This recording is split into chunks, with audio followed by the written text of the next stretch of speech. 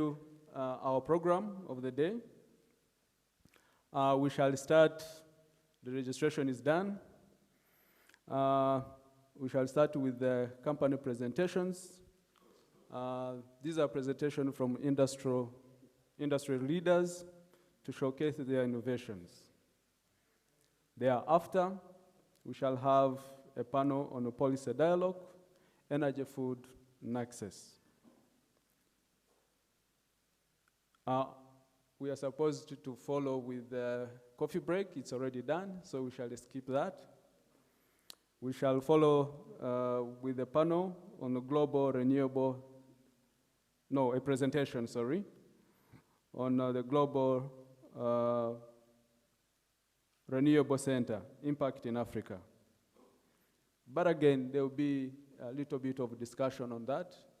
It is more of a presentation, but there will be discussion on the impact they have made across Africa. Thereafter, we shall have the panel discussion on the nuclear power and energy mix, CNI, storage, and hydropower. Then we shall break off for lunch. Thereafter, we shall have the panel discussion on mobility investment for the green energy transition. Followed by the panel discussion on scaling up EV infrastructure in Africa. Thereafter, we shall have the presentation on carbon market and Africa's energy transition. There we shall have a matchmaking and exhibition tour. Then after we shall close with the General Assembly for EPD. All members of EPD, you are invited. So without further ado, let's start with our company presentations. We shall start with Spiro, if it's ready, followed by Solektra, then after, followed by Netis,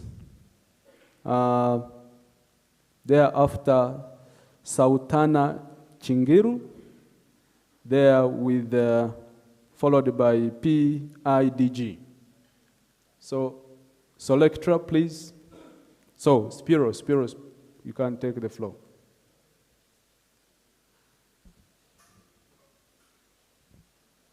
Is Spiro ready?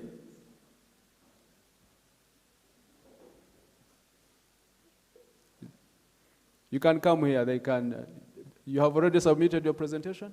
Yes, they can present you. Thank you.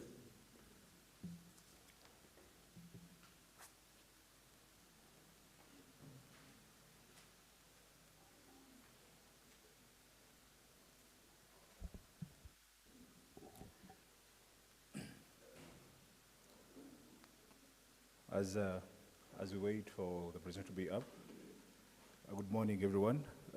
Starting with everyone in their dignified capacities, DPG and others that have come through in terms of where they've come from. We have different people from different capacities and different countries. So, good morning to everyone. As I stand here, my name is Shanton Ngabire. I'm the head of commercial. So I stand here to represent Spiro at the moment. So to take you through a simple phase of what Spiro is, what we do, and probably show you the simple cases of what we're doing not only in Rwanda, but also in Africa at large.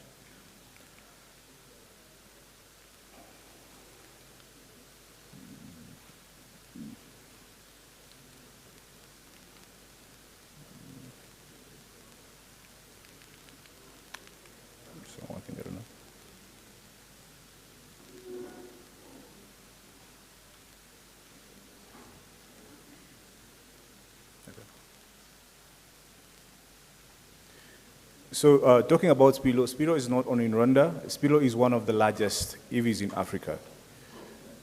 We mostly apparently specialize in in the two-wheelers, what we call the electric bikes, that distribute across different countries. At the moment, we are in 8 countries, but trying to expand in a couple of countries in a few months. So the countries you see, we are mostly situated in East Africa and also West Africa. So East Africa, we have Rwanda, we have Kenya, Uganda, Tanzania. We're expanding to Ethiopia, Somalia, and then other countries that are neighboring, which is the DRC and others. So for the delegates that are in Zambia, please, we are knocking on your doors very fast as we're expanding through our network, through rapidly growth.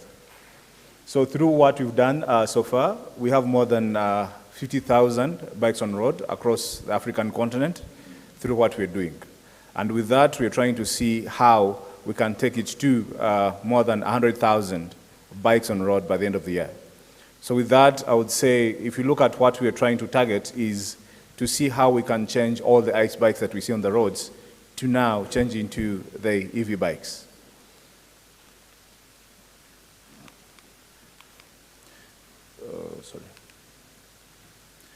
So at the moment in Rwanda, I would say, like I said, we are the largest in Africa, so that makes us also the largest in Rwanda.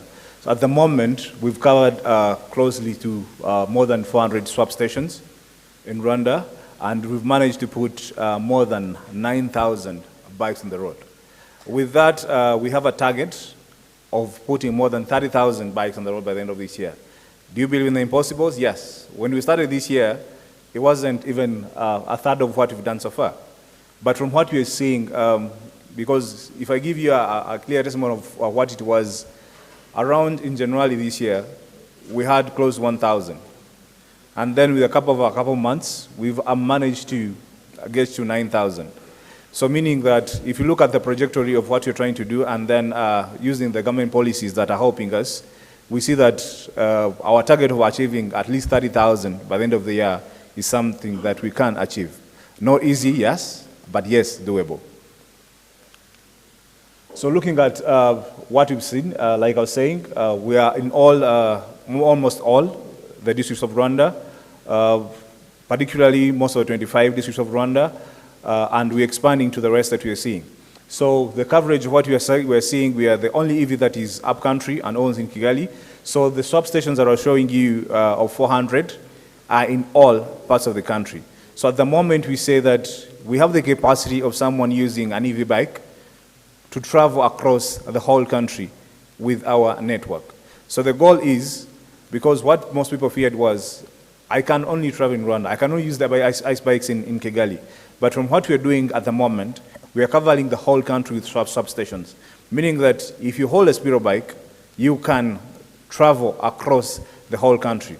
That means you can move all the way from Rusizi to Nyagatare, you can move from the east-west from Chirehe to wherever you want to be. So the coverage of the network of the swap stations allows us to amplify and to multiply the bikes fast and get to the targets that we're trying to achieve in a very short time. So if you look at the affordability in terms of what you're doing, so from what Spiro has done, we're trying to see how each and every person can become one, an entrepreneur, and also to easen the mode of transport that we're using.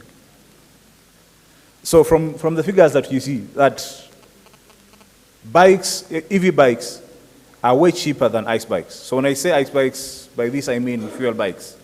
We say that at least someone, for the riders, the motor riders that we use every day, we've got testimonies, we've seen people that come to us showing us that whoever is driving an EV bike earns more than 50% than someone using an ICE bike.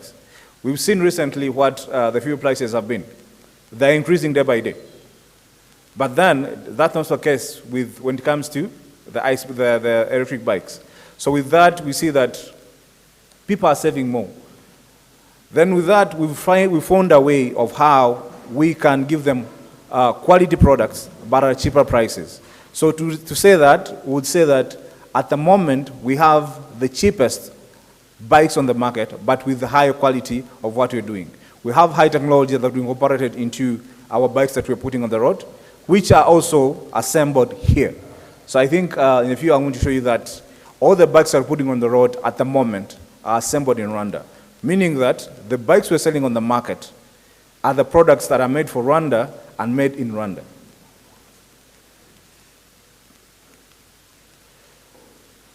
So talking about the sustainability of what we are saving, of the impact.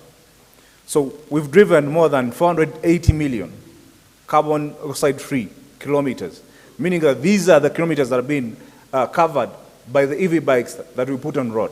And with this, we think within the next few months, we're going to double this, because according to the numbers that we're looking at, we are just still at 9,000, meaning that if you double that and make it 30,000, we are going to triple the number of how we are making this environment even better. So for the community, we see that we have greater things that we are doing. One, being the assembly plant that is in Rwanda, but then looking at also in other countries. So these, at least we look at the bigger picture of what we're doing. Spiro has plants in 3 of the East African countries. We have an assembly plant in Rwanda, we have an assembly plant in Uganda, and then we have an assembly plant in Kenya. So with that, considering also other parts of the continent, which is Nigeria, which is Benin, we have close to 7,000 people that are employed. With that, I would say, in Rwanda, we have more than 1,000 people that are employed in different areas. And with this, 40% of these people are women.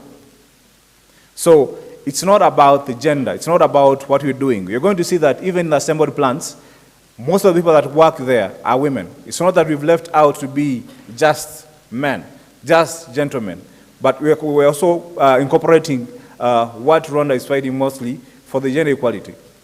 So showing that we're empowering also women to understand that whatever is being done by men can be done by also women.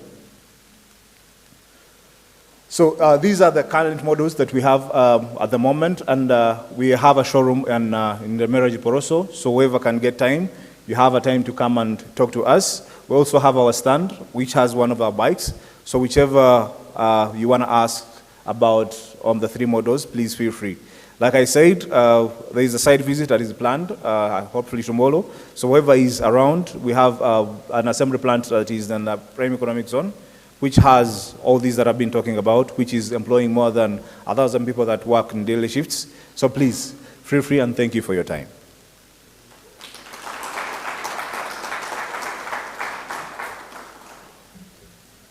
Thank you. You can see, ladies and gentlemen, that these innovations are changing the landscape of how we move the e-mobility sector. Let's welcome a presenter from Solektra. Or before that, do you have any question for the gentleman? Maybe I am being strict with the time, but please, if you... Sure.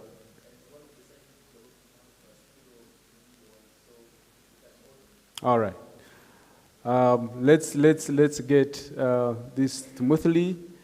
We shall have all the questions tomorrow on the site. Thank you. Please. Hello, everyone.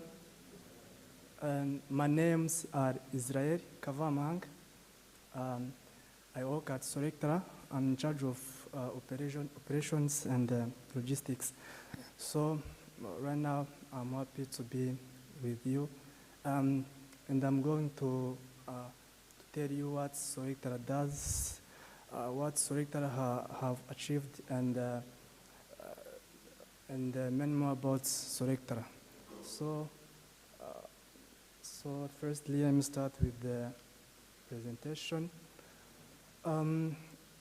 Solektra started operating in Rwanda since 2018, and we were specialized in solar energy solutions. So we started installing solar systems to the house of customers in the villages, in the off-grid areas. Then we also started doing mini-grids installations, power line installations, solar water heaters. Then we continued in clean cooking, And after we also, like after seeing that we are reaching so many people, of course our customers, we also entered in the business of internet and offering other digital services. Yeah. So those are those energy solutions we provide. We have solar home systems, solar street lights, smart solar irrigation system, solar. We have Solar Academy. It's a department at Solektra, which help to train young people and other interested personnel in terms of technical aspects of solar skills, and also offer knowledge to other people who are interested about solar sector. So we also have power line construction and clean cooking solutions. As you see, it is very summarized, and you can just take a look.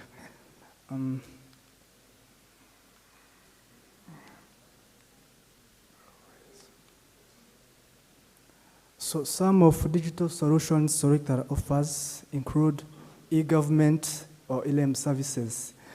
Currently, we work with ELM, and we manage more than 4,000 ELM agents, and it is where we operate with those agents to see how they operate in terms of delivering ELM services, and it is really helping, and it is really a good part on our side, and we have been seeing that as like it's where we see that we are really doing something to the community through those Renewable agents. We also have insurance services.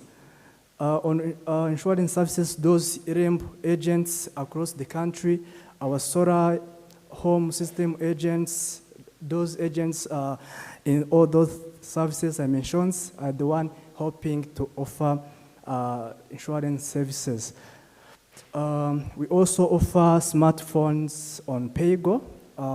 As I said, we have so many customers, and we found that it is good to give them smartphones, like to ease a way they can pay through installments. So it's a place where customers can come and pick a phone.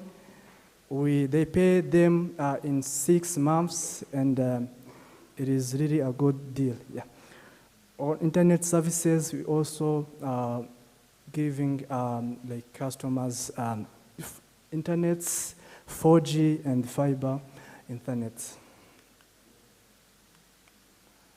Here's some of the projects we have done, and for you, the people who doesn't know that, like here it is where I want to show that we have done some projects so that you can approach us just in case you need some solutions for the power line construction, or when you have like a place which when you want to have like a temporary power line in case you don't have electricity is not in your area or in your place, so we can offer the solution of power construction. See here we have worked with National Rehabilitation Services, and we have established 46 kV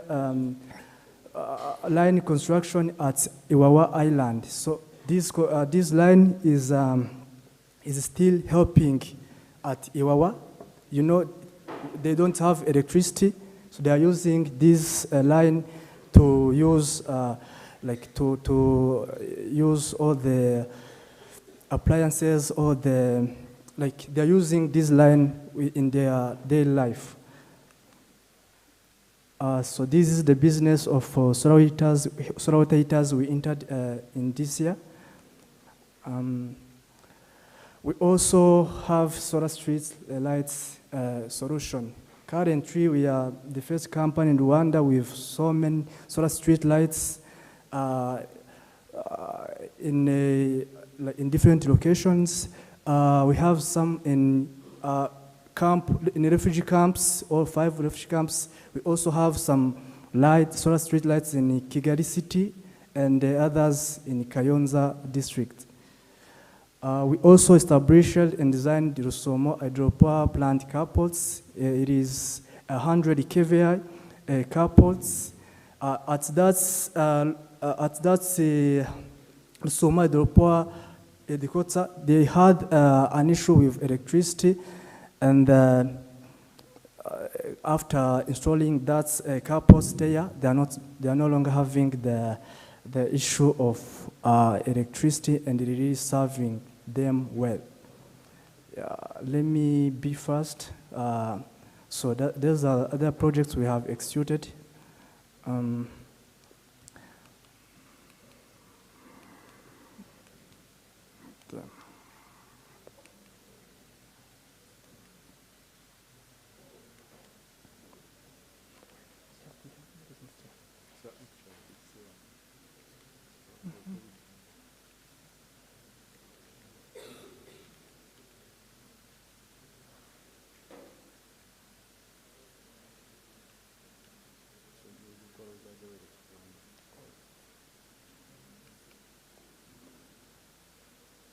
These are irrigation projects. We can also offer irrigation services to people who are doing farming.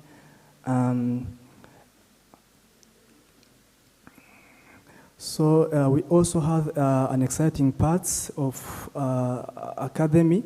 It is where we train people who are interested about solar sector. So for instance, we have trained 60 women. The solar aspects, we gave them some skills, and they are now working for us. All 60 women we trained, they are across the country. We also trained refugee camps who at least help us to serve their communities without hiring other employers to go be based in the refugee camps. We also have 2 solar installed containers, which are really helping to train Rwandans in terms of accessing digital services, getting basic knowledge on ICT.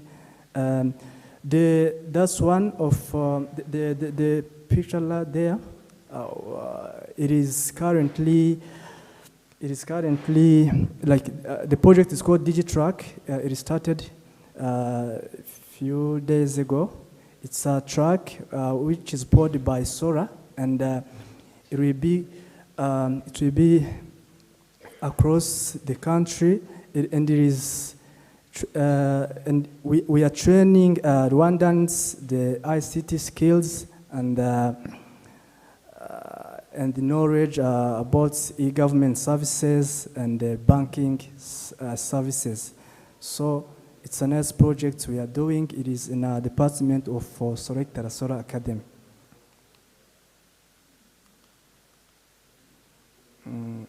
So the key highlights, our solar water heaters, we offer them with 10 years warranty. So it's a good thing for the people, for the customers, because if a business gives you a 10 years warranty, it's like ensuring you that you will be having good services. It's something give a customer like a peace of mind, like to be having 10 years warranty. We also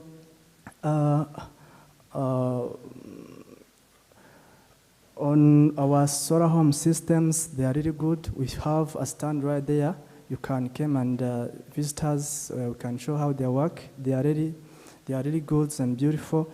On our internet also, we have some packages where every customer can afford them, and they are cheap, and our internet is also fast.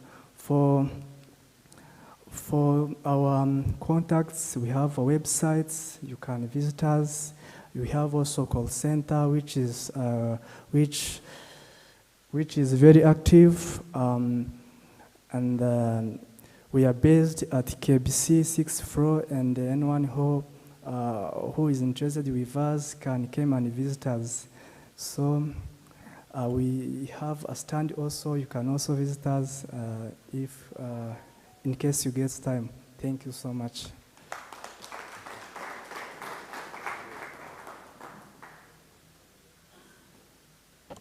Thank you. You can see innovations. Their services are so wide, but you can see how innovation can, services in the energy sector can be cross-cutting to almost every sector.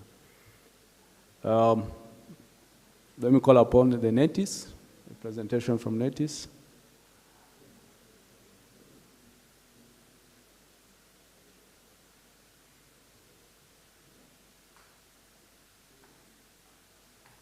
Thank you.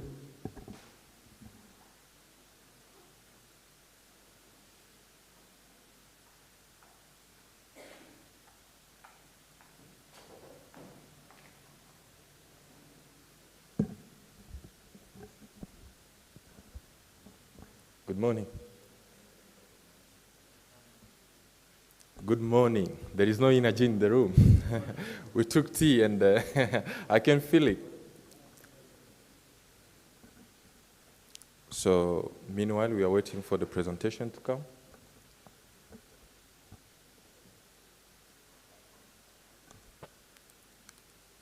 Can we have the first slide, please?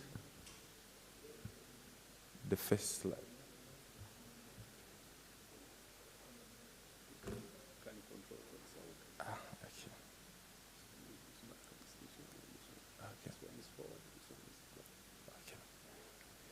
Yes, thank you. As the MC have said, we are Netis Group. So we are going to take a flight to Ghana, Accra. Who know that town? It's a beautiful town, right? Yes, this is a customer who reached out to us due to high electricity costs that he pays and also the unreliable power that he is having at his plant. And then we started with a solar capacity of 245 kilowatt peak, featuring around 395 solar panels with a storage capacity. And that system actually helped him to save over 65% of his energy costs. And as you can see, the customer is happy now. He's telling that we should expand the capacity of the solar system to 1 megawatt peak, which will be having over 1,000 solar panels. And with that kind of system, he will say goodbye to blackouts and other issues that they are experiencing in Ghana. And we've been doing the same with banks. This is Libreville, Gabon. We've been doing the same with Onomo Hotel in Lomé. In Uganda, we've been developing projects, solar project that will power street light for this community and also help in water treatment. They are enjoying beautiful water and also they are having light at night. That's something beautiful. In Rwanda, we've been driving innovation by building towers and also powering them with solar systems. So we are keeping your phone running, making sure that you can do transaction, you can call, you can have reliable internet. And as you can see, our team is relentlessly working to make sure that that is happening. So our objective is one, ensuring that people have access to clean energy, good internet, and then they can drive innovation. Last but not least, yesterday during the Tower Exchange, which is happening in Kenya, we unveiled this product, the fuel cell technology. No one else is doing it in the region. So what it's all about, as long as we are having water and sun, those towers you are seeing there, they can still be powered. And we are really happy that this is happening in Africa, is happening in Rwanda. Now, why fuel cell technology? It's because their operation and maintenance cost is really low than the conventional batteries that we know. This is something, a picture that innovation is the heart of what we are doing, and we are not stopping. The sky is the limit. Here's what we have achieved all across Africa. More than 26,000 telecom sites managed, 4,000 solar sites built and maintained in terms of telecom and commercial and industrial. And in terms of internet, we are the key players in the industry, and we have connected around 320,000 people across Africa. Fiber optics and also electrical tower are one of our expertise. As you can see, it's beautiful. Now, in terms of numbers, we have more than 3,000 employees, and in Rwanda we have a team of over 200 people who are driving innovation, young people, women and men. We have a presence of 16 countries in Africa, and as you can see, in terms of gender mix, we are also doing good, not too bad. Now, here's where we started. From 2009 up to now, we are a fast-growing company, and we've built a strong trust in our customers, and we are looking at expanding our business as well in other countries. Now, as I was saying, what we do is that we combine international expertise with the local expertise, ensuring that people have access to clean and affordable energy, ensuring access to telecom services, and also driving innovation to transform life. So here's the big elephant in the room. The reason why we are here is that we are looking at customers who would like to optimize their operation costs by installing solar system to their roof and assuring that they focus on their core business while enjoying reliable and affordable power. And in addition to that, we have the best operation and maintenance after we have installed those solar systems. We ensure that they are operating properly, and we have the most advanced way to make it happen. It's operating properly by doing the RP control drone to see what is happening to solar panel in real time, also cleaning and assuring that we have optimal production. Now, here's our model. The customer don't need to invest anything. He just need to decarbonize his business, increase the reliability of the power, and while focusing on his core business. We sign a lease agreement of over 5 years, 10 years, and after that, the customer will be remaining with the system. We are looking at a system that comes from 300 kilowatt peak. That's for industrial and commercial building and above. We are really eager to make sure that we can benefit from the reliability of power here in Rwanda. And as the power is reliable, but there are some factors that cannot be controllable, like the inflation, the exchange rate. Those things keep increasing, and those are impacting the cost of electricity. So if you install solar panel today on your roof, that means you'll be having a stable power, no increase in inflation, no increase in exchange rate can impact your business. So that will help you to optimize your operation costs while also enjoying reliable power, as I said before. So here's our customers and the reliable partners. We are working with them for years. Yes, that's the end. I hope the journey in Ghana was enjoyable. So we have our booth there. You can visit us anytime. We have a site web. We have also the Dynamis Power, where we explore different power solution as the hydrogen fuel cell I was telling you. We have a team of people who are working hard, engineers, making sure that innovation is happening in Africa and that people are having the best service ever. Thank you so much, and I wish it was enjoyable.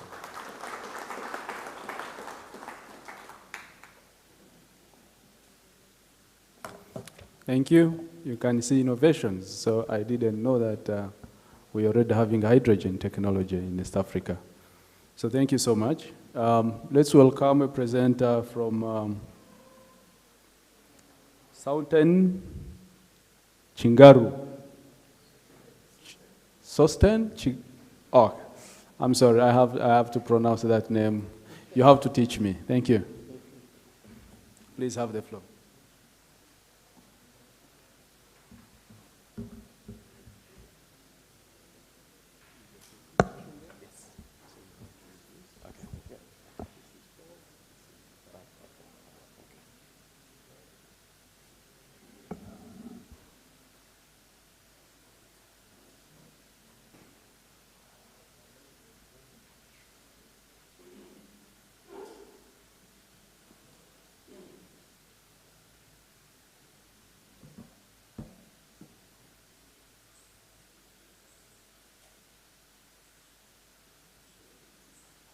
Good morning, everyone.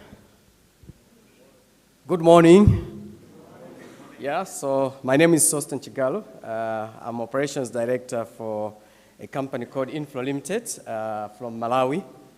I'm involved in a research called MESH, the Modular Energy Storage with Clean Hydrogen, which is a consortium project by 6 institutions, but Center for Battery Innovation, CBI from the UK, Loughborough University, Monbat from Bulgaria, Renewable from Malawi, and Atma Forma in the UK. Our project is financed by Innovate UK under the UK government research funding. I'm here this morning. I would like just to share with you on the current project that we are working on, which is the MESH, and we're looking at empowering communities with the hybrid energy systems involving green hydrogen and clean electricity. So the challenge we're trying to address is obvious, and I note that all of us here, we're trying to address this challenge in different ways. So Africa, unfortunately, we're talking of about 565 million people living without electricity, and almost 1 billion people using unclean cooking fuels.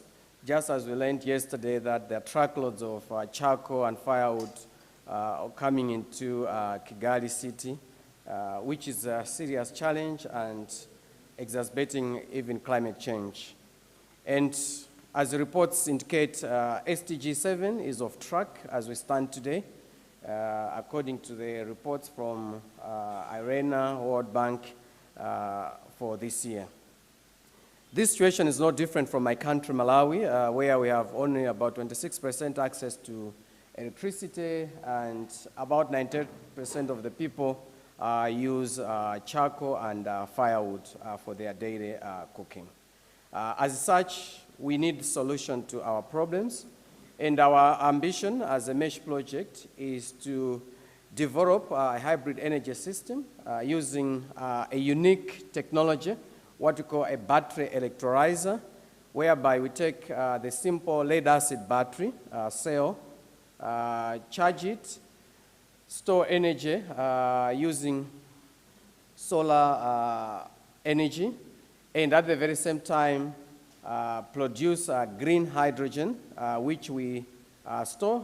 We are storing it, our technology stores underground, pump that hydrogen and supply it to the kitchen for cooking.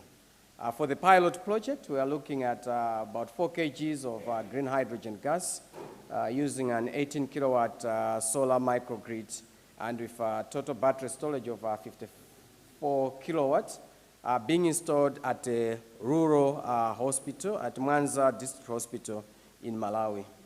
We have Mwanza as well in Malawi, our colleagues from Tanzania. So that's our pilot site at Mwanza District Hospital. We started the project last year, conducting surveys, understanding the baseline. That's me talking to the ladies, and you can see the challenge that they have. These are the patient attendants at the hospital, cooking using unclean source of energy, which eventually they may end up being victims of the same and ending up having other respiratory diseases, and they become patients. So we want to break this cycle by making sure that communities can use green hydrogen as a clean source of energy. That's the 18 kilowatt solar microgrid that we have installed at the hospital. That's a hydrogen gas cooker with 6 stoves that we'll be piloting with, and that's a new kitchen that has been installed at the hospital. Our installation of the battery electrolyzer is scheduled for next month. As I'm talking, the hydrogen container, which is a 20-foot, is over the seas. We built it as a team in England at Loughborough University. So what opportunities as Africa that we have today? As Africa, we have the opportunity of using low-cost lead-acid battery. Each one of us here has used a lead-acid battery in one or the other, and combining that with a battery electrolyzer to produce a green hydrogen, it gives us a huge leap and opportunity to address the current challenge of both electricity access as well as clean cooking fuels. And we are using actually locally available resource, the abundant solar energy we have in Africa, as well as the local water. So we don't have to import the fuel to keep operating this system. We've done lab tests for the green hydrogen we are producing. So using gas chromatography, the hydrogen purity is up to 99%, which is very well acceptable, with only sulfur impurities at 0.2 parts per million, which is within safe limits. Challenges may vary for this project from country to country. My country, Malawi, has its own challenges. Perhaps Rwanda may have different challenges with different policy environments and other African countries. But key to look into how we can deploy these technologies, but also to look at the policy environment, the standards. Do we have hydrogen standards? We may have other generic gas, maybe LPG, methane, but countries need to move fast to adopt hydrogen standards to ensure safety. We need as well skills. We need to upskill our people that they can manage and handle hydrogen. There are safety concerns that people may have from what we have known. I've dealt with hydrogen, and if all safety precautions are handled, it's just as good as any fuel source that we use, be it LPG or methane. Business models, this has to make a business case. It has to scale, so we have to look at all those areas. Supply chain, as well as life cycle management. What happens after the system has completed its life? How do we manage? So we're using lead-acid battery. Lead is highly recyclable. That's why we opted for that. We are using plastics containers for the battery cells, which have to be able to recycle. So I would like to encourage each and every nation in Africa that we need to move forward. Green hydrogen is here. Our colleagues and partners over Europe and other regions, they are already planning and advancing the agenda for green hydrogen, mixing it with methane, piped to their homes, as well as to use it in the industrial setup. So the time is now for Africa. Let's take action. Let's hold each other hands. Let's unite to work towards a greener and cleaner Africa. Thank you so much. Zikomo, asante sana. Thank you.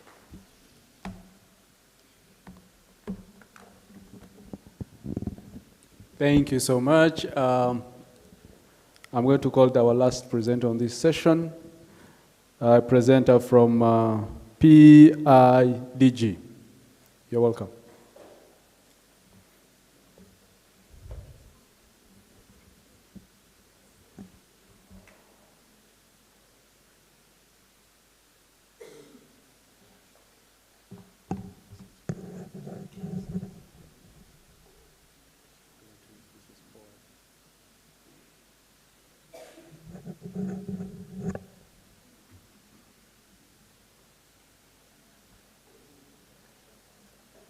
Ladies and gentlemen, good morning. My name is Helima Kemboy. I am an Assistant Business Development Manager from Private Infrastructure Development Group, specifically the development arm.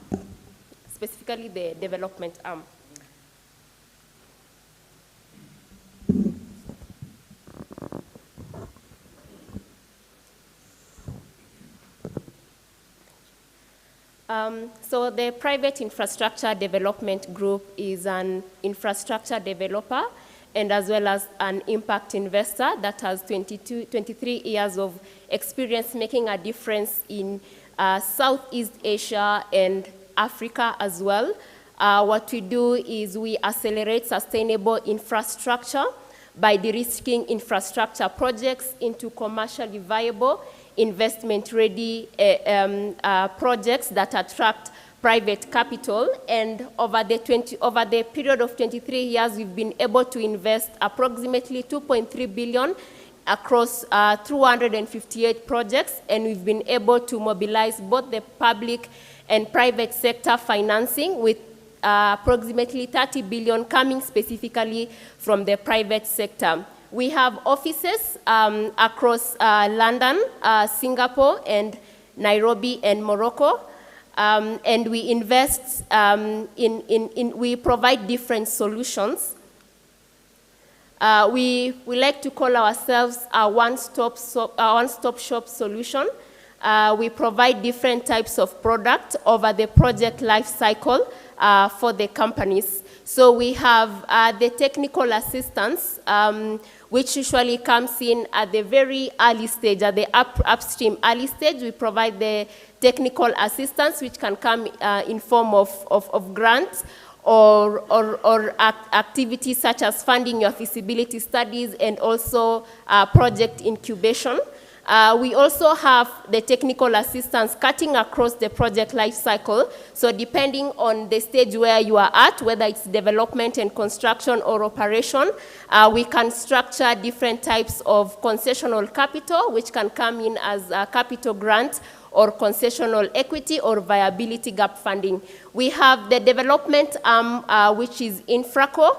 At Infraco, we provide equity to early stage projects in the renewable energy, infrastructure space, waste energy, water sector.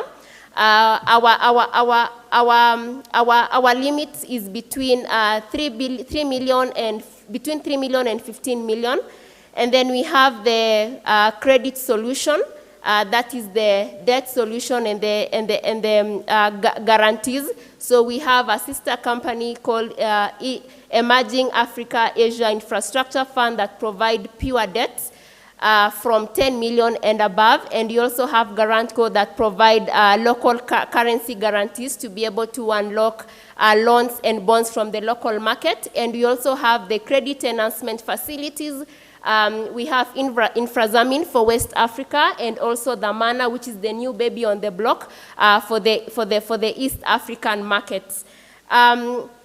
Our ticket sizes range differently for the different types of solution, But as PIDG, we have one vision and one mission, and we acknowledge that there is an urgent need to scale climate action across Asia and Africa and ensure sustainable development of our infrastructure project. And so we partner with private project developers, and we also ensure that there is we maintain very high standard of climate and also inclusivity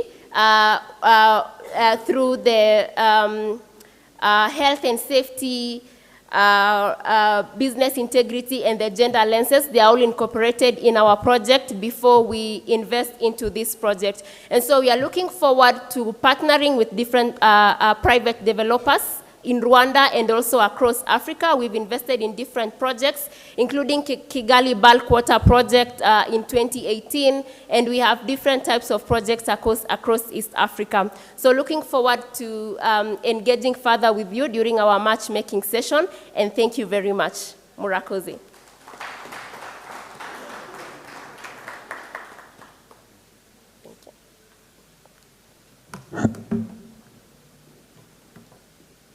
People, you have been looking for money. Money is here.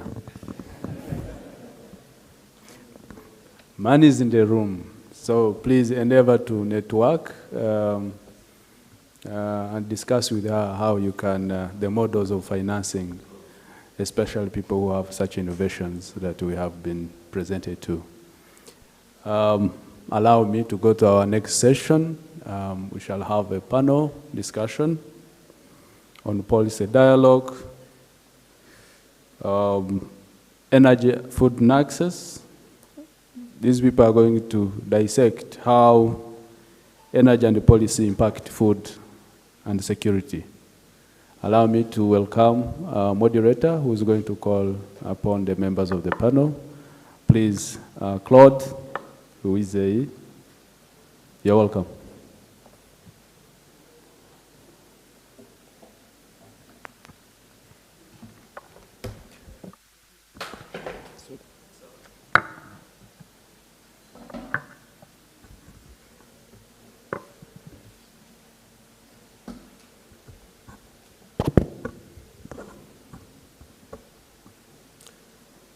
Thank you, MC. The topic is coming, I hope, at the right time. Good enough, we started with a welcome coffee.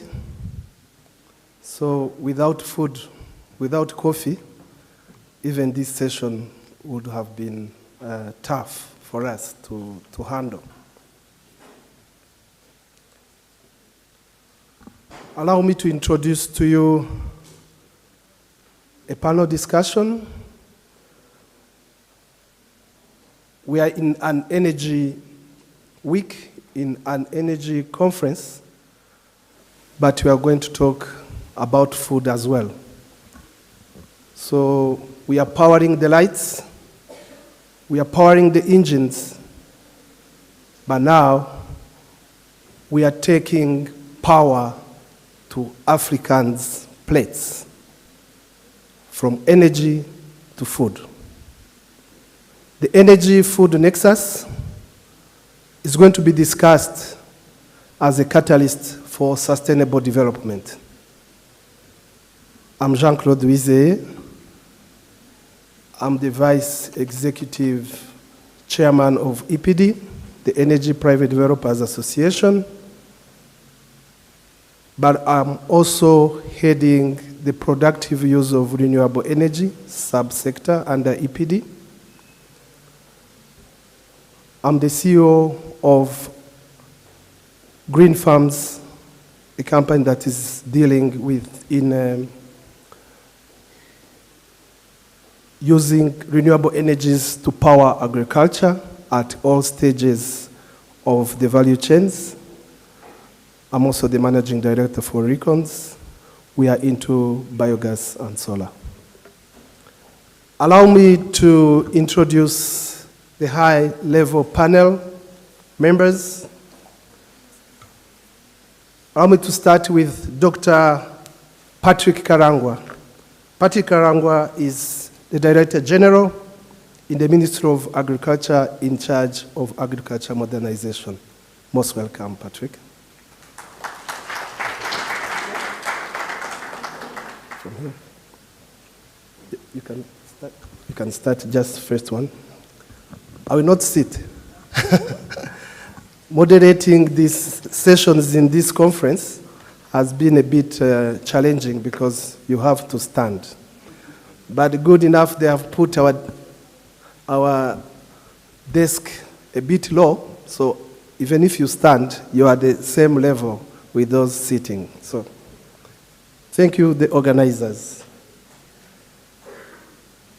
Dr. Patrick will be presenting on government's policies and the vision for integrating energy into agricultural development. We have the next panelist, Mr. Daniel Murisa. He's the External Links and Donor Coordinator at the Ministry of Infrastructure. Most welcome, Daniel.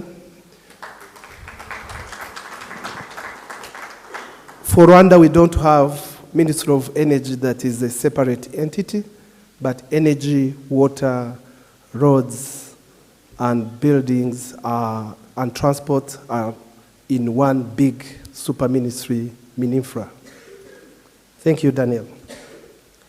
His role will be on providing infrastructure and energy policy perspective, highlighting enabling environment to the Nexus, and initiatives at the ministry with partners. We have a beautiful lady on our panel. We learned the lesson yesterday. The female inclusion was last. Now she's coming number 3 at the center of the panelists list, meaning the highest position. Camera people, we don't want profile, we just want front. Faye Matongo, Renewable Energy and Agriculture Specialist at Zarena.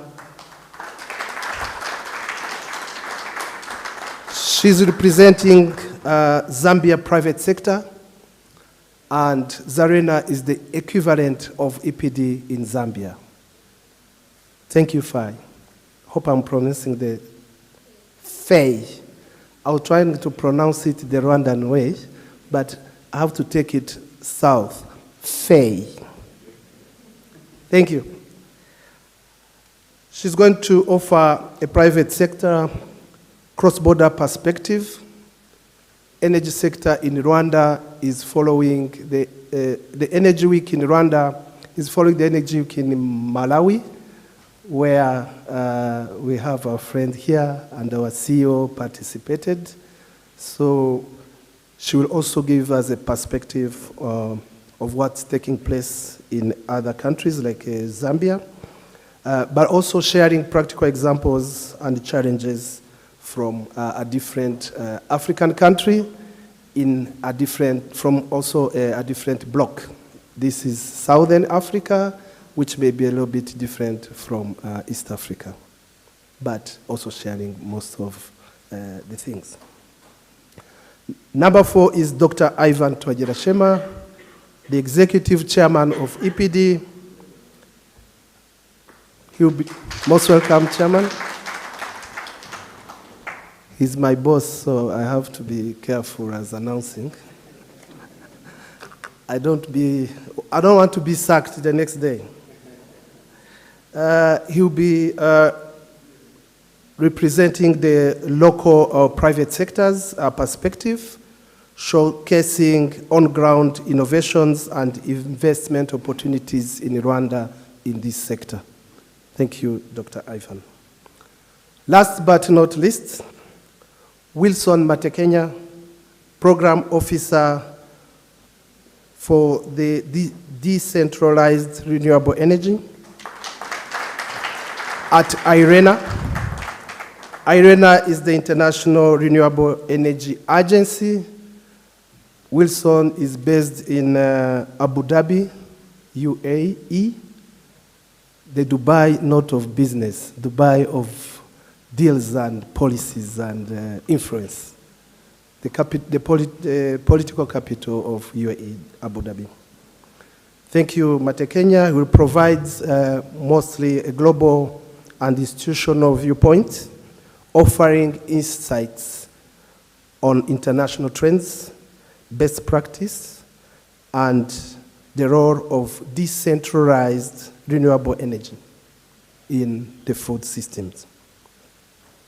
I will moderate the session, and to kick off, the recent Africa Food System Summit that took place in Dakar provided a crucial and timely anchor for today's discussion. If you were to meet before the summit, even the title would be different. We had to change it to adjust to new trends, to current requirements, because Africa has a direction, a new direction as far as food systems are concerned. And when we talk of food systems, it's everything. You have energy on one side, water, seeds, labor, gender, money, and so on and so forth. Setting the stage for today, allow me to ask Dr. Patrick Karangwa, who was part of the delegation of Rwanda in the summit, to give us an intro. Dr. Patrick, what happened in Dakar? Yeah, thank you. Good morning, everyone. Yes, indeed, Rwanda also participated in the African Food System Summit in Dakar, which, the theme was, it was centered around the youth in food systems transformation, youth leading the collaboration, innovation, and implementation of food systems transformation. As maybe some people here might not be so much familiar with food systems, maybe it is worth shedding some light on that. So when we say food systems transformation, because he has already mentioned very well food system what it is about. You did very well explain that, Claude. Now, when we say transformation, when you want to transform food systems, we want to transform food systems into production systems that are more resilient to climate change, sustainable, and even equitable systems. So the discussions in food system forum like that one in Dakar is always around that. How can we have food production systems that are better off when you compare to what it is now? Because the current systems, they lead more to climate change. We are having more issues of climate change also caused by agriculture. And we are having more and more problems of nutrition because people just are interested in the volumes but not the quality. And sustainability, issues like erosion in the long run, which will hit us. So that's at least to shed light on what we mean when we say food systems and food systems transformation. Energy is obviously a very important component of the systems transformation. Well, Dakar focus, as I said, was mostly youth-centered, how youth can be driving change. But energy was also on agenda, very important on agenda. Several sessions in the summit, like the green energy, powering and investing in food systems, value chains. Sessions like empowering Africa food and nutrition goals, introducing off-grid solar technologies and solutions. And there were sessions like bridging the cooling access gap, powering climate resilient food systems. we had quite very significant actors in the energy systems participating. Noteworthy were like Gogla. Is Gogla represented here? No. Gogla, which turns out to be the global off-grid. Yeah, the global association for the off-grid solar energy industry. Yes. Those guys were there, very active. They are in Dakar, engaging policymakers, trying to secure high commitments and consideration to energy. Although personally I was more on other panels where I was mostly talking about other aspects of food systems and transformation. You know, in such conference we run sometimes 20 sessions at the same time, and I was not necessarily sitting in a specific session on energy, but I know at least from the spirit of the Dakar Summit that emphasis has been put on integrating energy planning, integrated energy planning that aligns centralized and decentralized solutions with agricultural need when it comes to energy. That integration in our planning systems in governments was emphasized and was appreciated, as I must do. And emphasis also was put on the collaboration as a political priority and financing mechanisms, the investments. When we say investment, there's a necessity for securing partnerships, PPPs, government and public partnerships, to be able to drive investment, energy included, not only exclusively to energy. So PPPs frameworks were also emphasized as important.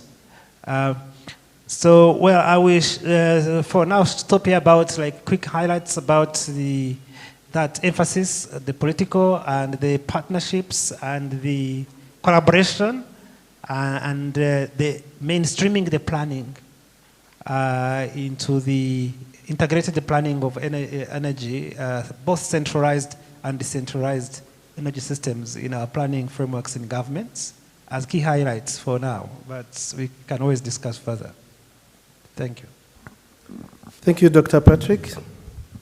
He ended on a strong note: planning and integrated planning. Minister of Infrastructure, how is the current policy framework and cross-ministerial initiatives that are in place in Rwanda, which can ensure collaboration in this planning? So we have energy, agriculture, food featuring in the plans. Over to you. Thank you, Jean-Claude. Good morning, everyone. This is a good subject, and I would start by saying that Food Nexus compiles three important factors that are expressed: energy, water, and food. They go hand in hand. But in this law, energy plays key role. 30% of the global renewable energy goes to food systems. And according to IRENA report of 2022, still 10%, below 10% of the renewable energy are put into agriculture, regardless of the sun we have as a potential on African continent. But let me go back to the Ministry of Infrastructure as the core ministry that oversees this.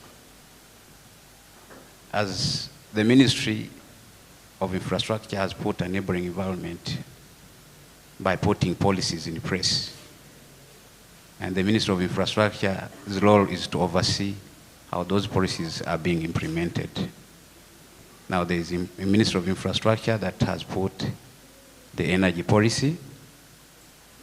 It has put the energy sector strategic plan that at least shows the power share, both on grid and off grid. It has put the rural electrification strategy that is responsible to make sure that the communities far away from the grid are considered.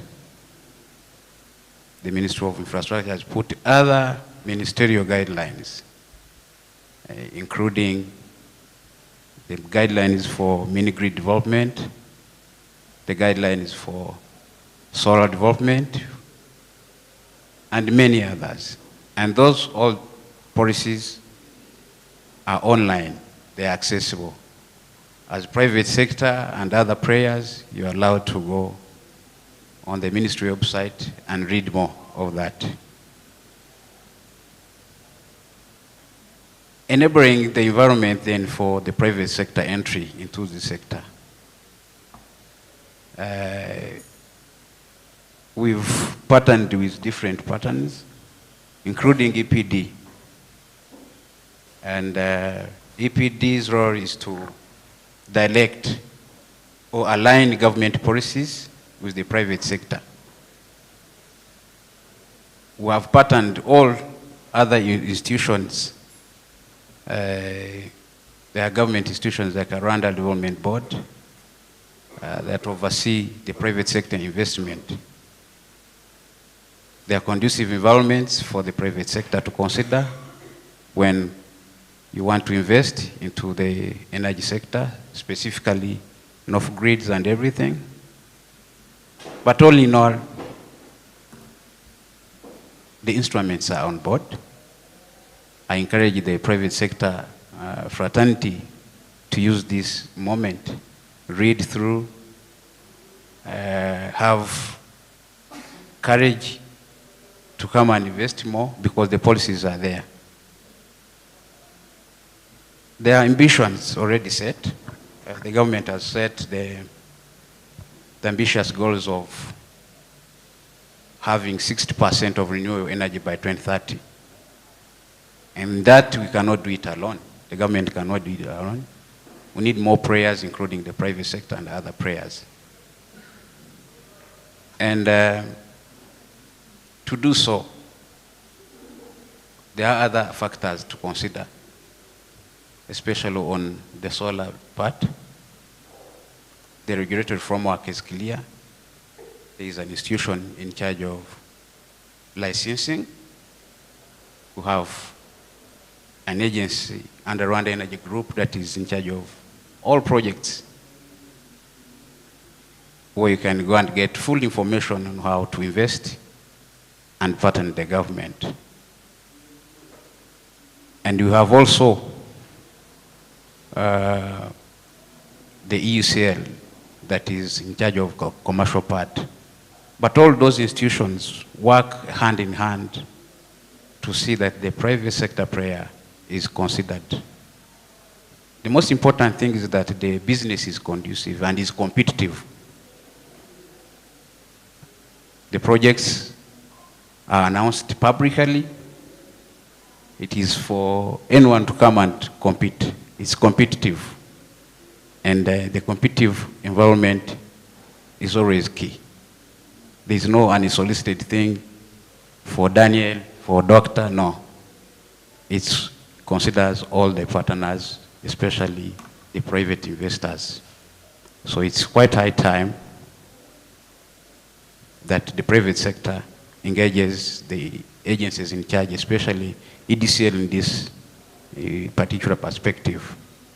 So there is also the public-private partnership that on national level that underscores all the factors that can favor the private investment in this country. So I would encourage everyone here to, all those instruments are online, and I encourage everyone to come on board and read them. For the part of investment, There are three entry points. The ministry is an entry point to give information about the available opportunities. Rwanda Development is on board to give you available information on how to invest and the incentives. Rwanda Energy Group, specifically the arm of the development, is there to provide the same information. So government has done something to at least unlock the linkage that was hindering this partnership between the private sector and other players, and now has put the enabling environment to link all players or sector players to provide solutions to the problems you have. Thank you. Thank you, Daniel. Blueprints are in place. The procedures, the institution, everything is in place. Before going to the queen of the panel, let me first ask Dr. Ivan. Private sector in Rwanda, after having all those opportunities before you, how do you translate these policies into a real-world business opportunity and for the private sector? And what are the bottlenecks? Over to you. Thank you so much. Good morning, everybody. Before I come to the context of Rwanda, I want to give some statistics to show you the challenge we have. So the question we should ask ourselves this morning is, how will be the agriculture of tomorrow? Because the issue, how can we feed a growing population while at the same time you have to preserve the planet? This is the serious challenge we are having in front of us. To give you some statistics, today, 40% of the planet habitable land surface is used for agriculture. 40%. Those are numbers from FAO. From now to 2050, we have to increase our agriculture production by 60% to be able to feed the growing population. So it means the 40% land, we have to go up to almost 80%. And then if we have to do agriculture on 80%, where are we going to live? Houses, roads, or other infrastructure projects. So the challenge we have in front of us is serious. The only solution, we have to change the way we are doing agriculture and be able to use the available land to produce more. Because if we want to use the whole land, it would be impossible. On all the production of food, only 55% goes for feeding us, people. The rest goes to feedstock. When you talk about feedstock, it means meat. Are we eating a lot of meat? Because half of what we are producing, we are giving it to be able to get again meat to eat. Where am I going on this paradox? We have to change now the way we are doing agriculture. And this is where we see an intersection between energy and agriculture. And if you come in energy now, where do we find energy in agriculture? On the whole supply chain, you will find energy, even today. Start with seeds. Today now, the selection of seeds, they use genetics, they use different kind of technology in the lab before they select the best one you will be using. You have energy there. When you get seed, you start farming, you have tractors. At the moment we are using oil, heavy fuel oil or diesel. And when you need water also for irrigation, in any case, you need electricity. It can come from solar if we use solar pumps, but it can come from normal electricity also. When you arrive at the level of harvesting, you need also different machines to do the harvesting. You are consuming also energy in different forms. After harvesting, you need to have storage. You need to do conservation of what you harvested. You need cold rooms for products to make sure that you are able to conserve them. Energy again. To transport them from the storage up to the consumers, again, you need trucks. You need trucks, you need either to make a choice between fuel or running electric trucks. So this is where I think we need to go. Later, if you want to export, because now we are going into agriculture also for export, airline or by shipping, you still need fuel. So for me, I think the simple one, we can't consider Rwanda as an island on the agriculture. We need to think about the whole ecosystem and see where energy will bring an impact. And this is where investors will come in through a conducive environment, like my predecessor from the Ministry of Agriculture said, and the Ministry of Infrastructure. If we don't have a proper policy and a conducive environment, it will always be complicated for an investor to come in. I would give an example.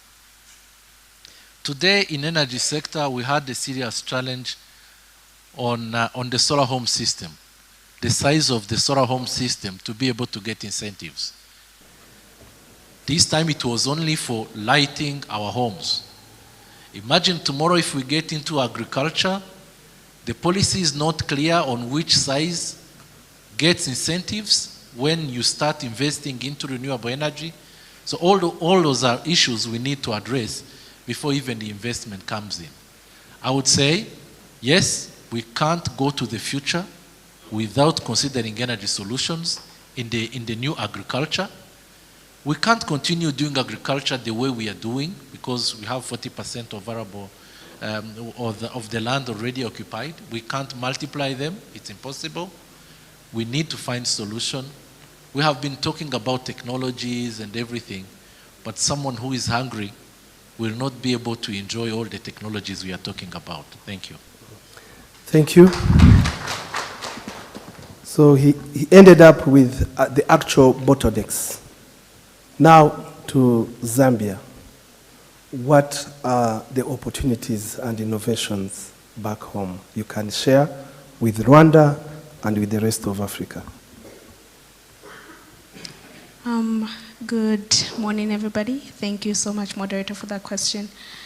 So I'm happy to contribute to this conversation in the perspective of Zambia. I think I will start with speaking to a project that we carried out back in Zambia as the Zambia Renewable Energy Association under the GRC.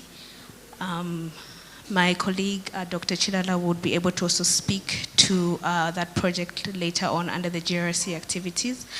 But the project is called the Solar for Climate Resilience and Productive Use. So basically under this initiative, we deployed irrigation system in rural communities, 2 rural communities in Kazungula, back home, which is a drought-stricken area. And this irrigation system is basically supposed to serve as a demonstration site to show the productive use of energy in agriculture. And of course, it's supposed to help the farmers over there to carry out all year long agricultural activities. Sorry. So with regards to that, I think we quickly learned from the baseline when doing this project and also just other projects like it in terms of what kind of business model we can deploy. And we adopted a community ownership and cooperative business model where the shared system is not only deployed to like one individual, but within a group or a group of people are the ones that are able to manage the project and also manage the revenue that comes from the cash crop sales and also water access fees. And of course, this speaks to building a sustainable mechanism model where most of the revenue that is gotten from some of these activities can be poured back into operation and maintenance. I'll also allude that shared system like this do need a proper governance structure that allow for them to work properly. If these systems can be mismanaged, if they are not, if the project does not have a proper governance structure, and of course that will pose a risk to investors and donors. So we quickly learned that, and as Zarina, one of our focus key areas is capacity building, and so we dwelled much on that to try and sensitize and also carry out capacity building trainings within the community, just to sensitize them on what renewable energy is all about, because that concept can be foreign in a rural community that is possibly off the grid. So we leveraged on some key stakeholders in the district, coming from Ministry of SME, that helped us in carrying out a series of capacity building trainings in cooperative governance, where we established a cooperative that will manage the project on the ground and be able to oversee the activities of the project. So we delved much into the capacity building trainings, developed the cooperative, and of course we worked hand in hand with the Ministry of Agriculture, also with the camp offices that also facilitated most of the trainings in terms of climate smart agriculture and also the irrigation management of it all. So I think I will wrap that up by basically highlighting to say the biggest lesson that we learned from the Solar for Climate Resilience and Productive Use project was basically in a matter of scaling up productive use of energy. A requirement is needed to not only invest in the infrastructure itself, but also to invest in developing a good cooperative governance and also market linkages that could possibly shift these communities into possible market value chains. Yes. Thank you.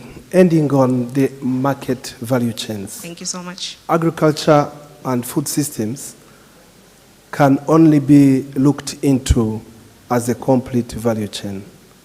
We are coming from one block of partnerships where the private sector associations are partnering. This is a GRSC cluster where we have Rwanda, Zambia, and Malawi. Then we are moving to another cluster that is partnering with IRENA, where again we have Rwanda, Zimbabwe, and Malawi. IRENA, what can you share with us? What are the initiatives? What are you trying to do in this Nexus, looking at the full value chain perspective? Thank you. Thank you, moderator, and good morning, everyone. Just starting on what IRENA has done in the countries. In Zimbabwe, at the request of the Zimbabwe government, we did an assessment across 5 value chains. And the assessment yielded results that for the country to stimulate the use of decentralized renewable energy solutions among smallholder farmers only, the country needed about $5.7 billion US. For Malawi, we did the same, and we are coming close to $500 million. This money going, it's speaking to the technologies that Dr. Evan spoke about, cold storage, solar pumps for irrigation, and all the other technologies that you need agriculture value chains. And in Rwanda, we have been working with EPD to support private sector involvement in agriculture. Okay, I'll move a bit backwards from this narrative. If we look at agriculture in developing countries, I would want to assume that Rwanda included, and across Africa, 66% of it is done by smallholder farmers, meaning people that are farming on less than 1 hectare, some of them even just a quarter of a hectare. And who are those people? Mostly they are women. So the narrative around energy then needs to speak to the human perspective of who are we intervening with. And when we start looking at livelihoods, technology costs, if you look at solar water pumps, they've been falling down. As adoption increases, technology prices have been falling down. But we still get the bulk of these smallholder farmers not being able to afford a pump which probably costs $30, $40, $50. But then, if you again step backwards, you start questioning why is it not working, and you look at business models. You also start interfacing and bringing a lot of other things. So, okay, you come in and you provide a community with a pump, but you don't give them a market to sell their produce. So in some of the assessments we have done, we have realized that in a certain country there's been a lot of infusion of cold storage. But to what end are you going to store the tomatoes if you don't have a market for them? But even if you put tomatoes or any other produce in a cold storage, it's still going to be rotting over time and depreciating in terms of quality and value. So it speaks to a lot of other things. Okay, I'll step back a bit again. If we look at how we have been trying to solve things in the energy sector, a lot of us probably think that energy is the solution, but it's not. It's just an enabler, as we all know. If you look at the compound effect, if you put your money in your bank, you earn interest over time, it increases. If we have two problems, gender, energy, you put them together, you multiply your problems. But to simplify how we work in the sector, we have just been taking energy and trying to address it, put a bit of gender. I'm not even adding other things. I think a lot of us also, we are speaking to water. The moment you start pumping a lot of water, what are you doing to the groundwater resources? Are you helping? How are the aquifers being replenished? What is happening downstream when you're pumping this water? Who owns the water? Who owns the land? So there are a lot of other issues that we need to be addressing, which brings me to the discussion that DG said that we need to have an integrated approach towards development. And I think from the work that we are doing with IRENA, trying to support the countries, we are now trying to embrace incorporating other organizations to facilitate energy. For example, in Malawi, we are developing a program for the dairy value chain. Some of the donors we've been speaking to, because we pitched a very energy-focused narrative, they then asked us to say, what's going to happen when you put all these solar panels and all these things, and then you don't vaccinate the cows? So I think we need to have a very integrated approach, bringing a lot of other players into the sector, and also keeping the private sector at the center of this development, and also having the humanistic approach, because the problem for developing countries is really to these 60% smallholder farmers, the bulk of which are women. Thank you. Thank you so much. Thank you, panelists, for great insights. I'm coming back with a round of a quick one for each of the panelists, starting with Dr. Karangwa. You'll see in your organization, in your area of intervention, what do you think is the priority thing to tackle? We'll go one by one. You have 30 seconds each. Thank you. As far as the Ministry of Agriculture is concerned, we are putting much efforts in increasing solar power irrigation, so subsidizing more the green and renewable energy. So deliberate action, not just remaining like wishes. So we have to take bold steps and put preferential treatments that favor the renewable and the green energy uptake into agriculture, mainstream food systems. Like I said, that we are putting now 75% to the farmer who wants to use renewable energy, supporting that much. So I think similar bold decisions are required across, not just remaining it wishful, but bold actions forward. Daniel?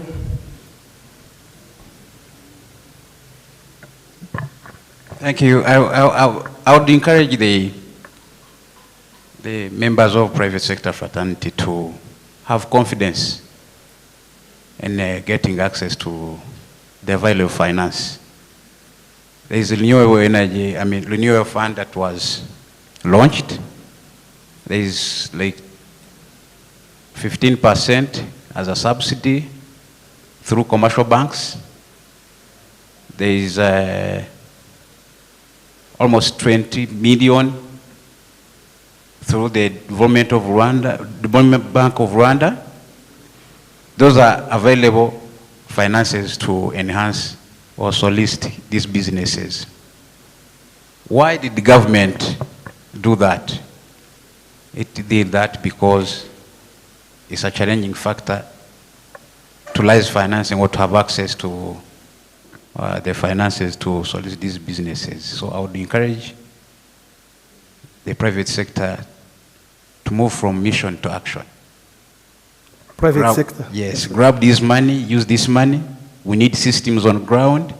We need systems where the national grid doesn't reach. We need communities to get lights. We need communities to have modern agriculture on board. So I would encourage EPD to facilitate where possible for the private sector in this sector to, get these finances and go to action and move from the ambitions. Thank you. Thank you so much, Daniel. Private sector, you have the word of the government, and they are speaking on behalf also of other governments. Definitely, governments do have some plans. What are you going to do? 30 seconds each, starting with the UK, then Ivan. Priority. So I think when we look at the Nexus itself, food, water, and energy are all coming from different sustainable development goals. So I think my emphasis will be on how no single actor or action can be done alone. So I will be emphasizing on SDG 17, which is partnership for the goals. I think there is need for deliberate collaboration between private sector, government, and basically the communities that we are also engaging in these projects. Thank you. Thank you, Kay. Ivan? I think what is needed at the moment is aligning the policy, on the government side means incentives, taxation, with the real need in agriculture sector. We talked about, I give an example, someone who is able to run a tractor using diesel on 10 years, that person, the money he will spend, he's in a position even to use an electric tractor, 100%. But the cost to put on the table to get it up front, in 10 years will be even less than the fuel he will be consuming and the maintenance and everything. So we need to align the priorities with the policy, with the financial mechanisms to allow people who are in agriculture to raise money through the banks. So we need to sensitize banks on the financial mechanisms, on the pumps, on electric tractors, all the tools we saw in energy sector. Secondly, for people who can have access to big lands, I mean more than 100 hectares, I would encourage them also to look for strategic partners. There are many worldwide. To give you an example, he lives in Abu Dhabi. There are very rich countries in the world where they don't have even any piece of land for having crops or for growing food. Those countries, what they're doing, they're investing massively in the countries where they have land. They do partnership with local partners, but you agree in the end that 50% will be exported to their country and the 50% will remain in the local economies. But this requires people who have a little bit big-sized land, and this is where the government also can intervene, because I don't think we have many people who can have access to 1,000 hectares. So that can be also another policy where the government can drive international partnerships in that context, where they bring technology, they bring money for investment, but you tie them to leave a percentage of their production in the local economy. Thank you. Thank you, Ivan. Closing this session, Wilson, what do you think now will be, how will agencies, there's IRENA, but there are also other global agencies, facilitate this move? Right. Okay. No, thank you. I'll start with a core narrative. Was the agency on the request of the countries to support the countries? And I'll given that we have a limited land resource, as Dr. Ivan said, maybe we need to be more productive with the land that we have. And once we produce more, we probably need to process it a bit more to add value. And then we also need to reduce post-harvest losses a bit more, using energy and all other instruments possible. And I think one thing that we might also need to do across Africa is to integrate the markets better, so that once we have a produce in Malawi, it can quickly get to markets in Zimbabwe, Zambia, and other countries in the region. The narrative, I think, for now has been how much can we export to Europe, how much can we send to this country. But once we start working on the local regional markets, work on issues of traceability, quality, because these are easier markets for entry, then we kind of position the agriculture sector better. Then I think there's also need to organize the farming communities better. For this, I'm speaking to that 66%, the women and smallholder farmers. If we organize them better, they can demand better prices and get better value of the produce that they make. And I think the international organizations, the IRENAs, the FAOs, they then come in just to support the sector through other knowledge exchanges that they are doing. Like, for example, we have invited PIDG for knowledge exchanges south to south in other countries. So I think that also helps the knowledge sharing. But the biggest value is really around increasing productivity, value addition, regional integration of the markets, and cutting on post-harvest losses. And then working around the business models that support the whole value chain. Thank you. Thank you, Wilson. Yesterday we were accused to not have enough gender sensitivity around these businesses, but this morning also I received another complaint that the audience is not being involved. I'll be negotiating with the MC. He just gave me 5 minutes for question and answers. We can use them appropriately. Then I will ask our IT to create a link for questions whereby we can put them and they will be answered later. But in the public, we have 2 from the audience, 1 from a lady and another 1 from a gentleman. Over to you. We have 5 minutes. If there are no questions and inputs, either you understood everything or I don't know. I know I know the first one, the second one I don't know. Microphone. And it's supposed to be either a gentleman and a lady or 2 ladies. Why did you start with a gentleman? It's here. At least we have started with a lady. So I will negotiate with my friend there because I took the microphone from him. I know how to handle. Over. Thank you. My name is Clarice. I work for GIZ. My question goes to Minagri. I'm wondering, what do you plan to do regarding the end users on the refrigeration of the crops? Because vis-a-vis to our culture, we have in mind that things that pass to the fridge, they don't have that originality. They either lose their taste or some nutrients, they tend to be lost. So what are you planning so that even the end users could adopt such kind of technologies for the sake, of course, of the market and the product as well? Thank you. Thank you for the question. To the gentleman, we get the 2 questions, then the answers will come at the same time. Okay, thank you very much. And sorry to make you number 2. Ask me later. I'm okay with it.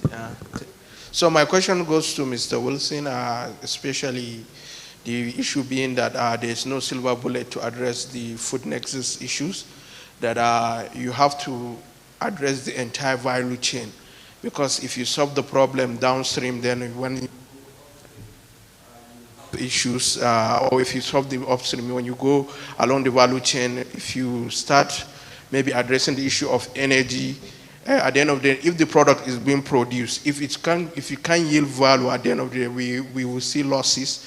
So if you don't really address the entire value chain for the agricultural sector, you will not actually see a positive result, because you will have a problem where you solve the problem on the left side,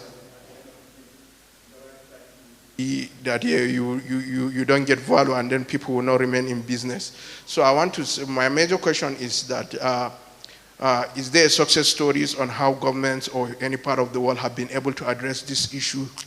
Not just integrating the farms, making it easy for people to address, get fertilizers, seeds, energy, but then how did you turn it to the value? What's the success story anywhere in Africa?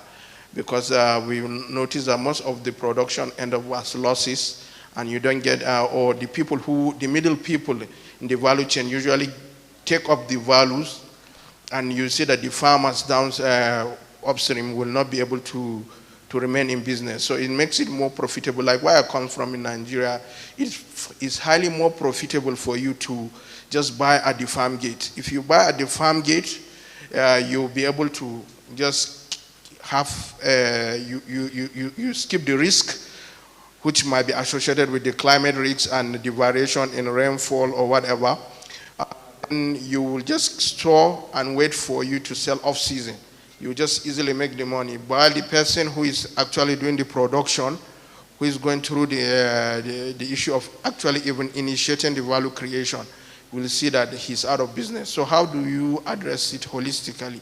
I think you did discuss about something that has to do with the value chain. So I don't know if I've been able to pass my message across, and I will want to hear some success story on how this has been handled. Thank you very sir. much. Your good name and the organization? Okay, I'm Abbas Umar. I'm from Nigeria. Actually, I work at the opposite side. I work in the oil industry, but we are keeping our eyes on the ball. So that's why I'm here to see that we know that sustainability is going to take more money from our pockets if we continue doing business the way we are doing. Sure. But I would also like to say most of the major investors in sustainable energy like Aramco, you see they are heavily investing in the future. So we are also looking also from NNPC, which is the national oil company for Nigeria. So we are also keeping our eyes on seeing that actually we know our market in the future will be Africa. So what are we doing on the sustainable Thank you so much. I think Thank we get, he's the devil's advocate here, okay. But it's very good to have someone like him, and I hope you saw an electrical tractor outside with Arc Power and VW. Please contact them. Now, let's have Dr. Karangwa and Wilson responding. Thanks. The question from Clarice was about what she sees as misconception about refrigerated products and what we can do. That she thinks that adoption of refrigeration is hampered by misconceptions about the quality of products in refrigeration. Well, I think that the main challenge into the limited adoption of refrigeration in agricultural value chains is not necessarily a misconception. It is even the affordability of that, of technology affordability. At times there are times of food inflation when perishable products cost so high, like potatoes, for instance. At times they cost maybe 5 times more than the ordinary when it is the season time. Farmers and anyone else will be willing to buy refrigerated potatoes that are not that high price because of the problems of demand and supply. If we can keep them longer, because they perish and they are not available on the market, and the few which are available skyrocket. So first thing is about the affordability rather than a misconception, in my opinion, although misconceptions takes awareness campaigns. I would like to say that as government, we are putting more efforts into increasing availability of refrigerated cooling systems and increase availability, supply of perishable products like potatoes, vegetables, fruits, and so forth. There are many projects, including those which are doing matching grants, government and private, where government meets you halfway, but also other projects like Kigali Wholesale Market, which is going to establish a big place for where we increase more availability of perishable products with refrigeration systems. This will increase more adoption of such products. So it is mostly about the infrastructure in the affordability, which we are working on through different projects and incentive mechanisms, than the misconception, which is also have to be worked on, increasing awareness. Thanks. Thank you, Dr. Wilson. No, thank you for the complex question. I think your question speaks to how systems are complicated. If you try to optimize one end, you give, let's say you give the smallholder farmers a lot of technology, then where does that produce go? So it's very complicated. Once you solve that whole value chain, once you solve that complexity, from a system thinking perspective, then we are in an idealistic world. I think being in the world where we live, the moment you try to have one solution on one part, you are most likely going to create a problem in another angle. If you provide them technology, most likely you might overlook issues of quality or issues of post-harvest, issues of markets, affordability, issues of what you are doing to the land. So I think it would be very optimistic to think that we'll come to a solution where we have everything solved. But if you try to look at micro case studies where there have been successes, I'll give you an example of some work that we did in Zambia a few decades ago. We worked in a village called Chongwe, where we called it a green village. We clustered farmers, we provided them with dairy cows, helped them to set up a milk bulking group, then also helped them with the biogas, helped them with processing, and along that support we also helped to establish a microfinance bank, which is dysfunctional now. That worked for a while, but then later it faces issues of sustainability, which is something that we didn't think in this system, and also issues of scaling up. So I think if you try to cherry pick case studies, you'll find a lot where technology has been infused into a community, the community has benefited, things have been solved, but then that, across that system, then it generates more problems that you need to keep optimizing. I hope that answers your complex question. Thank you. Complex question to a strong man, so we are safe. Allow me to end here our panel discussion, thanking all the panelists and thanking you as a great audience. We have a number of take homes. First of all, we had only talked of energy food nexus, but someone corrected us. Energy food, energy water. So the water aspect came in because it is at the bottom. We have taken a step in the post Dhaka Food Systems Summit. So from our respective countries, we are going home with a task. We talked of public-private partnerships to make it possible. Let's hope that all concerned and all the participants here, governments, private sector, and development partners will help us to go through. There is a need for innovative financing and business models for us to move ahead and achieve sustainable development of this nexus. Lastly, thinking of this complexity, I think we need to establish a functional platform at country level that whereby we see a task force that is similar to this panel, complete.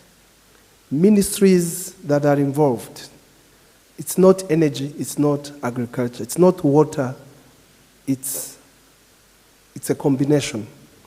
Private sector and development partners, such as the country climate and development platform that are being spearheaded by globally, WRI and UNDP.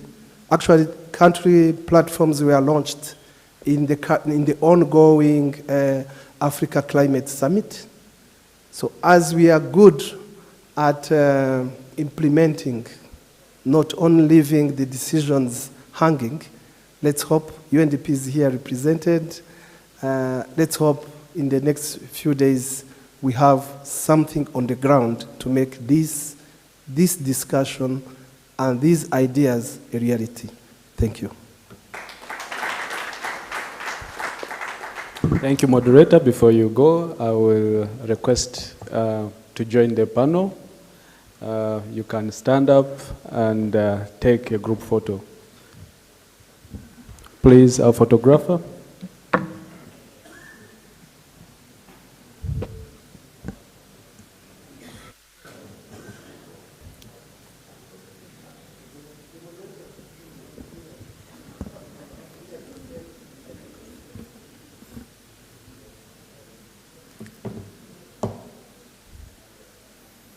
Say EPD.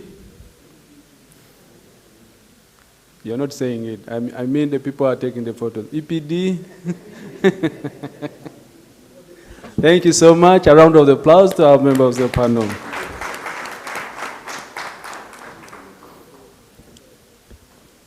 As much as the complexity of the discussion, I think we can learn something from what has been said. And I know anything without food and energy, as I told you, that energy is cross-cutting. So there is nothing, no sector, no aspect of life without energy. Allow me to introduce our next discussion. But before that, I will request a presenter from a global renewable energy to take the floor. Then I will introduce maybe the panel later. He will be presenting the case studies from Scotland, Malawi, Rwanda, and Zambia on the renewable energy center impact in Africa.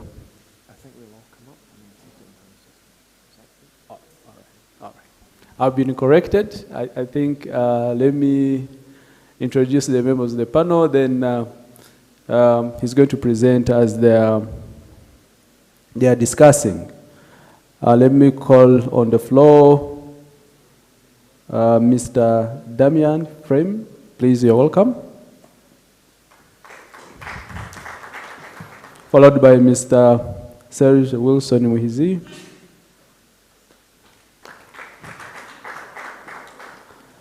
Mr. Charles Dakarira.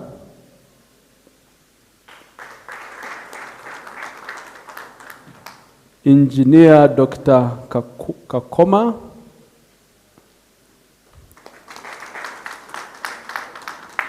Mrs. Echenomi Elizabeth Atimati.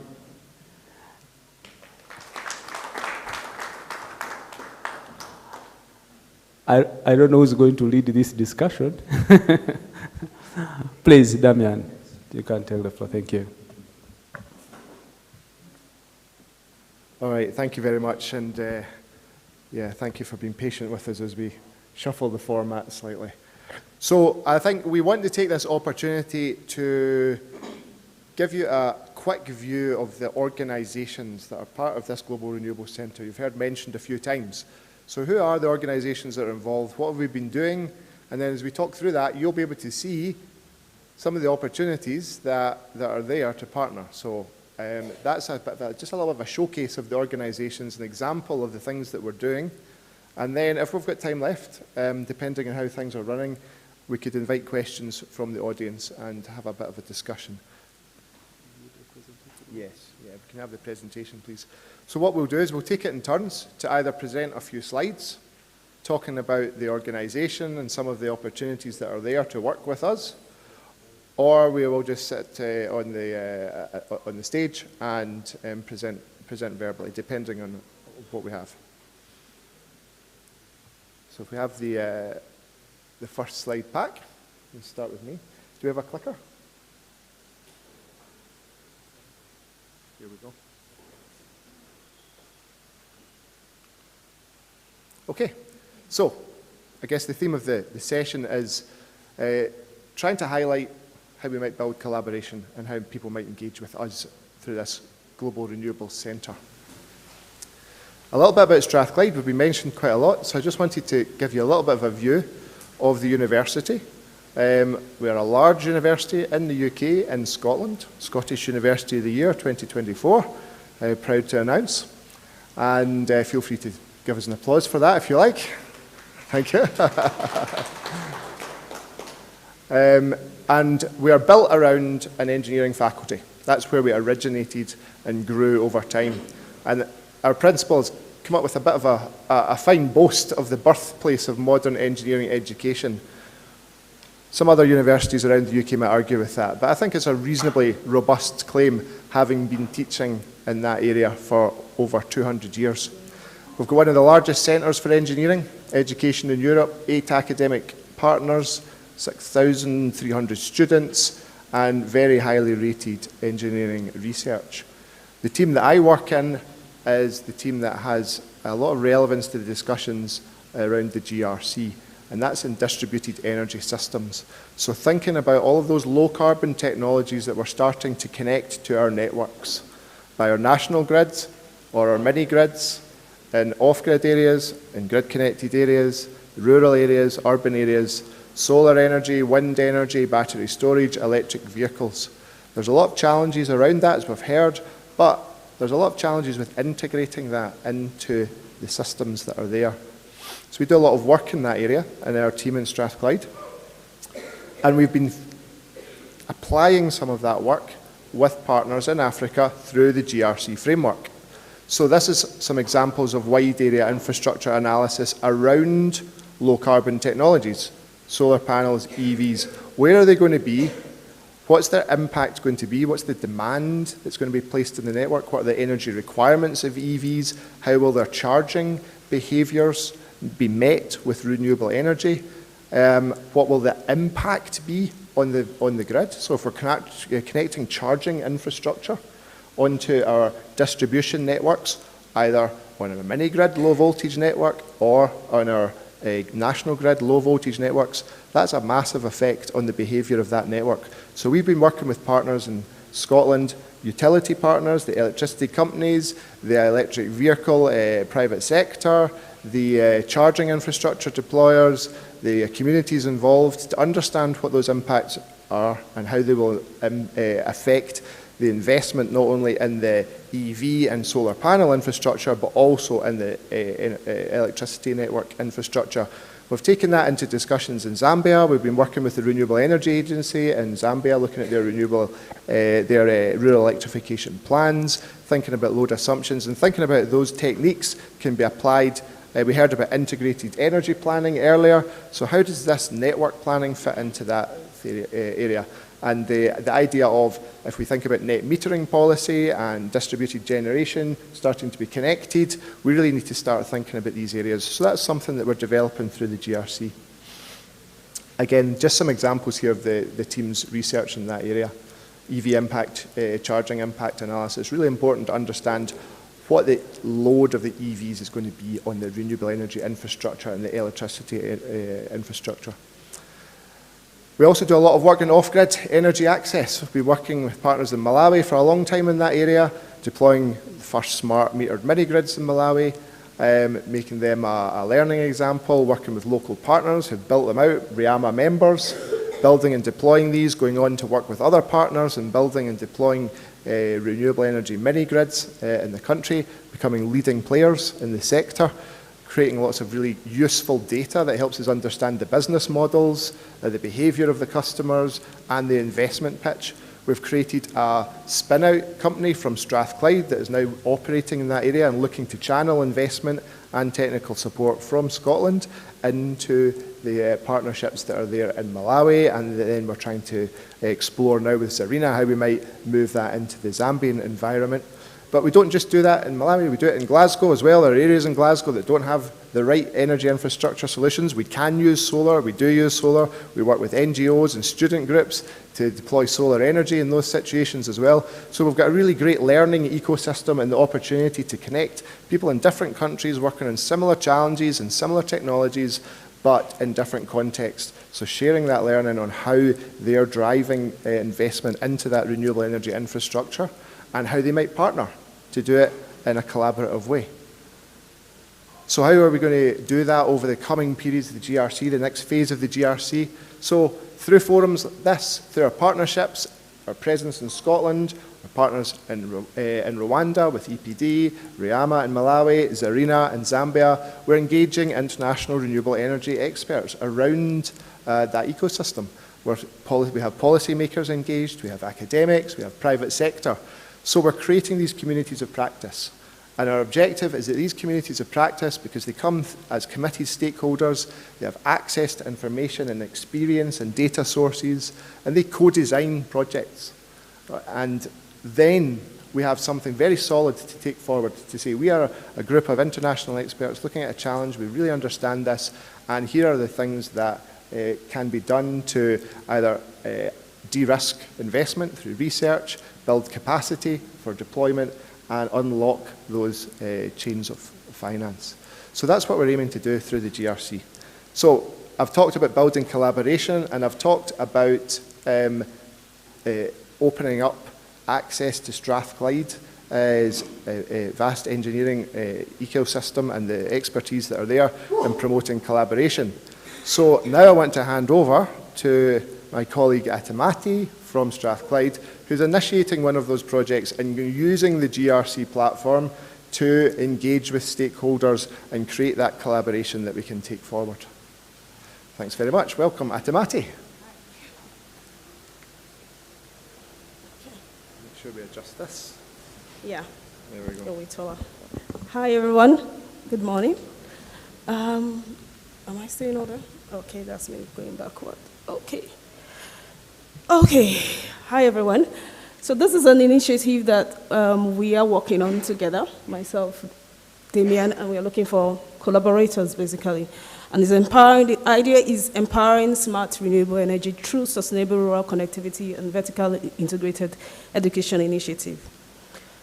So basically, we have talked extensively on the need to have electrification for all, especially in Africa. But our focus is on the hard-to-reach areas. And we believe that for you to have this electrification for everyone, irrespective of where they are located, there may be a need to actually coordinate or know what is happening in each of the decentralized renewable energy sources. And to do that, you need sensors, you need IoT deployed, you need remote monitoring, and you need data collection. And that's where we come in, where we provide the infrastructure for locations that typical public networks will not go to. When I mean networks this time, I mean telecommunications, infrastructures, and networks. So the idea of the project was to integrate telecommunications, education, and power together in deploying these three in remote areas and working together to find solutions that are sustainable in such locations. So typically, okay, sorry about that. I am going backwards and forward. Okay. So typically, the idea behind the project is for us to come together, get collaborators, find out the challenges that are in coordinating and monitoring distributed networks, mini-grids, hydro, independent of what kind of power source we are talking about. Look for how we can have an infrastructure. So we have the knowledge on deploying 5G infrastructures in locations that are hard to reach, meaning that we could have a portable mast and a portable radio and a portable base station that we can put anywhere and give you access to the internet. So if it happens that you are deploying a mini-grid in a very remote area and you want to have a record of how the mini-grid is doing over time, but that particular location has no access to the internet, for example, we could just deploy a local network there and it gives you that access. So our idea is, if we have a need for data transmission and you do not have the infrastructure, the telecom infrastructure in that location, that's where we come in. But we know that in Rwanda, the situation may be different. In Malawi, the situation may be different. And in Zambia, the situation may be different. But how do we get solutions that solve this similar problem, but in different locations, which is what the project was about? And how do we do it in a sustainable way, where we educate ourselves in the process and have a sustainable way of continuing this technology, irrespective of whether you're doing it with us or within your own programs or within a university system in your location. So it's a combination of both knowledge transfer, and at the same time, technology transfer at the same time. So basically, I will try to explain why 5G portable network, first of all. And what does 5G portable network means? It basically means the base stations that you see everywhere, the big mast, the big MTN mast you see everywhere. But this time, it's a small mast, it's a small radio, it's a small base station, and it can be located virtually everywhere. And we did my research group, together with this company that I work for, a spin-out company of the University of Strathclyde. We have deployed this, I think in 2022, we deployed this in Kenya, where we were able to do a real live streaming of a conservative area in Kenya and broadcast it on YouTube. So it's something that we have done over the years, deploying. This was done in a rural community in Scotland, where we provided internet access and created a community network, where the community kind of owned the network that we created. But these networks were all private portable networks, basically. And the community took charge in giving us land to actually build this mast. But at the same time, you could be actually mobile too. It could be something that will pop up, which we have done over the years for events. So we have vast experience, and that's what we're bringing to the table. With this knowledge we have, we believe that it could serve rural connectivity. But we can't do it alone, basically. We need partners. So in terms of the VIP aspect of the project, so we have the telecommunication aspect, we have the energy aspect, and we have the education aspect. In terms of the VIP is a program that's been running in the University of Strathclyde for a while. I personally like the idea because I have been teaching for a very long time, and I've taught in different universities, let me put it that way. And I realized that the way engineering has been taught over the years can be better. I'm not saying it's not good, but I'm saying it can be better. And the VIP idea is giving students an experiential teaching of engineering. So we have a project, for example, typically this particular one we are introducing. Let's say we want to deploy our private 5G network in somewhere in Rwanda, a remote area in Rwanda. We get the project, we streamline the project into what is to be done. We get our students to participate. And these students will be from different levels within the university. So they can be year 2 students, year 3 students, year 4 students, all involved in finding solutions to the different aspects of that project that we have created. And these students do not only have to be engineering students, they can be engineering students and social sciences students. So students across faculties and across different levels come together to brainstorm on a problem that is real that we have created. And after that, the solutions and the problems we are creating, or this problem we have created, is together with our partners in Rwanda, in Zambia, those of us who will be interested in joining us. Together we have created a problem that has been solved by the next generation. And they feel as though they are part of something that is really real and that tangible and measurable.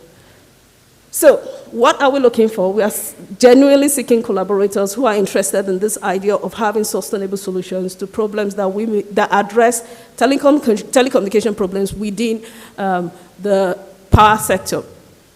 And we are actively seeking industries, government, NGOs. The idea is for us to come together, brainstorm, and have like a pool of projects, sub-projects, that we can work with our academic partners who probably and most probably will be in Strathclyde, in Rwanda, in Malawi, and in Zambia, working together. The universities, they're working together to actually seek solutions. And so what are the benefits? What do you get to gain from joining us, basically? So as academia, you are going to be in cutting-edge technology. 5G radios are cutting-edge technology, definitely. You're looking at capacity building for your own people. You're looking at experiential learning for your students, because VIP has not been deployed extensively in Africa. So you'll be new and you'll be one of the first comers to actually deploy that in your university if you're in academia. Knowledge exchange and international collaboration. For the industry, you are looking at improved monitoring if you're in power sector, rural smart grids, you need the internet to actually deploy that in remote areas. And you're able to predict and maintain your system over time, and that gives it sustainability. And improve service delivery, definitely. For the government, you get to implement all your policies in terms of digital transformation and rural development goals. And for the NGOs, you're definitely going to be clamoring for capacity building and also achieving your SDG goals. So what do we ask from our potential partners? Regular meetings probably from you, and brainstorming with us to come up with these ideas that will favor VIP for sustainable development. And I think, so the summary is we have a collaborative project that we're working on currently. We are actively seeking partners. So feel free to meet me or meet Damien and let me know what your interests are, and we'll definitely contact you to continue our discussions. And the idea is at the end we will be able to come out with good drafts for future multidisciplinary projects that we can all work together towards seeking potential solution. Thank you, and I think it goes next to...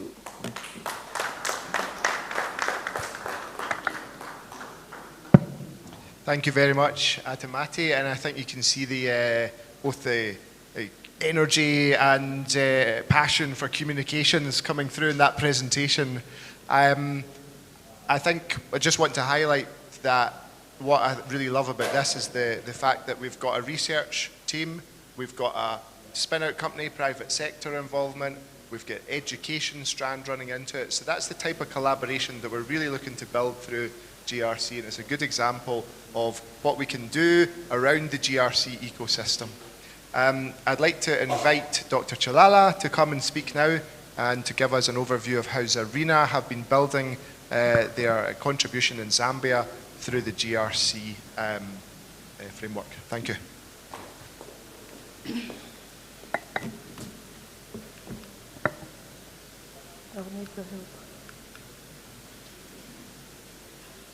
Just keep the same slide back, please.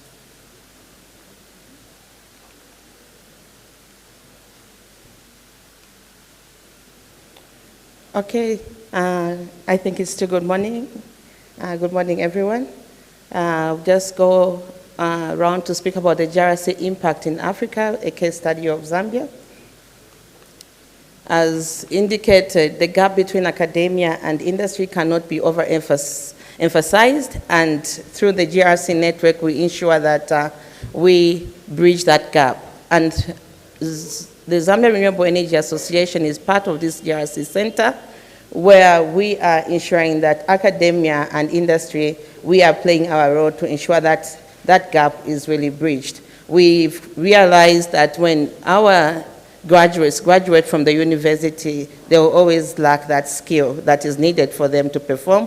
And from the conference starting yesterday, we heard this coming out, that there is always a gap between industry and academia. So the GRC platform is providing that network, is providing that platform where this is addressed.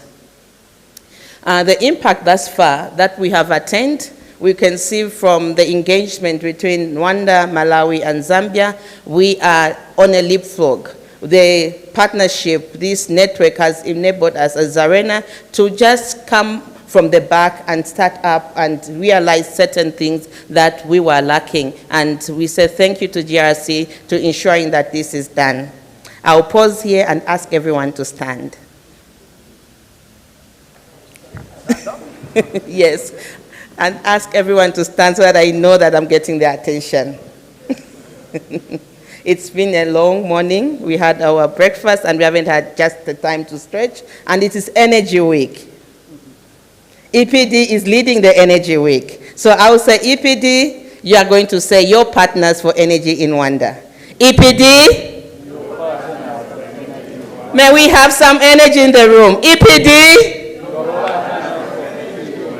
EPD. Thank you. Yes, yes. And Brave had to make sure to ask, can we sit now? Yes, and this way I now get back to, I get your attention. So with the impacts Zarena is having through the GRC, we have reached over 300 people. With regards to the knowledge sharing, capacity building, and training that we are offering, which is culminating to 3 provinces reached and over 100 plus youth reached. As I said, we are coming from the back. Malawi is doing much, Rwanda is doing much, and we are trying to match up, and it is through this network that we are able to do that.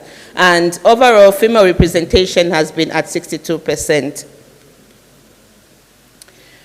One of the outputs that we have attained is the energy access and reliability, which was a proof of concept, the pilot project that we did in Kazungula, where we did a 3.3 kilowatt peak solar irrigation system, and we have empowered women, as the cooperative is mostly women-led and youth. The outputs that we have achieved there is over 100 individuals have been sensitized on renewable energy, and 45.8% is female representation in the steering group. And deliberately, the chairpersons for this steering group are women. And over 200 households have been benefiting right now from this system. What we are sensitizing the community is, let's not just depend on the rain-fed agriculture. You can farm all year round. And Sichombe and Silimbana communities have benefited from this. And the second output has been on capacity building and skills development. When we talk of that, bridging the gap is about giving the skills at the end of the day. So trainings, mentorship, and workshops have been undertaken. Trainings in solar system installation, sizing, and operations and maintenance have been done. And we are continuing to do that with partnership with the University of Zambia and other stakeholders in the industry that are coming on board to see to it that the content that is being offered is relevant to what is needed in the industry. Then also you see a picture there showing the graduation of the mentorship. We realized that women needed somebody to speak to them, so is the boy child needing somebody to speak to them with regard with their progression in the renewable energy space, as well as just them progressing in their professional progression. And that mentorship was started. And the output from that mentorship, the first cohort graduated, and we had 37 participants, of which 15 were female and 22 were male. And we have a second cohort running at the moment where we saw the numbers doubled because they saw the benefit and the testimonies were very, very good from this program. We also undertook a partnership, a participant training in Mumbwa, where we had a solar training for women who are working at a milling plant. They were doing the milling in that plant, but they never knew how to do the maintenance of the plant. So we did the training. Then gender equality and social inclusion has been the talk of the room, and with this we cannot just talk about it, but we need to actualize it by ensuring that we have outreach programs that are targeted for women and youth. So we go into schools and speak to the girl child to take up STEM programs, because it is not only at the out end, at the college level, that we need to see progress. It has to start from the grassroots, which is the schools. And that was one of the activities that was done at Kasisi Girls, where we had 55 female pupils participate. And also we did a workshop with the Zambia Gender Energy Network under the Ministry of Energy, where we were talking to SMEs, women in the renewable sector, and support them with understanding the financial needs and how to come up with a bankable project in the sector. And output 4 was education and innovation collaboration, and one of the things that we have done is fostering knowledge exchange, and we have signed an MOU with the University of Zambia, where we'll be working closely with the university to ensure that there is peer-reviewed papers. What the students are doing should not just remain in the comforts of the university, but they should be published out there, and it needs for somebody to peer review them, and that will be done with Zarena, the GRC network, and the University of Zambia. What are we looking for? We thrive in partnership, and the partnership that we are thriving in is culminating to coming up with different initiatives such as student chapters that we have formulated at the University of Zambia, as well as progress that we are making with the Copperbelt University and Mulungushi University. But this partnership will not only be in the universities, it will also be in the TVET institutions. As we are lifting the STEM industry engineering, agricultural engineering, any other form of engineering is going up, but we are leaving out the skill set, which are the technicians, the technologists, the craftspersons, and that is what we are looking at to ensure that they are also onboarded. We do not have that gap at that level. And then we also signed an MOU with the university to ensure that that linkage between academia and the industry or the private sector is always attained. Thank you for your attention. Over to you, Damien.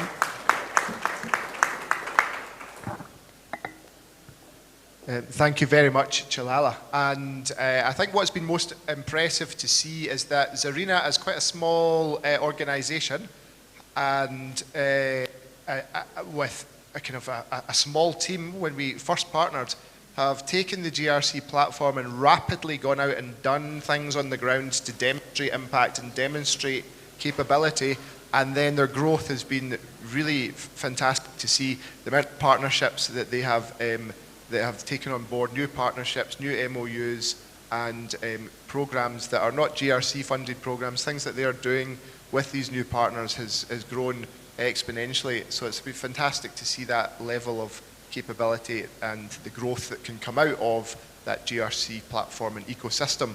So I would just like to ask Charles, but first of all I'm going to apologise, Charles, because I caught you slightly unawares and didn't perhaps give you the required time to put together a slide pack as some of the others already had from the Malawi conference.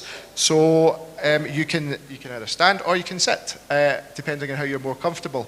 But your perspective on how RIAMA as a kind of much more longer established renewable energy association in Malawi has then taken the GRC partnership and integrated it into the things that you're doing and the strategy that you have as RIAMA with other partners, and some of the things that you've achieved over the last year or so through the GRC funding. Thank you so much, Damien. So, as you've mentioned, I'm Charles Dagalira from RIAMA. That's the EPT of Malawi. As you've mentioned, RIAMA was actually established in 1999 and registered in 2000. That's way back. And the number of interventions that RIAMA has actually undertaken so far.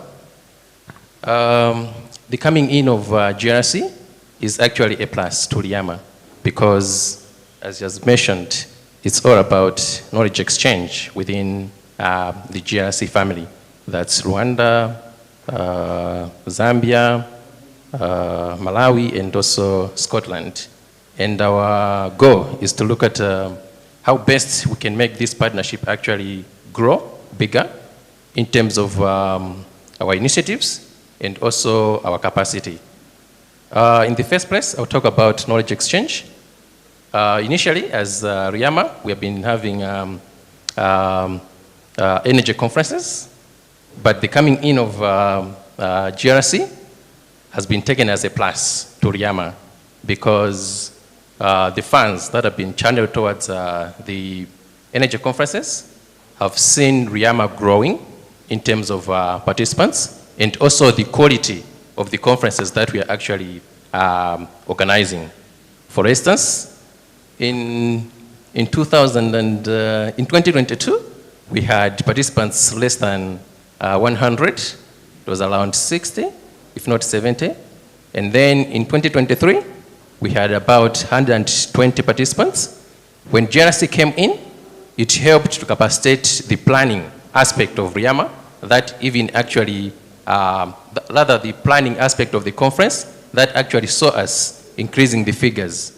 For instance, we looked at how can we reach out to different partners in order to boost the number of the participants in the conferences. So in 2024, we had the number raised to about 216, and this year we had about 260, simply because the GRC project is pumping in and supporting the planning aspect of the conference. And someone even mentioned that Serge and other colleagues from Zambia also participated in this year's conference that was organized by RIAMA in Malawi.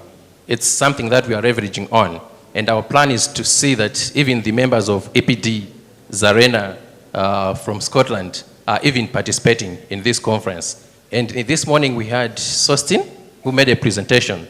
Sostin, despite being the former president of RIAMA, but he has come as a member of RIAMA in order to participate in this event so that we achieve our goal, that is on knowledge exchange. That's what we want as GRC. Secondly, I'll talk about gender and social inclusion. We had a number of initiatives that we have actually implemented. For instance, we have capacitated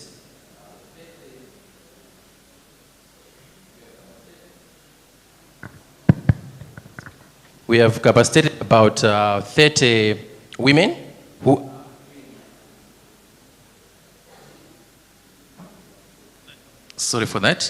who are doing who are doing businesses around mini grids. Damien mentioned this in passing yesterday, and the capacitation was on business development. The aim is to ensure that we are actually utilizing the concept of productive use of energy, and also gender, capacitating women within the energy sector. And also, we did not leave out youth, especially the graduates. So what we have done is that we identified about 80 youths, that's both male and female, so that we can capacitate them in issues of business development and also financial management. Our aim is to make sure that we have SMEs coming up. Instead of seeking employment, graduates should also be capacitated on becoming entrepreneurs within the energy sector. And in addition to that, we have also partnered with the Minister of Gender to take this central role in advocating for energy issues within, rather gender issues within the energy sector, because gender is a cross-cutting issue. So if we leave out the ministry that is responsible for gender, even us as the energy practitioners will have a gap in terms of knowledge and some of the issues that are actually coming up within the space of gender.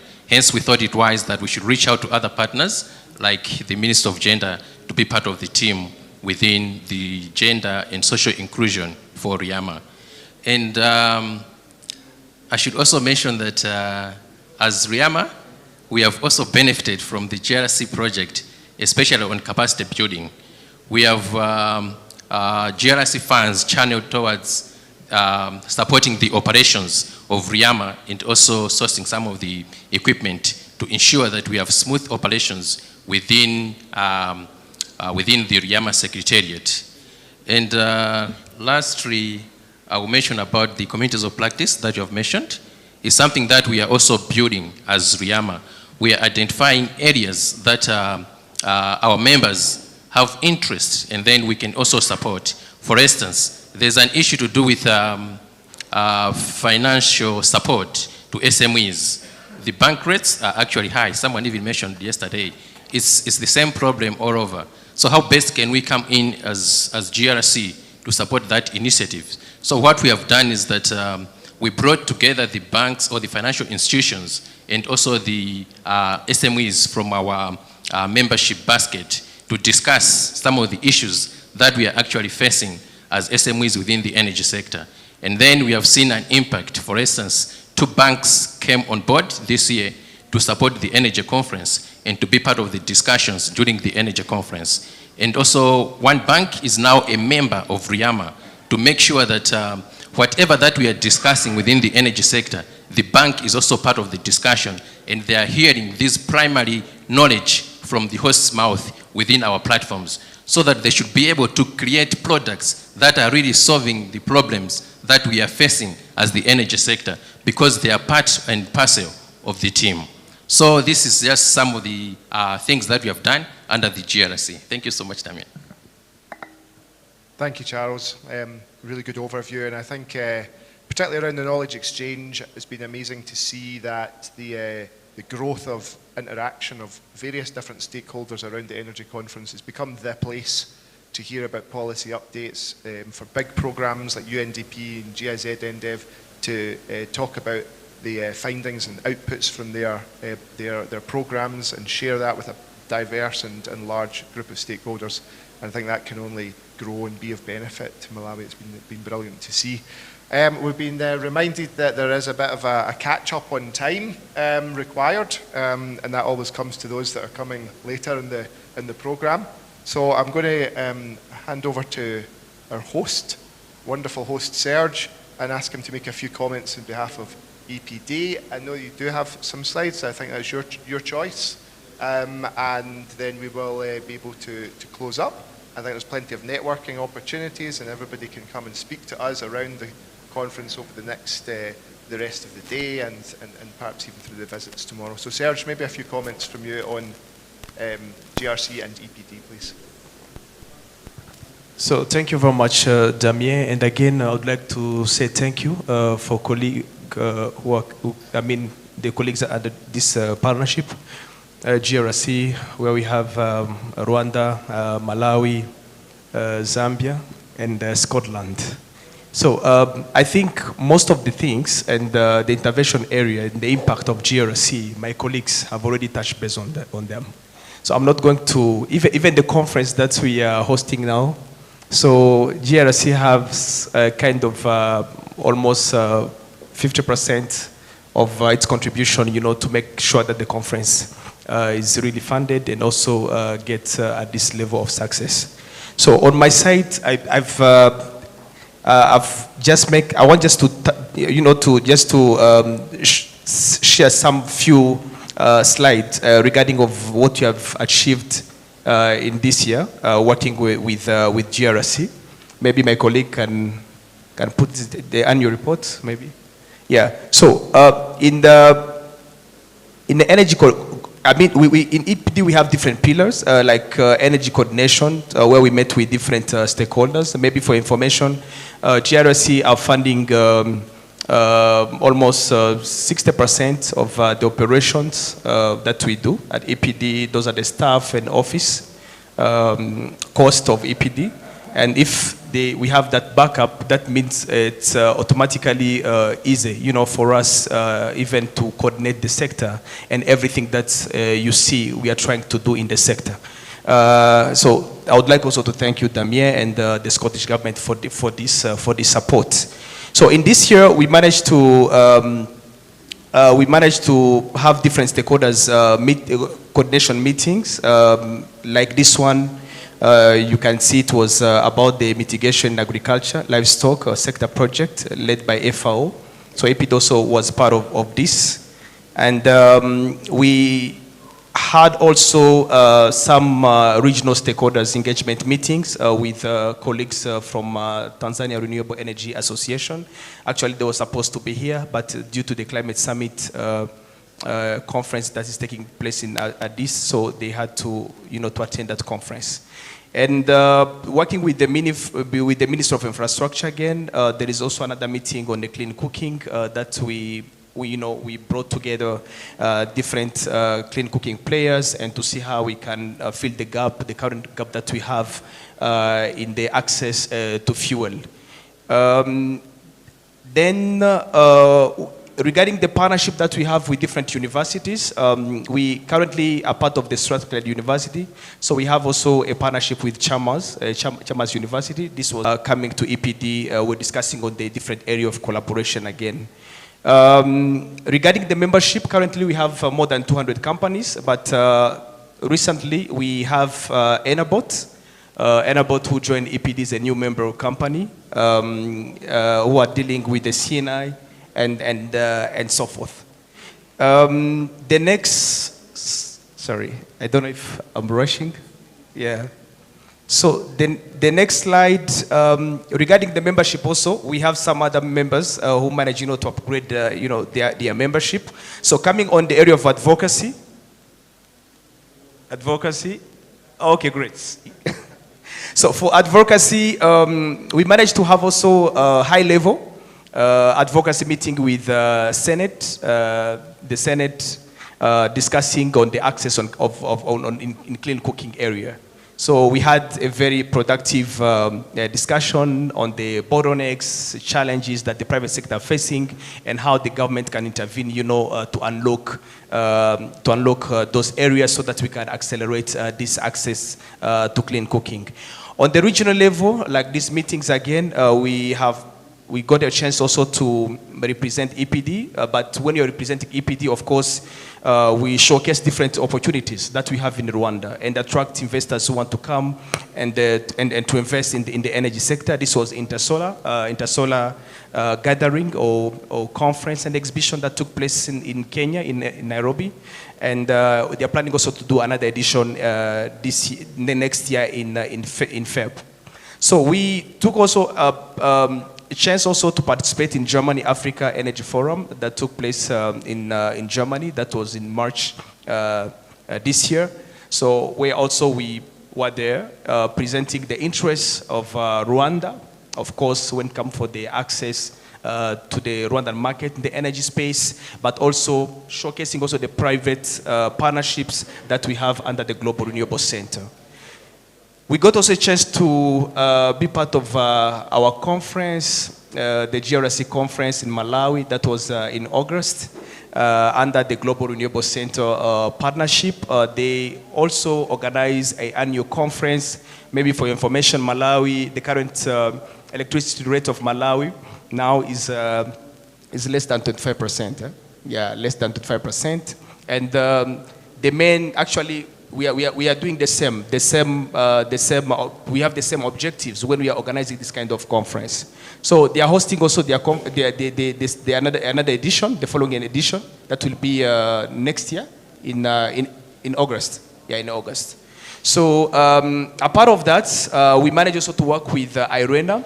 Again, however, IRENA also funded this project, but they find the existing structure of EPD in place. So where we conducted a capacity building in agri-food energy nexus together with the Ministry of Infrastructure, and we did this in different provinces in the country. I think during my opening remarks, I shared more reports and details about what we have been doing in the last year. So for the match, yes, we had also the matchmaking with the farmers, technology providers, financials, and so forth. Yesterday, you saw things regarding some interns that we called on the stage during the business matchmaking dinner.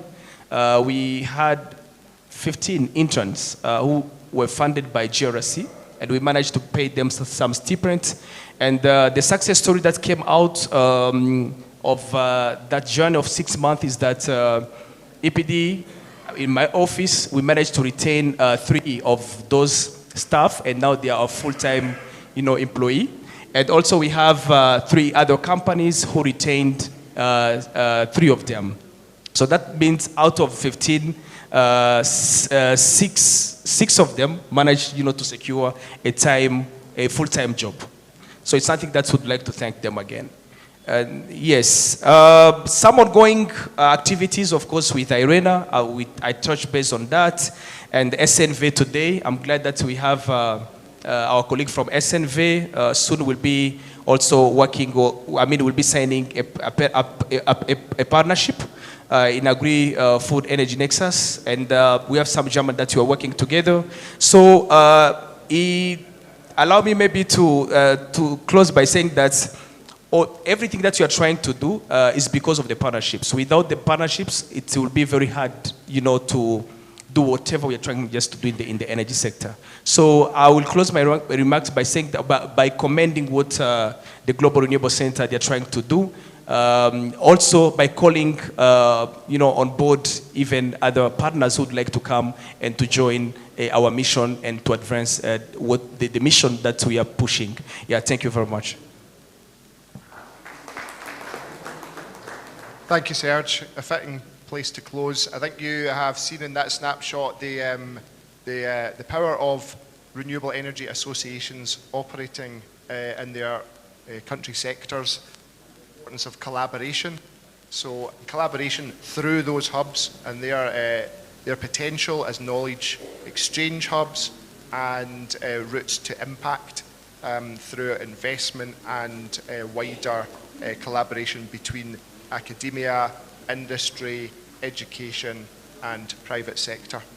Thank you very much, colleagues. Can I invite a final round of applause for their contributions, please? And I guess we should take a photograph and we can hand on to the next panel session. Thank you. Sure. A round of applause. Please, you can stand up for the group photo of our photographer.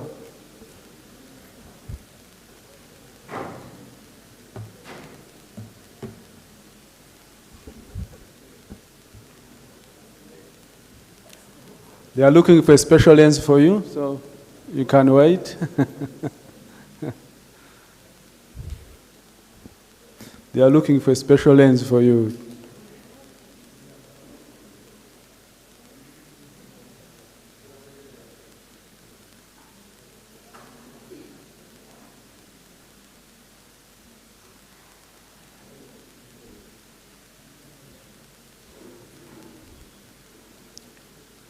Okay, thank you so much. A round of applause for our panelists. So as before we break off for lunch, we have just a small panel discussion, but it's very more technical, actually very technical, and it's full of complex. The panel discussion on nuclear power and energy mix, CNI, storage, and hydropower. The panel will be led by Mr. Landry Ruberwa. I don't know if he's around. Is he around? Okay. So please, I'll allow you to introduce your panel. Thank you.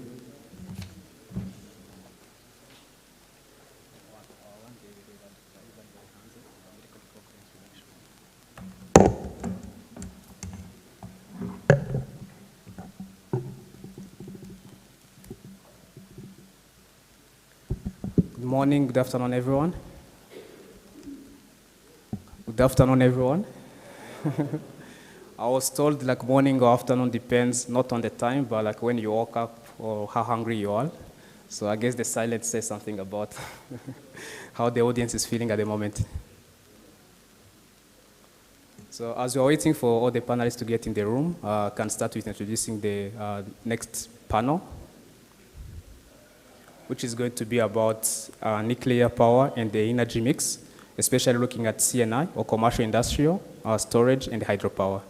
This is the energy mix solutions for businesses that's going to support our sustainable growth, looking at how utility is supporting and how investors also can be back to support the utility. So as I just said, the Rwanda energy sector stands at a pivotal moment. We are currently looking at installed capacity of more than 300 megawatt hours. Numbers changes depending on how many new plants are commissioned or decommissioned.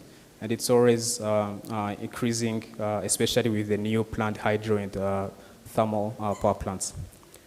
This comprises of 51% thermal, including peat, methane, and diesel. We're looking at 43.9% hydro and 4.2% solar energy systems.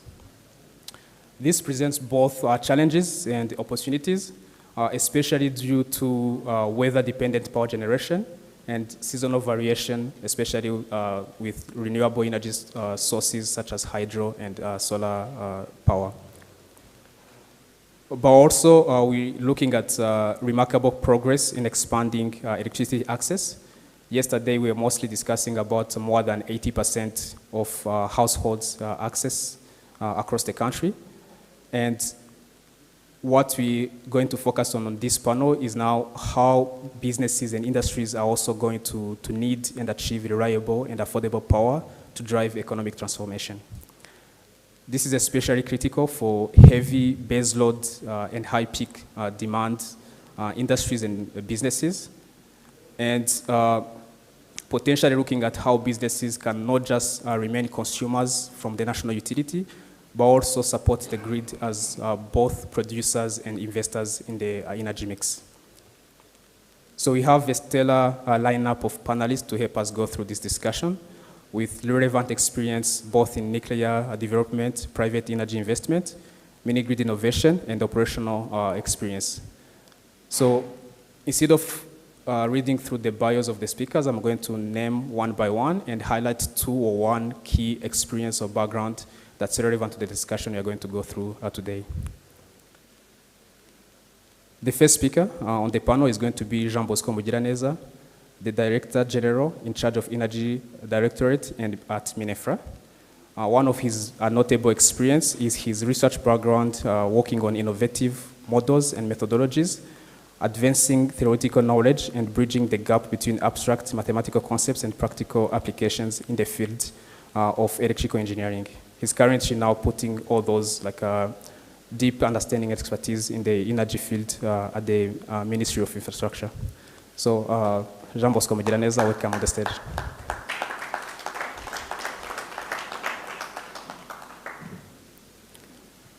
Our next panelist is going to be Dr. Ivan Twagirashema. We are blessed to have him around, and he has a lot of experience to share with us. That's why he gets a lot of speaking opportunity at different panels. Currently, Dr. Ivan is the EPD chairman, and he has held senior leadership positions in the mining and energy sectors through various institutions, including Rwanda Mines and Petroleum and Gas Board, Ngali Holdings, Rwanda Energy Company, Pit Energy Company, and many others. Dr. Ivan, please welcome on the stage.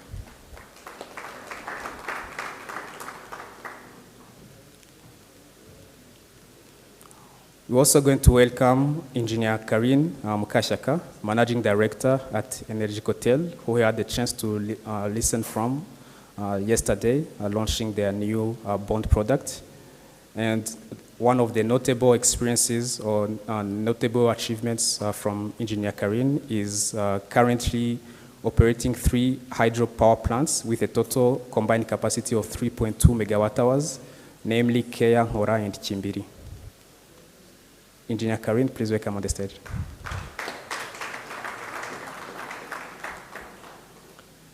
Last but not least, we're going to be joined by Dr. Aaron Ills, I'm not sure if I'm pronouncing that correctly, who is the Director of Eco Access Energy. He's going to join us online, so the IT team can help us to project his conferencing page if he's already online with us.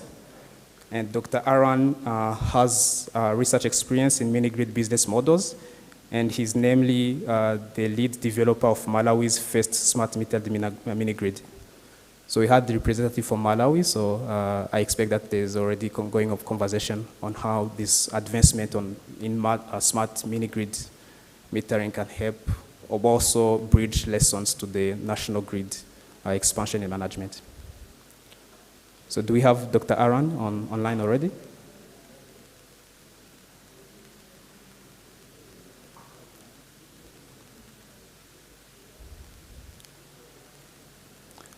Hi, Aaron. Can we check if you can hear us? And so we can hear you. We can see you already. But I can't seem to hear you yet.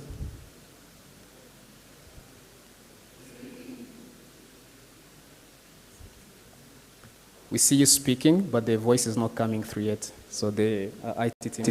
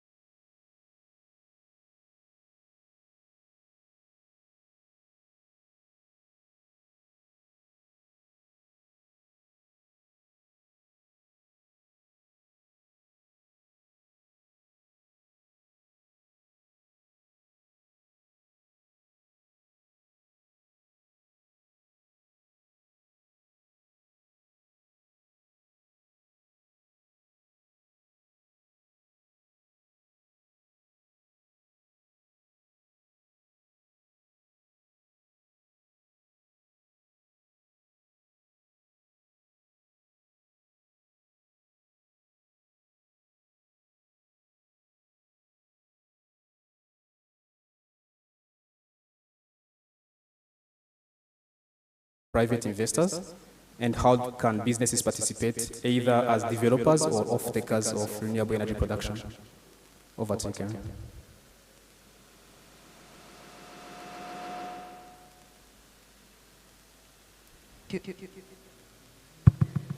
Thank you, Ryan. As I presented yesterday, and Eshkotel, being a member of East Africa Group focusing on energy, power transmission, distribution, construction, trade. We also operate the 3 hydropower plants. There are opportunities, there are challenges, as you asked. Among the opportunities, as you know, we have a growing demand, so which give us investment opportunities in hydro sector. We also in Rwanda, we have supportive policy and also some government incentives that make the business and the project more viable. Also, with this potential to align with SDGs goals, it gives us really an opportunity for investment and grow. So among the key challenges for hydro, you need really high upfront capital. If we say like a cost of 1 kilowatt, it's between 3,000, 5,000 USD per kilowatt. You can understand we are developing 10 megawatts or 15. It's really require upfront investment capital, which require a blended financing, both equity and debt, and which somehow also is challenging with the financing sector, requiring most of the time that the investors pledge the asset. You can imagine the private sector having 5 billion assets to pledge for a loan. It's really almost impossible. So this is part of the key challenge. Also, the technical capacity. This is an engineering word.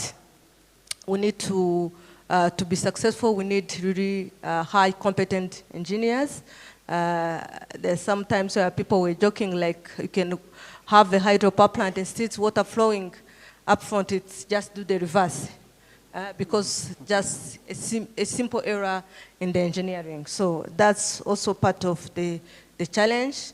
Of course, we have a specific challenge now in the process, especially when we want to engage with new hydropower plants, the tariff approval process. Sometimes, as you know, we need bankable project, viable project. We need to have the tariff that is helping the private sector to give power, but also help end users also to buy at an affordable power. These are some challenges that hindering us a little bit. So making the hydro viable to the private sector is just bankable PPA, bankable power purchase agreement. The risk allocation. Sometimes we tend to have imbalance where all the risks tend to be on the private sector, but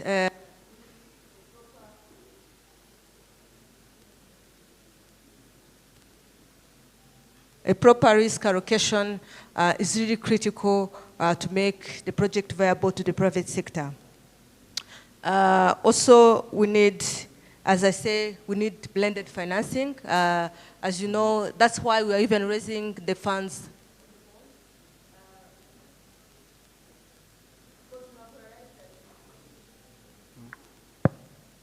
The power is having an issue anyway.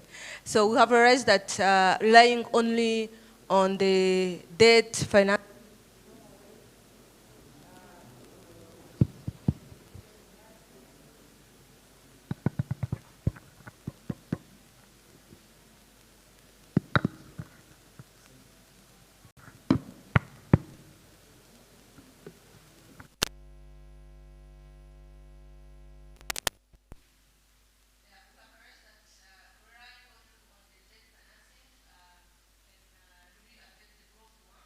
That's why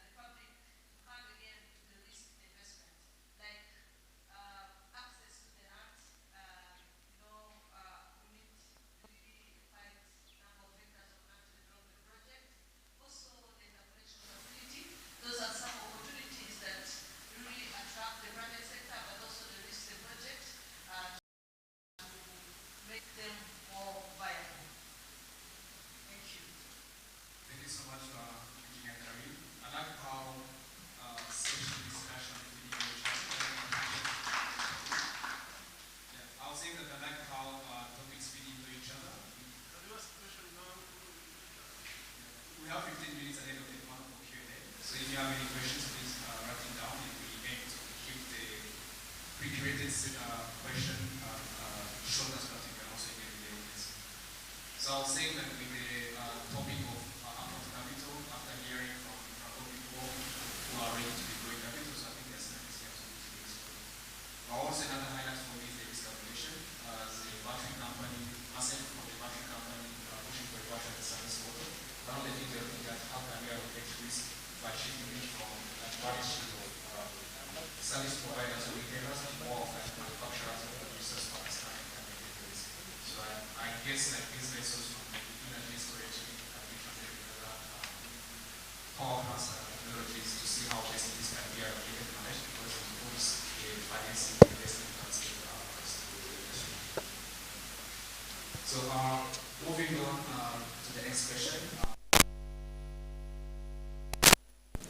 As the EPD chairman representing private energy developers offering solar and variable renewable energy solutions, what role should storage, as I just mentioned, namely battery storage or other grid flexibility solutions such as pumped hydro, demand responses, and hybrid systems?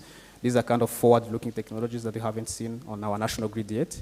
But like, how could these technologies play in the Rwanda energy mix? Who should invest in these? Looking at utilities, IPPs, or end users, and what business models would work for this uptake of storage capacity on the national grid?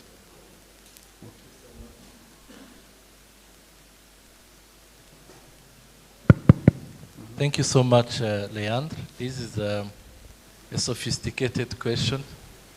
Let me start on storage. Because today, when you observe what is going on worldwide, most of the war we are seeing are linked to the control of the raw material. And the raw material I'm talking about here nowadays is not fuel. In the past, it was oil, but today it is the material related to energy storage. You will find the fight going on in countries where you have huge reserves of lithium, nickel, cobalt, copper, all those resources required for energy storage. And why is that? It's because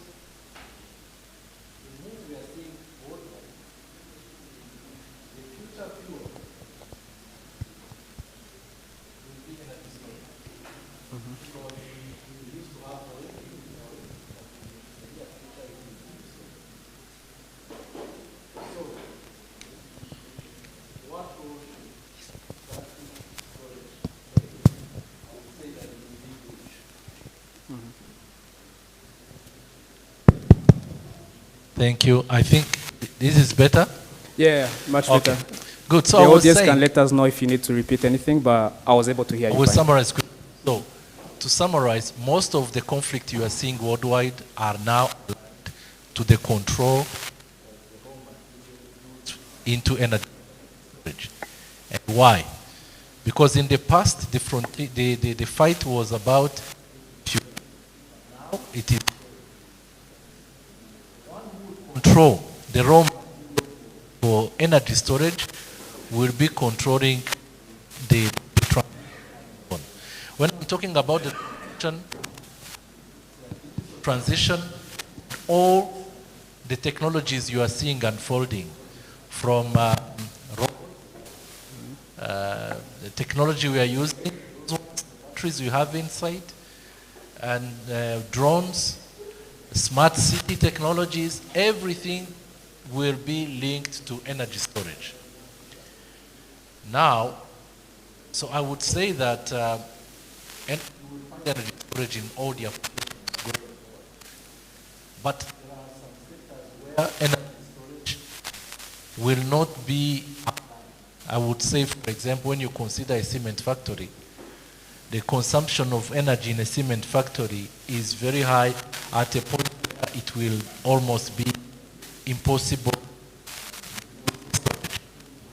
Kiln for a cement factory, you need around 1,000 Celsius degree inside the furnace, and it will be impossible to store that energy to release it back. So in the energy mix, we will not go without considering energy storage, renewable energies. Then you ask a question, who should invest? Because in business, you never want to rely on someone else to control a portion of your supply chain. That's why I would advise that the investor, the independent power producer, has to keep control also on the energy storage. Otherwise, if it is the utility or on the side of the government, we will be creating problems. Imagine if you deliver your electricity and they have an issue, they can't store it, or there is a problem on the storage. The government will be obliged to pay for something they are not consuming. As the technology kept evolving and people investing into research and development, the cost of the storage kept going down up to a level you can deliver a solution to the government and combine it with a component of energy storage, and your cost in the end you are giving to the government is not very high. Here I'm considering projects where you have to deliver to the government, but there are projects also we will have to do for our own consumption.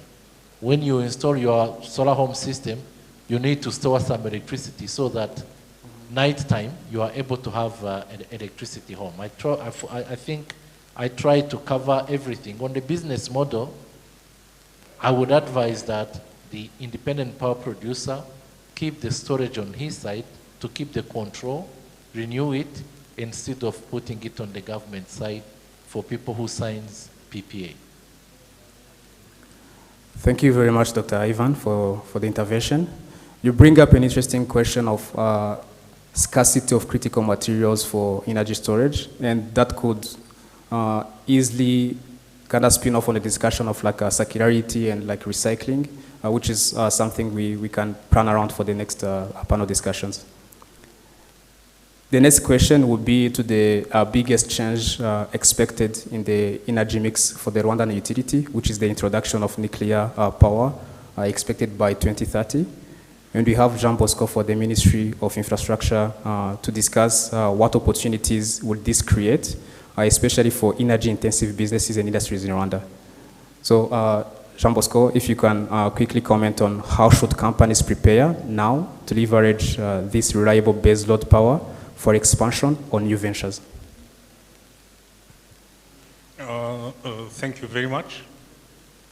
I'm here representing the CEO of Rwanda Energy Group. We work together. I'm representing Rwanda in International Atomic Energy Agency. So as Rwanda, we have decided to introduce nuclear technology in our energy mix. Because countries have different problems, and they should find different solutions. Our energy resources are limited now. When you look at hydro, because we are a hilly country, our hydro resources are limited.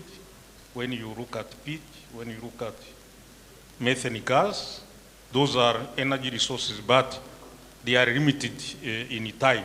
So we have to find out another solution. When you look at solar, yeah, solar can be a solution, but the intermittence of solar and non-availability of solar during peak hours, for us, it's a challenge. So that is why we thought of nuclear technology with small modular reactors. Those are new technologies, but they can fit our context.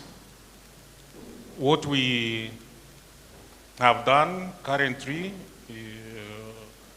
the nuclear technology is introduced in our least cost power development plan.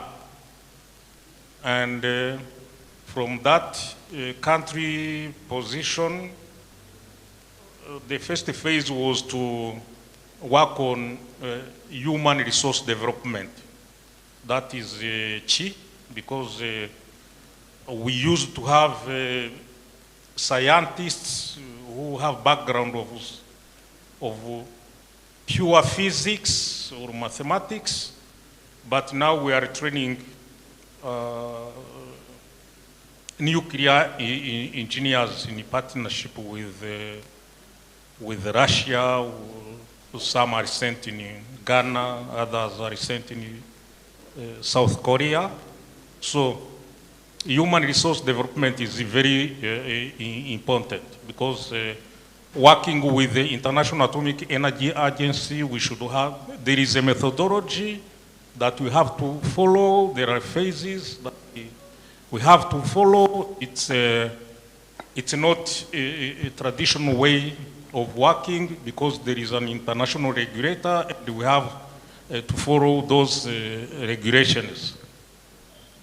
So the second thing we have done, we have conducted studies on research reactor, studies on nuclear power plant. So I think the next step is funds mobilization. To say that nuclear technology will be part of our energy mix in 2030, I don't believe so, given the time it takes.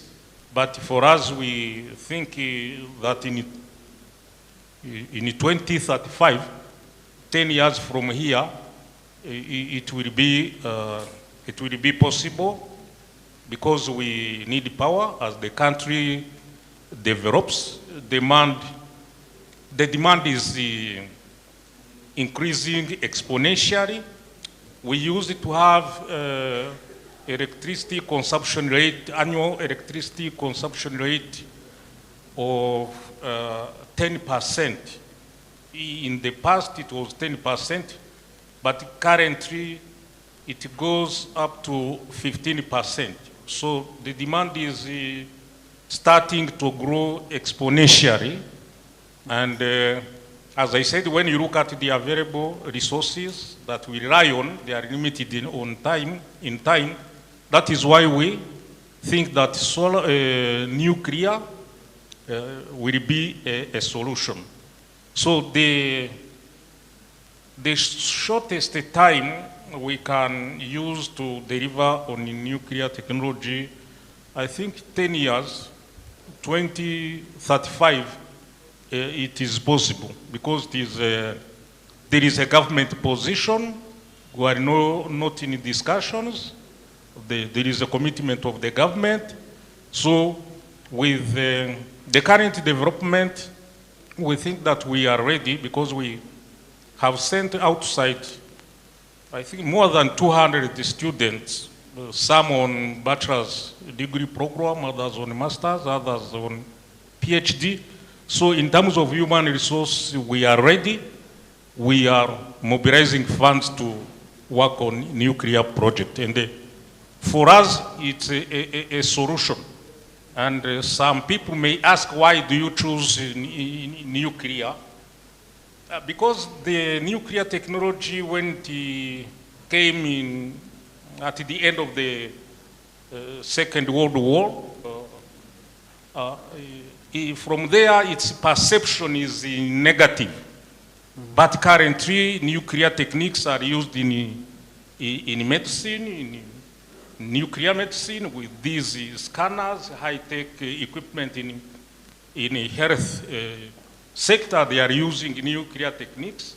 Nuclear techniques are used in agriculture. Nuclear techniques are used in water resources management.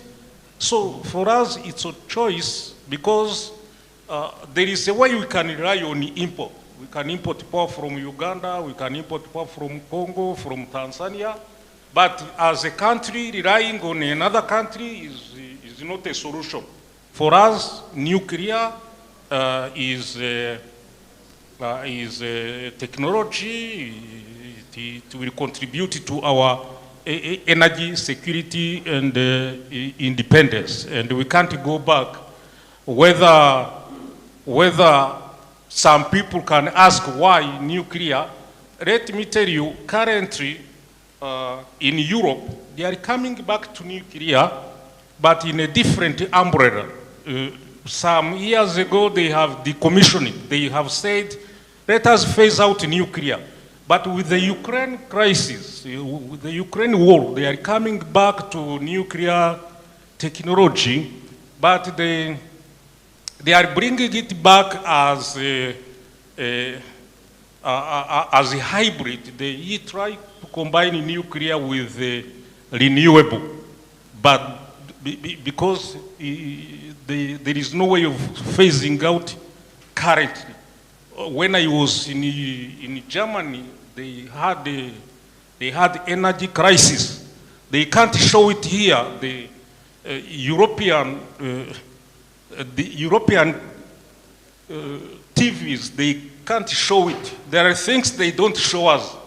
So for us, nuclear is a solution, and we will follow all steps, all phases required by International Atomic Energy Agency. We are not working alone, so we were working with the international organization. But for us as a country, it's a country position. It has to be part of our energy mix. Yeah, thank you. Thank you, Jean Bosco, for clarifying the country's position on nuclear, also touching on the safety concerns and the realistic expectations on when nuclear can take on.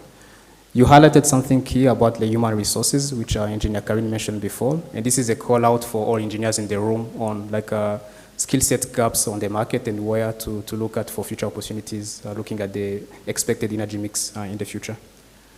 Can we check one more time if you have Dr. Aaron online and the sound system is working as expected?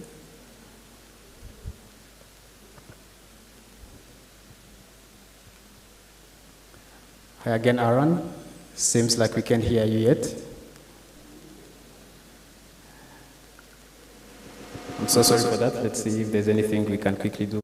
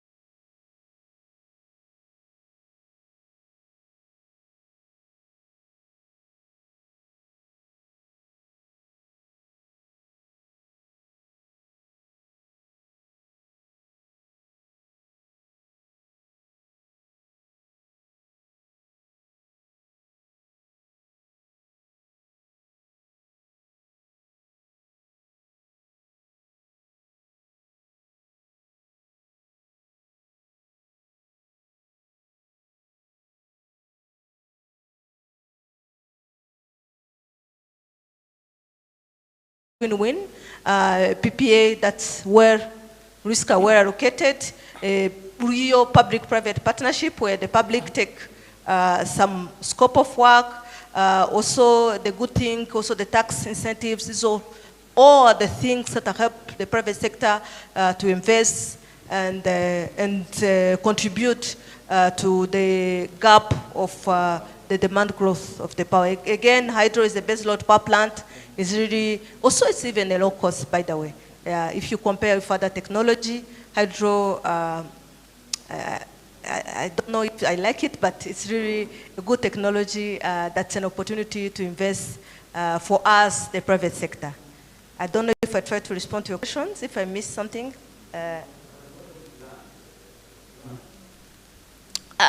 Land, it depends. There is a way that land is provided by the government, which is the best case.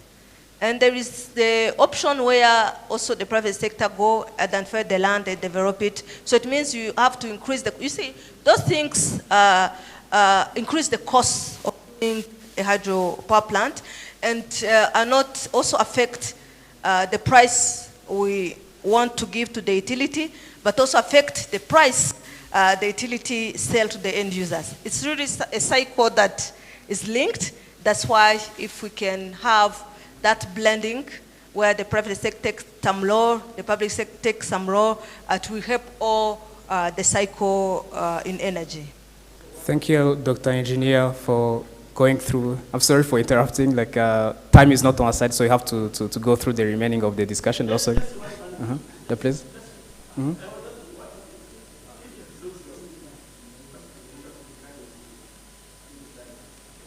No, it's vary depending on the capacity. No, so yeah, it's really, it depends. The cost of 1 megawatt is different of cost of 10 megawatt, and that's how it is published. I will not, of course, reveal my tariff here, but you can discuss and on separate note, and I advise you on the model and how to approach the utility, having those sites in the business.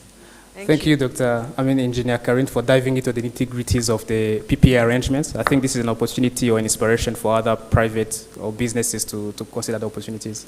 You also brought up like a topic that's not so common in the discussions of the currency like risk. And I know the Rwanda Green Fund is discussing like currency hedging opportunities. So we could invite them for the next opportunities to see how this can de-risk investment in the green industries or green opportunities. So if we don't have Dr. Aaron online yet, we apologize for not including in the conversations, but here. Testing, 1, 2, 3. Finally, we can hear you fine now, we can see you. So maybe if we can have like a quick word on you, and we're going to focus on your experience in smart metering on mini grids. If you could share how can advanced metering and monitoring technologies help businesses and rural industries optimize their mix, whether combining solar, diesel, battery storage, or grid power, which are common available power source in the region, and what data insights from smart meters have proven most valuable for understanding consumption patterns and making investment decisions in distributed energy systems. Okay, thank you everyone. Can you hear me now? We can hear you fine, Dr. Aaron. Fantastic. So, a pleasure to talk and really honoured to be invited to the panel. My background's in solar mini grids, and I'll be advocating for solar power, which is now one of the cheapest forms of electricity in many contexts, and will play a big role in future energy systems alongside nuclear, hydro, and storage that we've seen. With solar and storage, and specifically with mini grids, the value of smart meters and remote monitoring, I feel has truly revolutionised off-grid and grid-connected energy supplies. From the work that we've done, firstly in terms of optimising system design, in rural areas, demand is highly uncertain, customers are often using electricity for the first time, so smart meter data make this demand visible and really shows how much energy is used and when it's used. And this really avoids either oversizing or undersizing systems, which has cost implications and informs the inverter capacity, PV array sizing, and battery needs. And I think this is the same for C&I systems that are connected to the grid. When you have smart controls and smart meters, you know when your energy is being used, and you can shift your loads to when solar is abundant or when tariffs are low. And this optimizes the PV use, reduces diesel run hours if you're using diesel, and makes the batteries more efficient. So this can extend the lifetime of the system components and reducing the energy costs for the user, which improves the business revenues. For the mini grids, we've seen a lot of value in segmenting the data and load data by customer type. So we know what the business customers are using, what the households are, what specific businesses are using, and when they're using it. And we can see how these different customer segments can drive the capacity factor and revenues of the mini grid, and it can help us target productive use, investment, financing, and appliance financing. Also, technically, can help us inform how we add new customers and design system expansions. And similarly, using smart meter data to inform tariffs. So we've introduced time of use tariffs to try and shift customers to use energy during the day, and this sort of flattens demand curves, reduces the levelized cost of energy, improves system sustainability. There's a lot of overlap there for grids on C&I. And then finally, the remote monitoring smart meters have really helped us to track key performance indicators for investment confidence. So we're tracking average revenue per user, and we can disaggregate these between different customer segments. The data shows that most mini-grid revenue comes from a small number of business customers, and then we can use that data on high-demand customers for de-risking future projects when we go to investments. So using proven load data, almost like collateral, to secure investments on future mini-grids. I think that's the same for C&I. Any investors are going to want to know the data of demand and revenue. That's where smart meters become really important.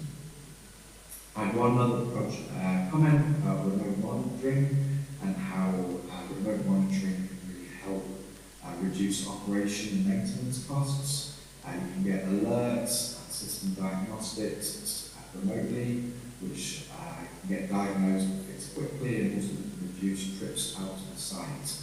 That can reduce overhead costs and improve the mini-grid financial viability. And the very last point I wanted to make in terms of data is it's essential for research, something that was brought up on the Global Renewable Centre session, and something the GRC is promoting. Research based on primary data informs policy, improves technical design and investment prospects, and having that primary data to inform research which then informs recommendations is really essential. Thank you. Thank you very much, Dr. Aaron. It's always inspiring to hear how some mini grids are advanced technologically more than some of the national grids with time of use tariffs, and also how this data approach helps us to go around sizing and capacity factor challenges that grids and mini grids are experiencing all the time. So we're already over time, and to conclude, we're going to do one fire question for all of the panelists. And it's expected to be like one sentence answer to discuss, like if you had a magic stick to make whatever you think is the ideal energy mix for the Rwandan national grid in 2030, like what would that mix look like to ensure or to balance reliability, affordability, and the sustainability for both businesses and the national utility? So in one sentence, if you have an idea, what could the ideal energy mix look like by 2035? Starting with Engineer Karim, seems like you're ready to go.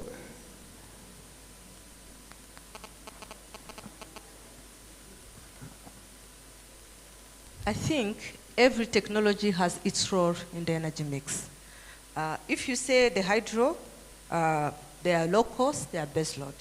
If we say solar, they are scalable, and if paired with storage, also they help with they are also flexible. If we go to the thermal, the storage, the nuclear, really technology has this role. I think the mix to find solution hybrid to make sure that there is sustainability, supply of power, there is stability of the network. That's what I think about. Thank you. Thank you. My grammar teacher would say that's not one sentence. Let's see if the other panelists can live up to the challenge. Over to you, Dr. Ivan. But thank you for the detailed insight on what the ideal grid looks like for you. Mine is simple. There is no magic solution on the energy mix. We will have to consider everything we have in the panel. To give you an example, for a cement factory, you can't run it today without biomass. Polluting or not, you need biomass because we don't have a solution. Data center can run fully on solar and storage. We need to consider everything and balance them depending on the nature of the business. I conclude that I gave an impossible challenge, so let's hear from Jean Bosco and Dr. Aaron to conclude. There is no solution. The only solution is the least cost power development plan. You look at resources that you have and how much they cost you. So the affordability, the reliability, the availability, it's about the least cost power development plan. But it is not an ideal solution because the least cost power development plan from experience, it doesn't capture the time factor. That is number one. Then it doesn't also capture the financial closing process. That is why we no longer rely on it.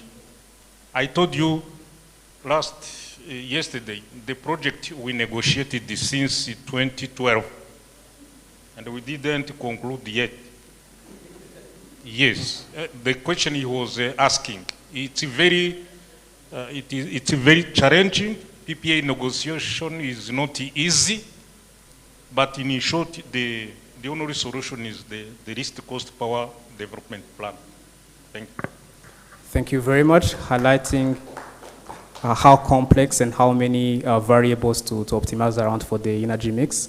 From an academic point of view, Dr. Aaron, if you can share like your insight from your experience optimizing grids and mixes. I'll try and keep it as one sentence. The energy supply mix needs to be low carbon, affordable, and providing access to all. And to do that, it's going to be diverse. It's going to be based on renewable energy resources, and it's going to need a strong investment case. To do that, it needs, whatever the resources are, need to be technically efficient and financially viable. And I feel that requires a lot of control, a lot of engineering capability, a lot of data, and that's where these smart meters come in.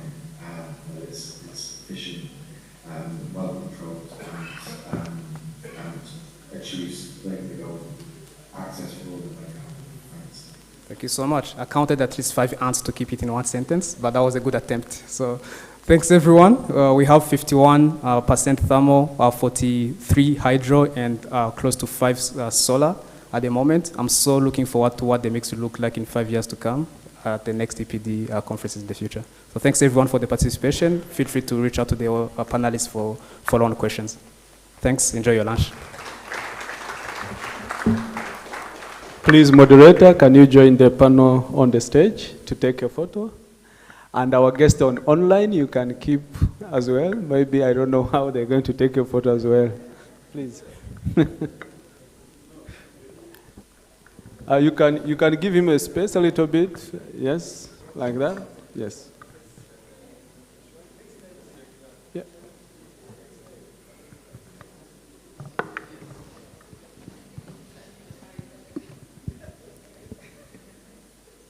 Okay. Make sure the man in the background is visible.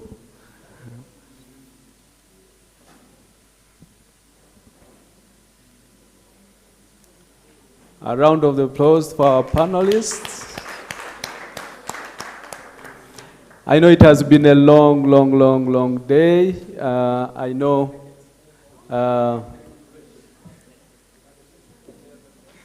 many challenges, a lot of content to absorb.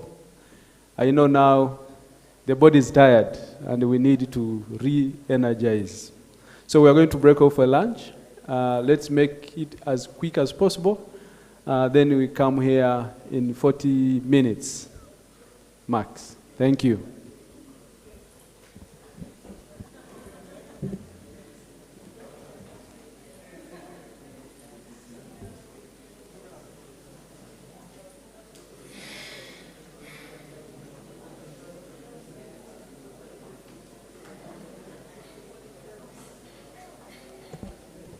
As you're going out, remember we are having field visit tomorrow. Please, you can reach up to our desk, registration desk, if you willing to make a visit in one of our sites. Thank you.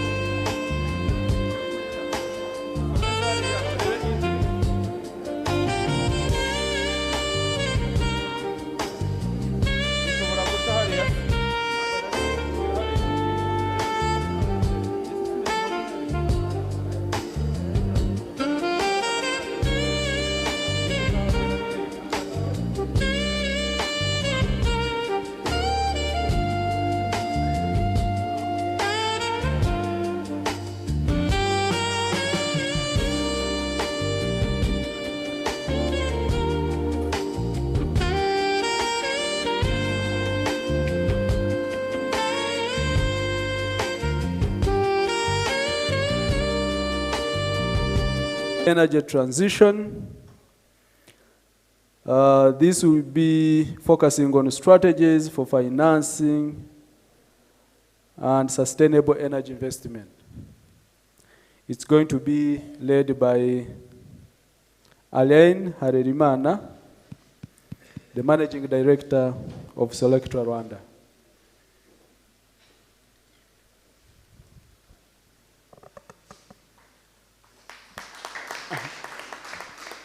So I'm going to hand over to him so that he can introduce his panel. And please, we look more engagement, endeavor to ask questions. and I know there are more opportunities to connect. Then we shall also, after that, we shall have our last panel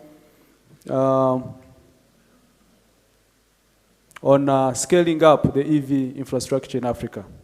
Please have the floor. Thank you.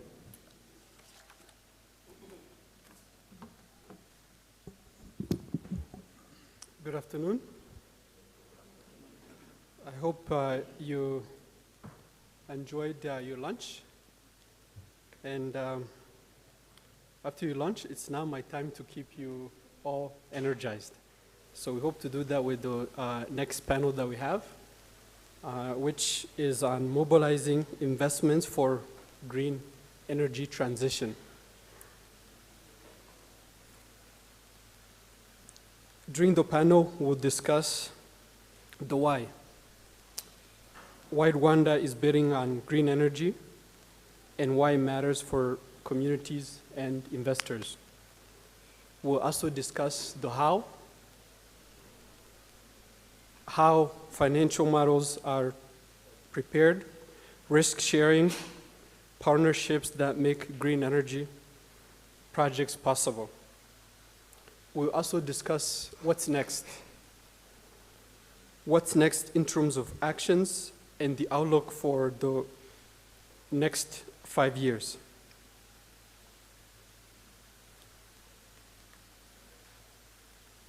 As the moderator mentioned before, my name is Alain Harlimana, and I have the pleasure of moderating this panel.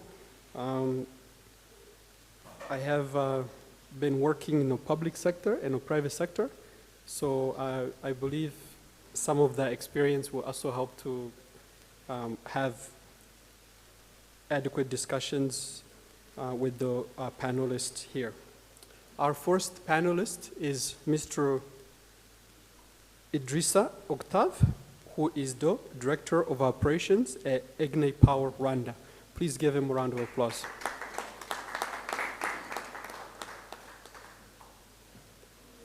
Our next panelist is Mr. Jean-Claude Mutabazi, the Head of Sector Growth Department at Rwanda Development Board.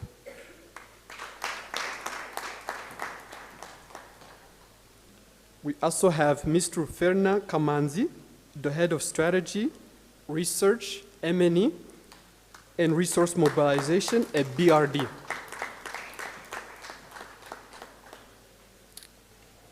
We also have Mr.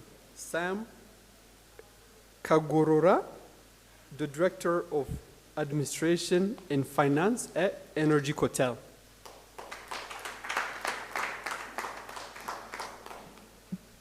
Lastly, we have Mr. Levi Gasangwa, who is the Chief Business and Corporate Solutions Executive at the Bank of Kigali.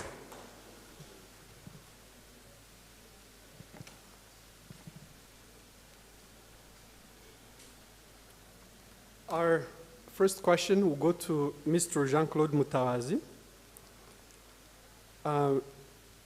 Jean-Claude, can you briefly introduce yourself and what RDB does, and talk about a little bit why Rwanda is betting on green energy, and give some examples of projects that we have worked on in Rwanda? Thank you very much, Alain. My name is Jean-Claude Mutabazi. I work for the Rwanda Development Board. For those who don't know, we are the investment promotion agency of Rwanda, but with a broader mandate. We are responsible for tourism, competitiveness, and recently also got mining under our docket. I head a team called the Sector Growth, which is a team tasked to look into priority sectors and create bankable opportunities. And if I could quickly move to your question, why Rwanda and why green investment? We believe it's a macroeconomic problem. I will give you an example. In 2023, our trade balance was about 38%. In easy terms, that's us importing 100% and only exporting about 38%. if you give it a monetary value, I think was around 2.3 billion USD in terms of what we are losing in trade. And do you know what was the second imported product in Rwanda?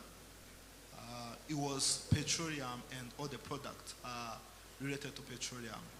That send us to the question: how can we replace petroleum in terms of our energy security, but also in terms of our trade balance? So to quickly respond to your question, green energy is local, while petroleum is imported. But I will touch on examples in as we go ahead with the conversation. Thank you. Yes, thank you for highlighting the issue we have in the sector, especially with the imports of petroleum and related products. Our next question will go to Mr. Idrissa. With Ignite Power, I know Ignite has electrified millions of homes in Rwanda in the region, but we still have about 600 million people across the continent that don't have access to electricity, modern energy. Based on your experience, what is the missing link to scale the last mile and impact millions more? Thank you very much, Ale. My name is Idrissa Octave. I am the Director of Operations at Ignite Power. We are involved in renewable energy sector. What do we do? Solar home systems. We do solar irrigation. And recently we have embarked into a new project where we are helping schools by connecting them to the internet, the satellite internet, in collaboration with Starlink, where we power them using solar in rural areas. So coming to your question, Alain, I think from what we have seen and from my experience, like you said, I will start from Rwanda. Rwanda, we see the government is very supportive. The private sector is ready. The technology is proven. Sometimes even the funds are existing to a significant extent. But the link which is missing is the coordination and harmonization of activities between the public and the private sector, also including the financial institutions. So the problem is the affordability of the products, but when we look at the financial institutions, for example, we have people presenting some of those, they look into companies that are working in urban areas, and they don't understand that also in rural areas there are some markets and potential for growth. So if the financial institutions, the government, the private sector work together and design a kind of financial models that are attractive and affordable to the companies that are providing these solutions, and also to the bottom of the pyramids, those end customers that can maybe have the micro businesses, to make sure they have a sustainable income, because the government can support through the projects with giving subsidy to customers, but those projects will end. So we need a sustainable approach that the customer can continue to have access to electricity, even though those projects can come to an end. Generally speaking, I see that we need unified strategies, streamlined policies, and shared goal across all stakeholders involved in the last mile energy access. Thank you.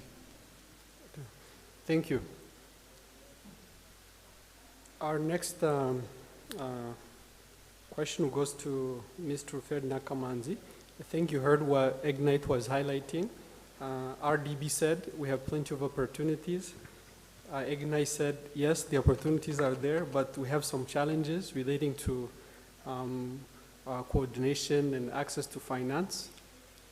would you briefly introduce yourself and also introduce what BRD does, and then talk about how BRD is structuring financing so that private players like Ignite feel more confident to invest in green energy?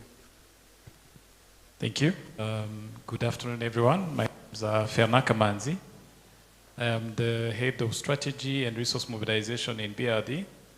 So BRD has been in existence today, I guess, for the last 57 years. And our main mandate has been to extend long-term, but also affordable capital to the private sector in Rwanda, so that they can play their role in contributing to the NST2 or to the Vision 2050 of the country. So if I look back on the questions and what Idrissa mentioned and what are the challenges that were mentioned by also RDB, so we've been sort of providing diverse financing facilities that are sectorial, looking at sectors and giving priorities. But if you look at what we've been doing for the last 5 years was to, number one, institutionalize what we call green and climate financing within the institution.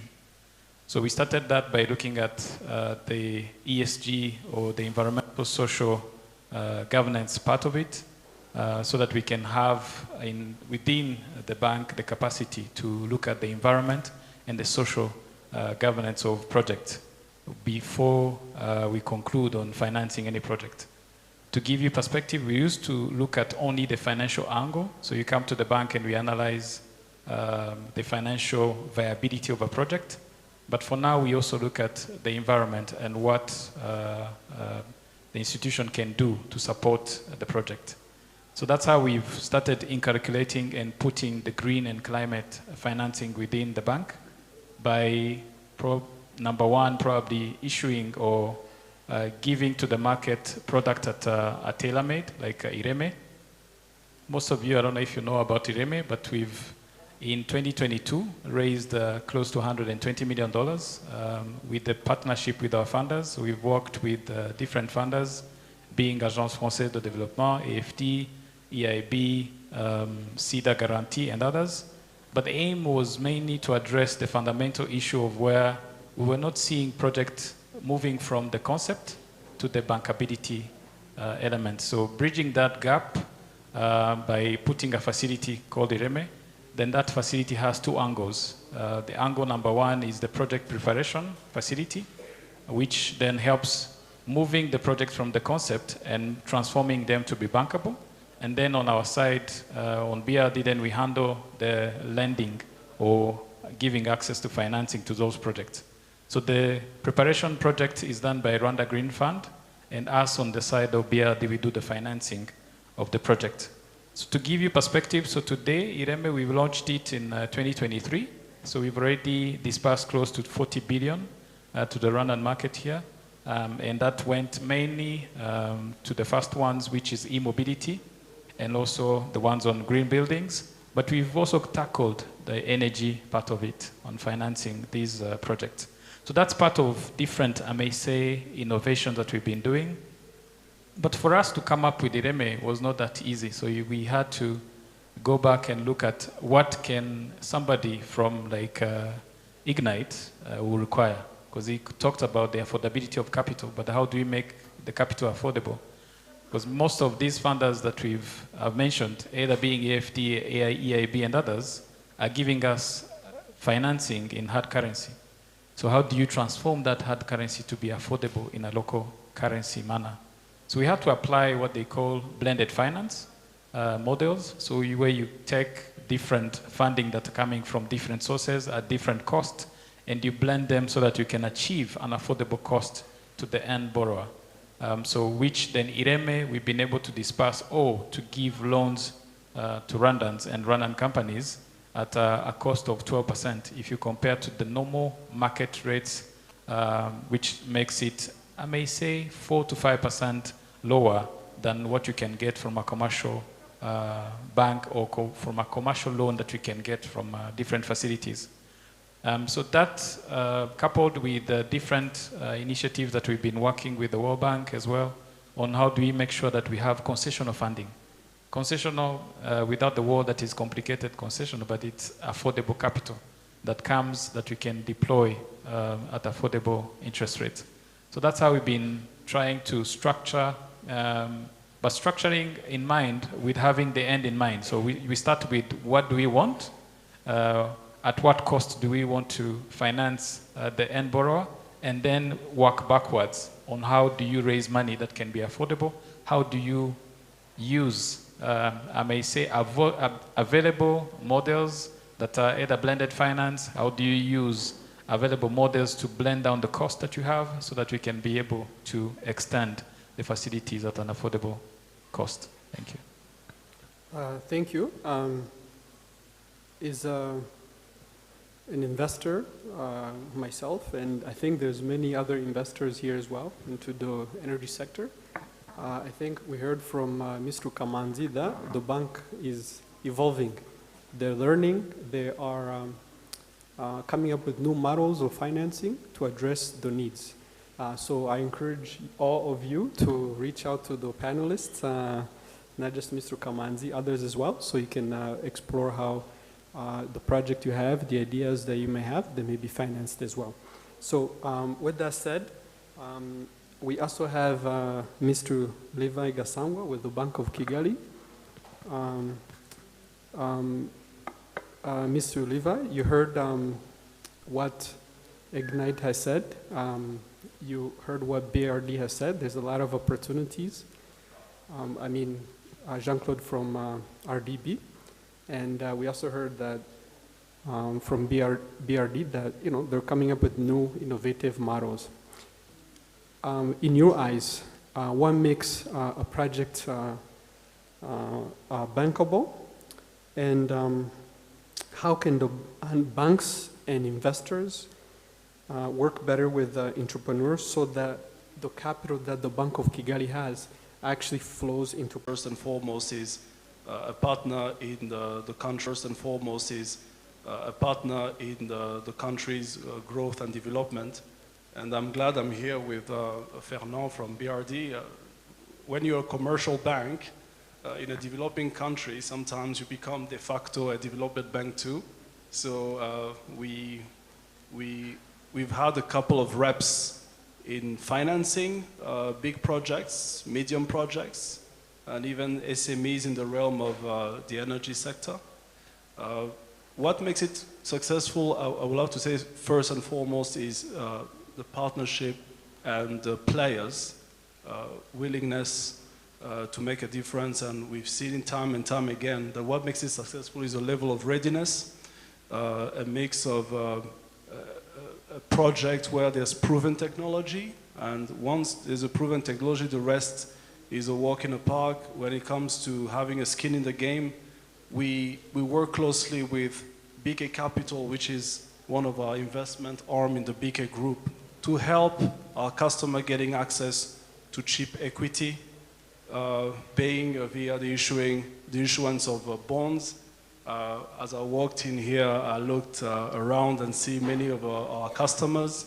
And to mention just a few, in the stock market, we had Energy Hotel, which was the first to break the mold and make an issuance of a bond in our capital market. The second one was a green bond issued by Prime Energy, all of which currently has been very successful, and it dispelled the myth that our companies, being corporate or SME, are not strong enough to meet the payment and make the bondholders happy. And on the bank side, we support in terms of project finance, as I mentioned, when it comes to debt financing. The most important thing for us is predictable cash flow. And once we have that, we're able to work on the rest. We listen to our customers. One of the biggest hurdle, Alain, and it's one of the biggest sin of the commercial bank, is to always ask the customers to bring a collateral. We're moving away from that. We believe that We have new ways of securing portfolio guarantees. We worked with SIDA, you mentioned the Swedish International Development Agency. We worked with the likes of ATD, the African Trade, Investment and Development Insurance, to de-risk some of these big projects and to enable the product to be well covered. Another thing I want to mention, and my special thanks to the representative of RDB and around this government, the private-public partnerships have been crucial to make all these projects a success.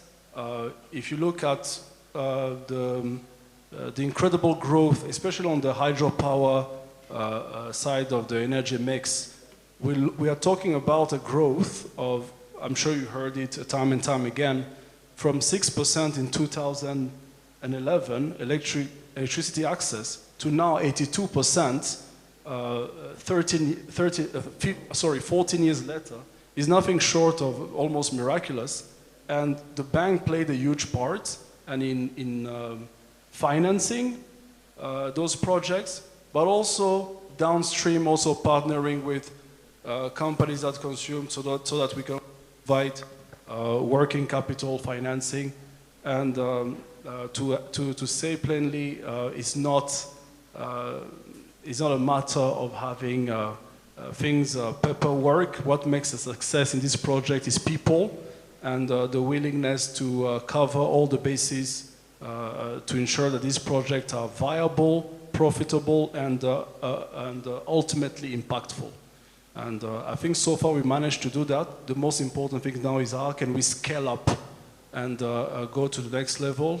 To this effect, I think one thing that was lacking is long-term, as Fernand mentioned, concessional capital. We are partnering also with the European Investment Bank, the French Development Agency, to secure long-term borrowings to match with the tenor, because this project takes time, between 5, 7, and sometimes 10 years repayment plan. So it's important for banks, a commercial bank usually, fund their loans through customer deposit. This is not sustainable. And I'm surprised that Fernand did not mention that the way to go is also the issuance of a sustainably linked bond, so that we also want people to emulate what BRD has done. The Bank of Kigali, something that we're exploring strongly to see how we can make those issuance so that we can fund long-term projects. So I'll stop here, Alain. Thank you. It's good to hear that the Bank of Kigali is also evolving in their approach to financing as well. It's, I think, music to the ears of investors, entrepreneurs that are looking for financing to be able to address the gap that are available in the market. Our next panelist is Mr. Sam Kagorora, who is the Director of Finance and Administration for Energy Hotel. Would you please introduce yourself, introduce also what Energy Hotel does, but also explain to, or talk to the audience to explain why you chose the corporate bond route, and also the journey of Energy Hotel. Thank you. Thank you so much.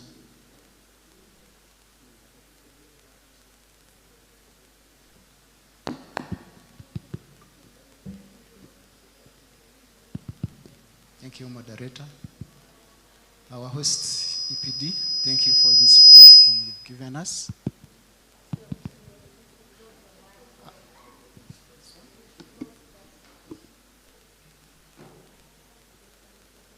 Is this okay now? Yes.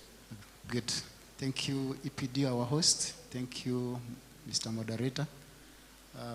My name, as you said, I'm Kagorora Sam, Director of Administration and Finance in Energy Hotel. My MD, Kalin, already mentioned a lot about what Energy Hotel does. The main business of ours, we are in hydropower plant. of course, plus engineering consultant services.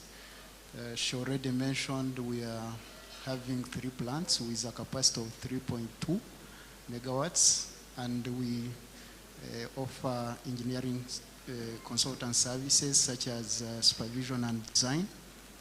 The case in point is Rusumo hydropower plants with a capacity of 80 megawatts, where in partnership with ICOM, we offered supervision and design services to the exact plant.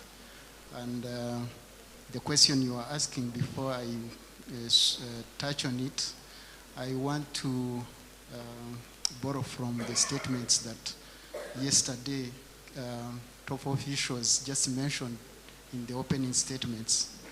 The minister stood up to speak. He said that clean and green energy is a political decision.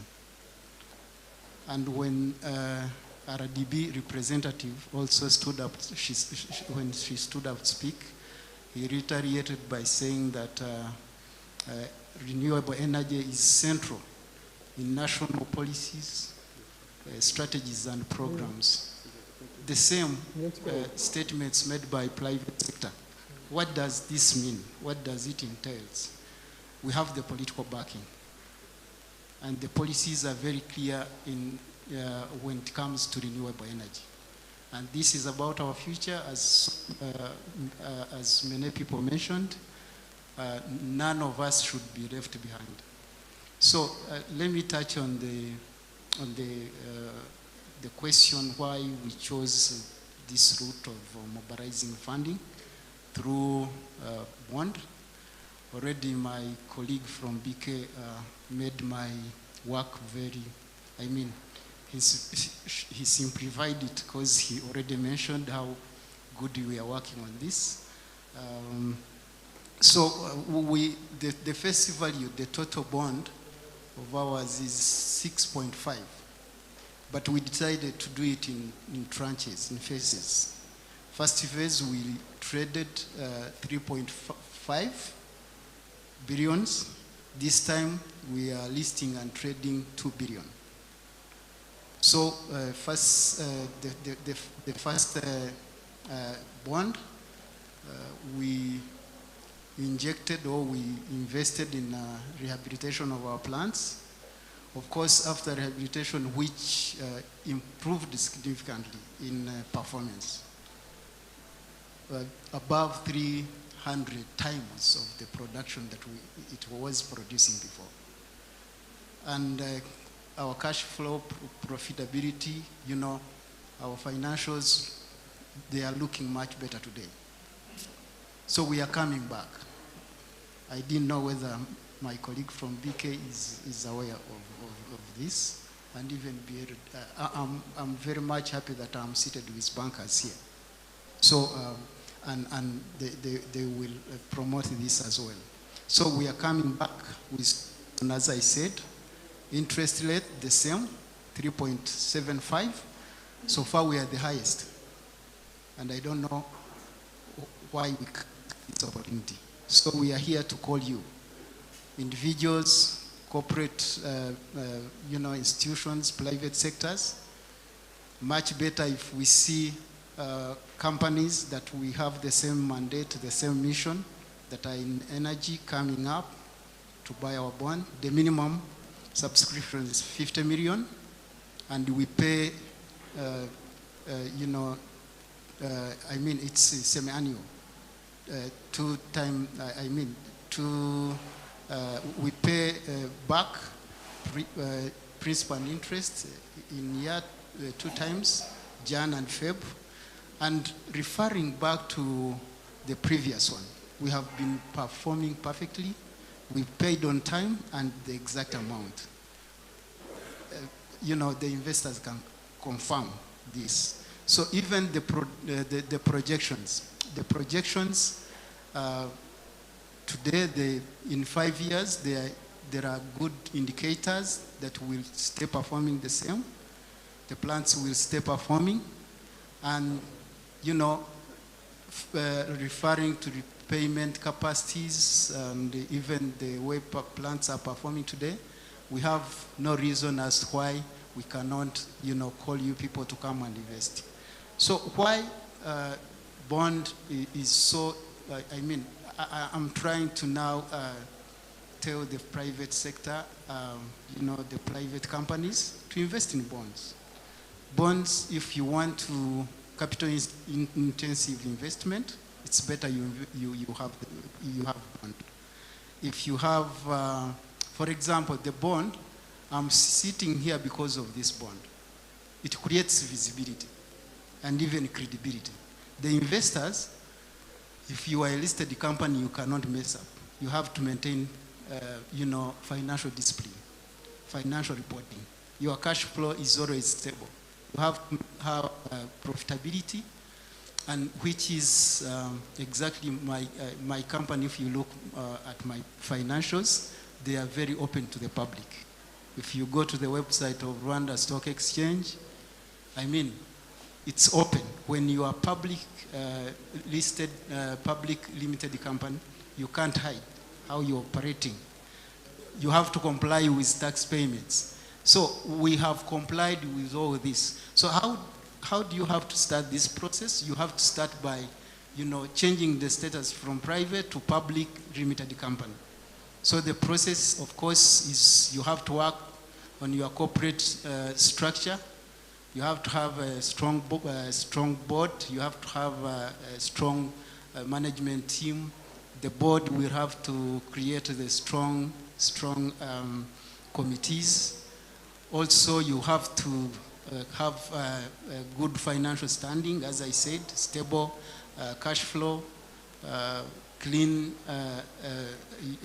audit reports. You have to be annually audited and report to Rwanda Stock Exchange.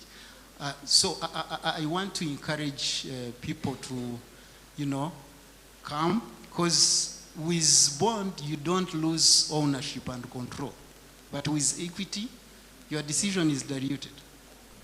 With loan, of course, you have to pledge your assets, which is not the same case. For us, we have a concession agreement of 25 years, 5 years down the road. Of course, the investors will refer to the concession agreement and even power purchase agreement, which is in place. So whenever we produce power, we sell back to ECL, they inject directly to national grid. So we have been performing well. The story is telling. Previously, we performed the repayment. It's been on time, exact and timely.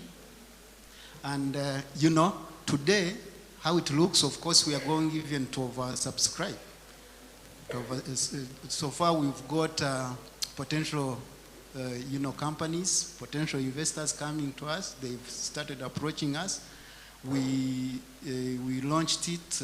The offer is open on 1st September, and we are closing on 29. And we are planning to list and trade on stock exchange 10th October. So we are calling you here. So don't blame us that you didn't know.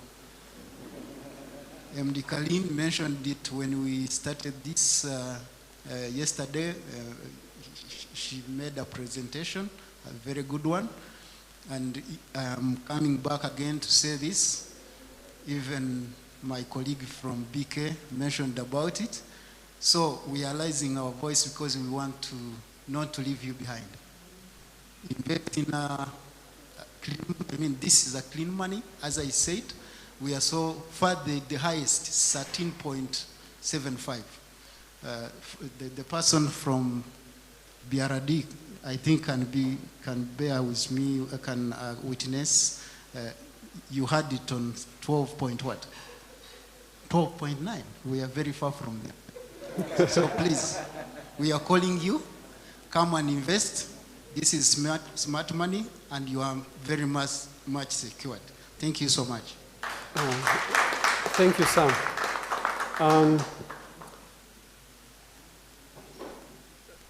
I suspect I saw a lot of people walking in after lunch, so some may have missed the points that were highlighted by the panelists. So I would like to start with Sam. If there was one main thing that you would like people to take away from the discussion or your points today, what would it be? Yeah? In few sentences. And then we'll pass the microphone over to Mr. Idrissa as well. Thank you.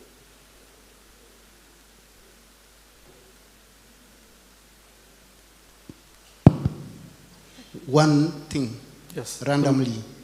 The one main thing about your business or the opportunities, I think I know what it is, but what would it be?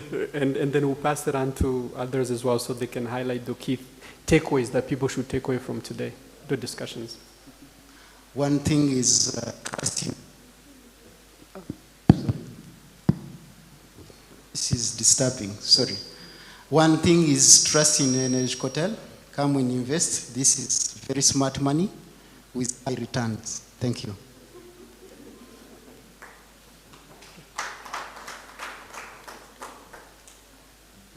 Thank you once again.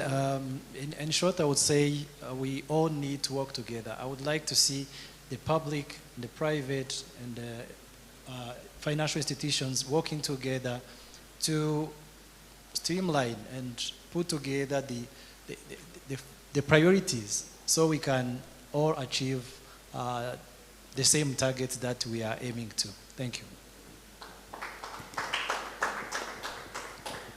Thank you. I would start by RDB's willing to work with you. I believe we've done it in the past. One word, give us a chance, invest in Rwanda, and there are many opportunities in the green sector, especially if you want to start and it's a proof of concept. We would be willing to work with you to develop your product. Thanks. It's hard anyway to summarize, but we will try. One thing that should be a takeaway, the bank has been trying as much as we can to innovate, having models that can support addressing the issues. Issue number one, which is affordability of capital. Issue number two, which is the tenor of the capital. So even if we give you capital, but for how long? Can we give you long-term capital? And can we give you access to affordable capital as well? So that's one of the bottlenecks that we've been trying to address as much as we can. But we do it through partnerships and we do it through listening to customers as well. By the time we started raising green money, we thought green money is cheap. But there's no cheap funds out there. So even if it has that label of green, whatever color of the green that you can give it, it's still money, and it still has a cost to it. And then after the cost of us getting the money to the country, there's the cost of compliance as well. There's the cost of reporting back to our funders. There's the cost of us asking whoever we funded on the monitoring and evaluation, how can you give us back the information so that we can report on the impact that we've created? And then that impact is created in a story, and that story is sold to bring more capital and affordable capital to the country. So come to BRD, we are willing to sit down with you and listen to you and co-create together on a solution that can be a solution to problems and challenges that we have. Thank you.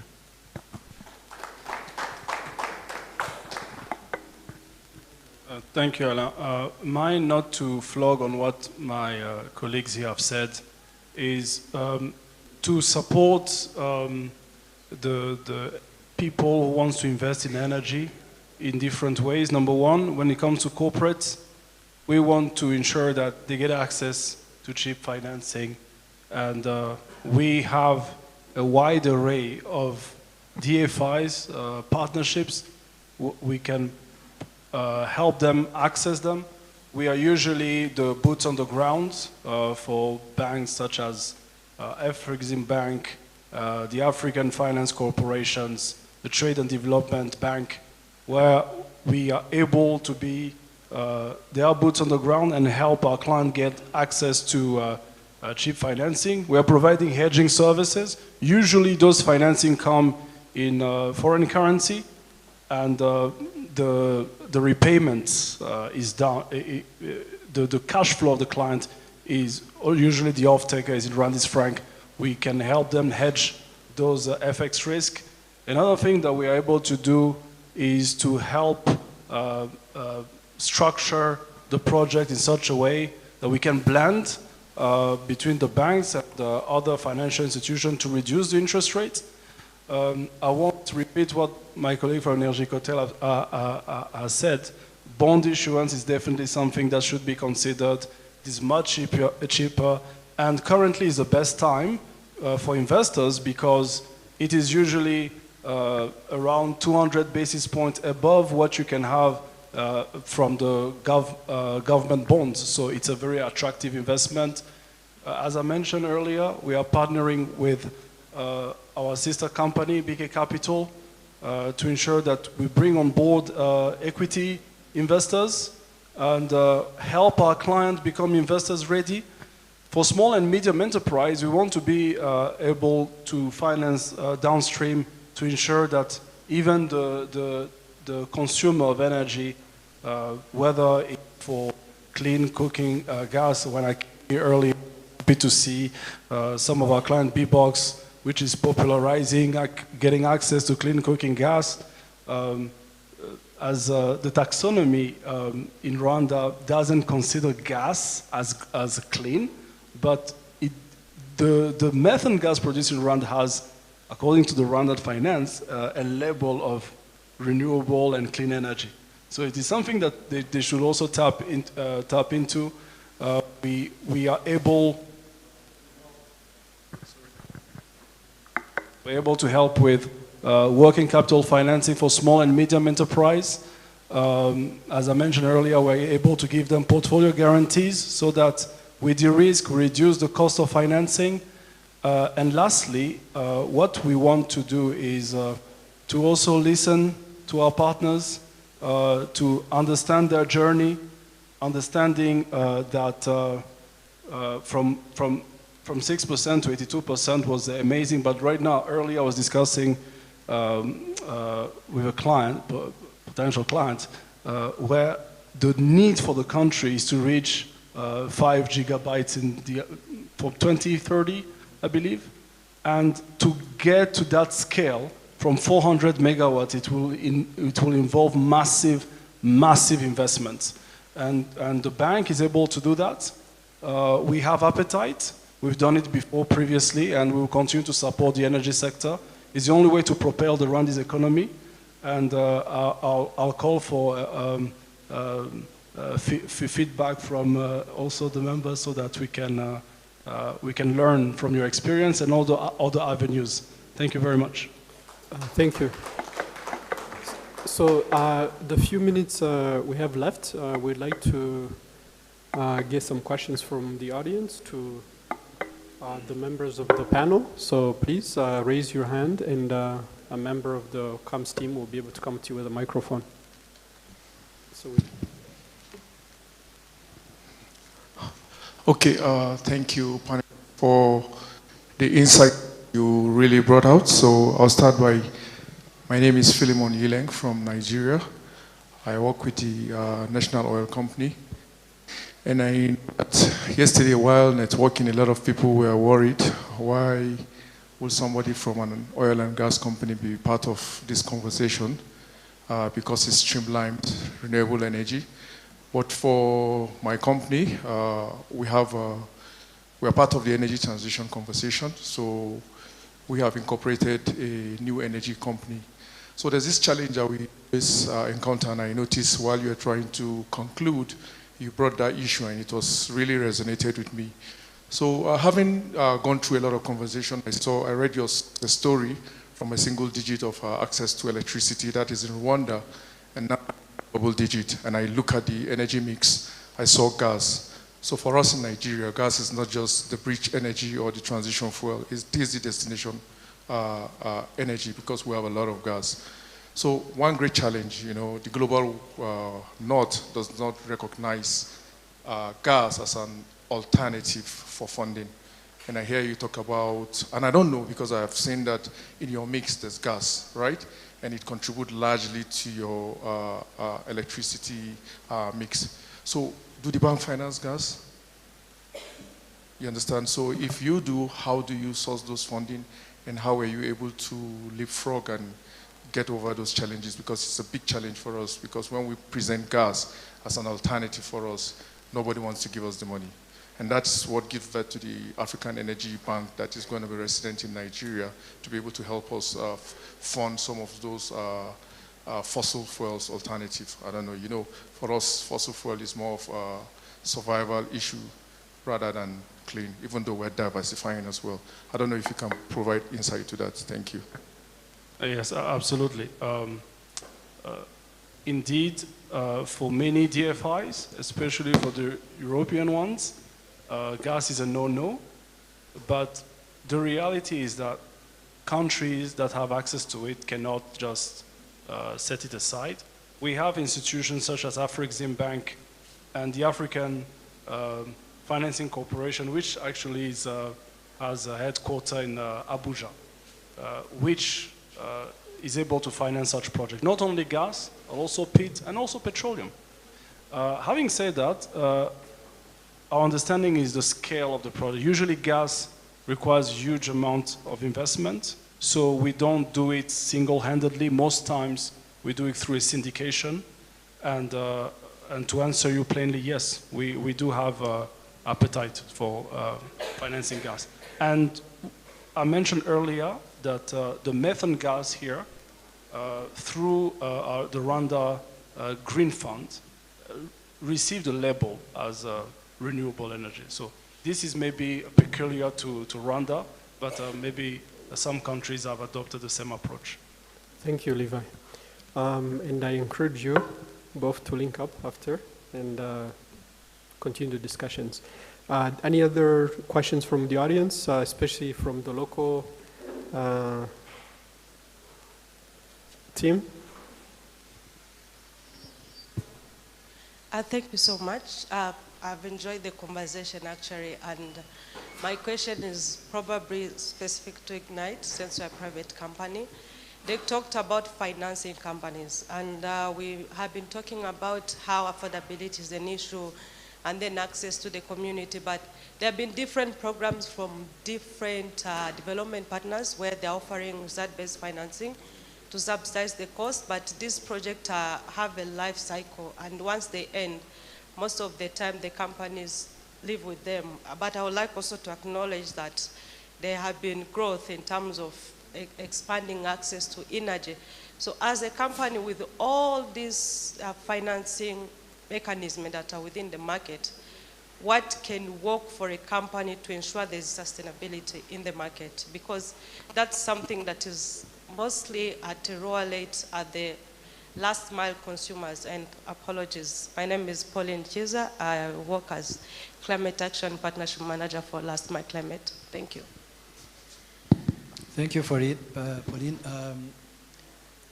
I think I mentioned it earlier. What we need, that's true, the government has been supporting the end user through the RBFs, the subsidies. But I say that it is not sustainable because, like you said, it has a life cycle and it's limited in time. And when those program ends, what should the company do? They will remain with the customers who are not able to afford the product, or maybe even afford the parts of the product that are maybe being damaged. So the reason why I said we need to see harmonization of activities between the private and the public and the financial institutions is that we need to provide financial models, to design them and provide to the end consumer, to the bottom of the pyramid. So those customers can maybe have some micro business to generate some income that is sustainable so they can continue. And the companies also can develop this type of discipline to teach them to be paying on like something like a pay-as-you-go models. So they can be continuing while they are getting some income from the business they have made through the financial models they got from the financial institutions. Because otherwise, the financial institutions, we just go in for the long-hanging fruits. They look into the town, the cities, the urban areas. They forget that the bigger parts of the country is in rural areas, and their traditional means cannot afford the systems that are on the market. Thank you. So, thank you very much. And our time allowed for our discussion ends here. So I thank you, the panelists, for your time and expertise, and for the great audience as well. And please, let's give a round of applause to our panelists. Marcos.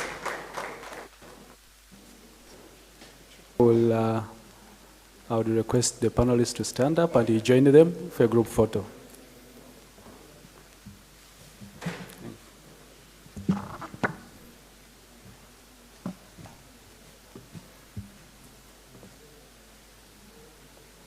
They are looking for special lanes. Don't get tired. Okay.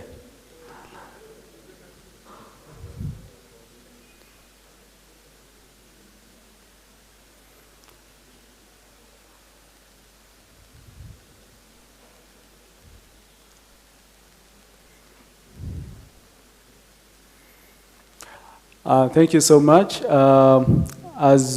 Before we go for our next panel, actually, which is going to be second last, I would request, we had a gala dinner yesterday, and some people got awarded. So I will request the MD of Solektra to come on the stage, and I request CEO of EPD and the Vice Chairman, Claude, please to join him on the stage so that you can give him the award. And we appreciate you so much for your support on this journey.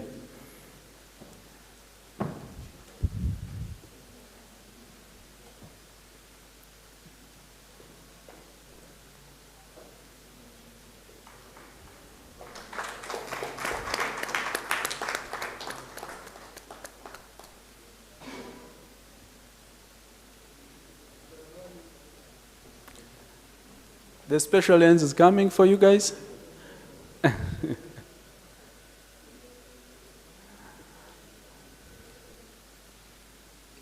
Thank you so much, Solektra. Your work, we recognize your efforts and your support.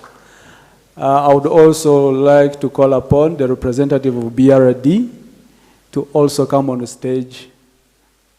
We recognize your efforts in green financing. We really appreciate your work and the support you have rendered to EPD.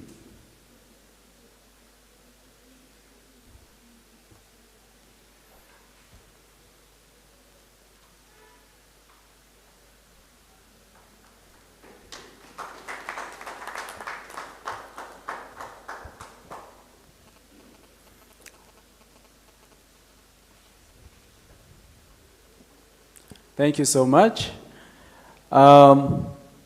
Let's go for our next panel before our final presentation.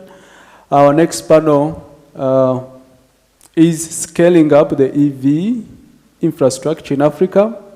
It will be focusing on challenges and opportunities in charging stations, deployment, grid readiness, and investment needs and capabilities. It will be moderated by Doreen Orishaba, the Managing Director of Vasigo, Rwanda. You're welcome.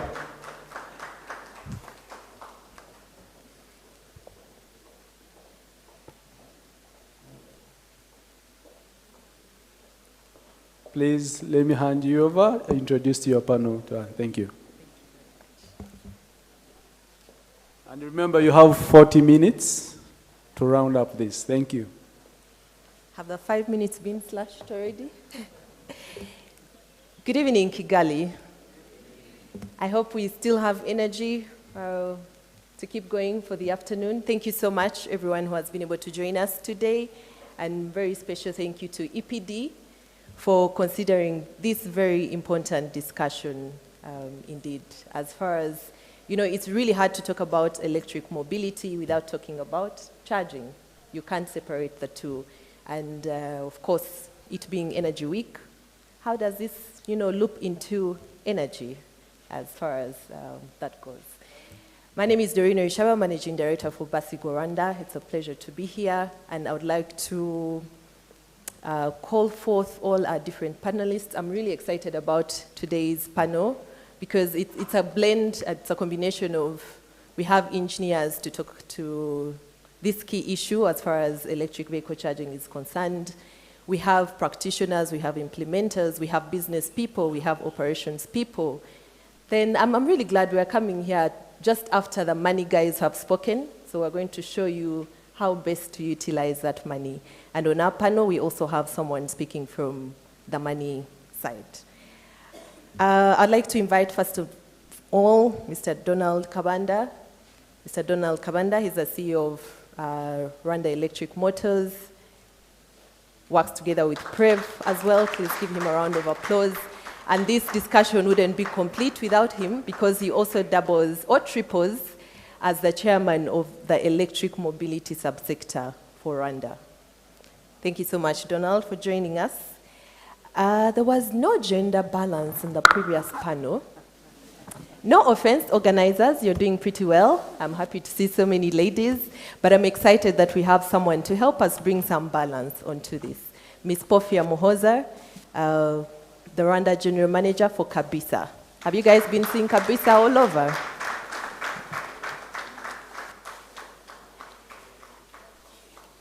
Thank you. We also have from the money side, Mr. Tony Shaka. Mr. Tony is the private sector investment analyst, formerly known as Fonera, but Rwanda Green Fund as we know it today. Thank you, Tony, for joining us.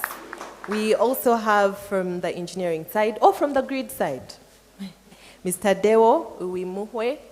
I hope I pronounced that right. Don't kill me after here. He's an engineering planning coordinator with REG, specifically the distribution side. And finally, we also have David Idunulwa. Thank you. He's the division lead for emerging products under B-Box. And I can see B-Box is one of the sponsors today. Thank you. Thank you very much for joining us today. Knowing that we do have really little time, I'd like to recognize all of you today. Mr. Kabanda, as the CEO of REM Motors, he brings with us, he joins us with 2 decades of leadership across, government, private sector, public transport as well. And right now he also serves as the chairman of Jali Transport. So he's really the right, even as the chairperson of e-mobility subsector, he's really the right person to speak to this. Tony Shaka, he supports private sector access to climate and green infrastructure financing. So we hope to leave here with checks signed. BRD is here, Rwanda Green Fund is here. Surely we should live with more charging infrastructure with us. Dewo, of course, you can't begin to talk about charging without talking about where it comes from, the entire source. So that's the grid, from the national grid at the moment. He's an engineer who has been looking at product delivery and grid planning. So people who have any questions about grid planning, please prepare to reach out to him. David, he's been building different scalable financing and charging infrastructure for specifically motorcycles across Rwanda, Kenya, and Ghana as well. I would like to believe that we do not only have Rwandans here. This is Africa, literally Africa Energy Week, right? Any non-Rwandans represented here in the house? Oh, great. Good to have you. Thank you. Please do. Oh, I'm East African. I'm Rwandan. And finally, Pofia. Pofia has seen it all in the Rwanda transport sector, in and now specifically charging, even as Kabisa really tries to grow that. So getting straight to business. Guys, when you think about, quick show of hands. How many of us own electric vehicles? Anyone? We may be solving a problem that doesn't exist. Okay, thank you, good to see those hands. Anyone who owns a business that needs, charging facilities? Dawn, at least represent us. Okay, I'll put up my hand as Basigo. Of course, like I said, we really can't talk about electric mobility without talking about the charging, how this charging is really done. And why do we need charging? Remember, without charging, electric vehicles will not be able to move. Without charging, we will not be able to, accelerate the adoption of the electric vehicle. Because you know what? The same way when you buy, Mr. Sarge, can I put you on the spot? What's your dream car? Do you care to share with us? It doesn't have to be electric.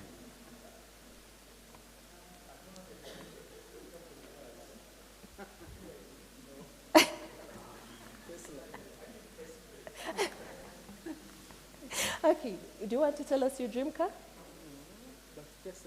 A Tesla will do. Okay, so anyone who maybe is dreaming to drive a Lamborghini or a G-Wagon, I know there are G-Wagons all over the place, but when you think of buying a car, do you ever think of, now I have to think about setting up a petrol station? Do you ever think about that? No, because there are already charging stations, rather petrol stations. Oh my gosh, my life has been charging. Now it's hard to switch back to petrol stations. But yeah, you never think about it because those stations are already set up, okay? So the same way that, the IC e-vehicles, they've already been planned for and you're very comfortable to go and buy a car and just put it into use without thinking about how you're going to fuel it because that has already been provided for. So same thing applies to the electric mobility side. For us to be able to, we want that to reach that state where everyone is comfortable to buy an electric vehicle because they know they will find charging anywhere. And there are different types of charging. It can be home charging. There's what we call AC charging that's much slower. We have DC fast charging. We have different segments of vehicles as well. We have the two-wheelers, the motor vehicles, the motorbikes that use swapping technology as well.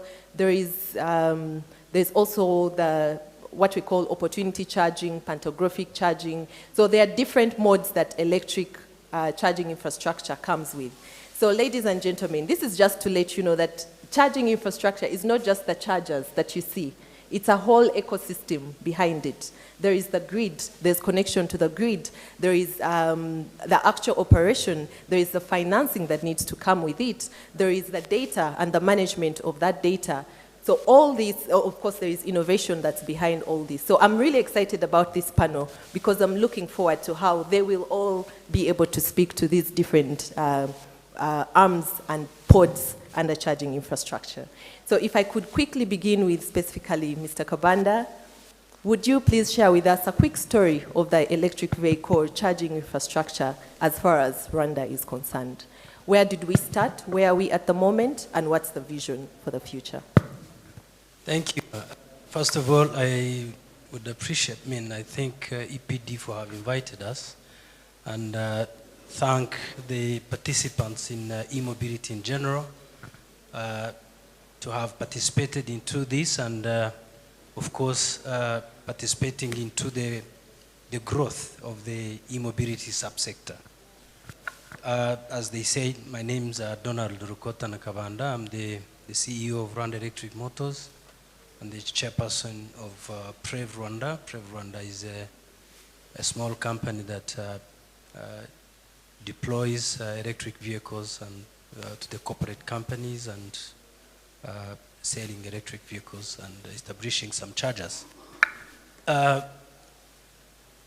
Telling about the story, I think I'm among the pioneers of electric mobility, opening up a company for electric vehicles.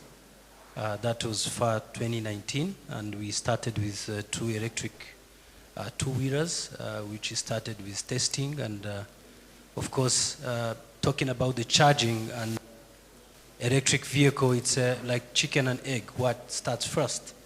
but for us, we started with both.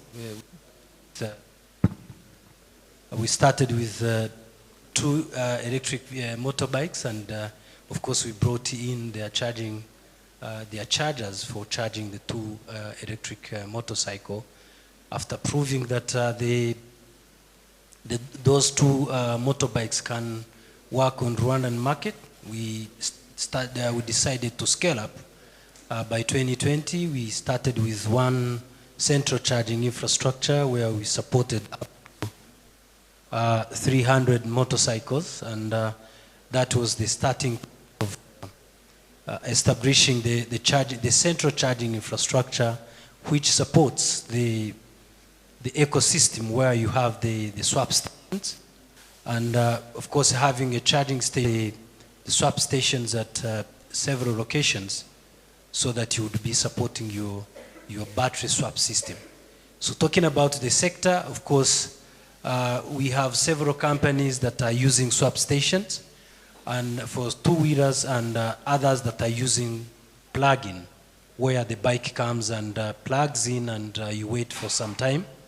And this has been working, but for us, we found it not viable and feasible, and then we invented into the central charging and having swap stations.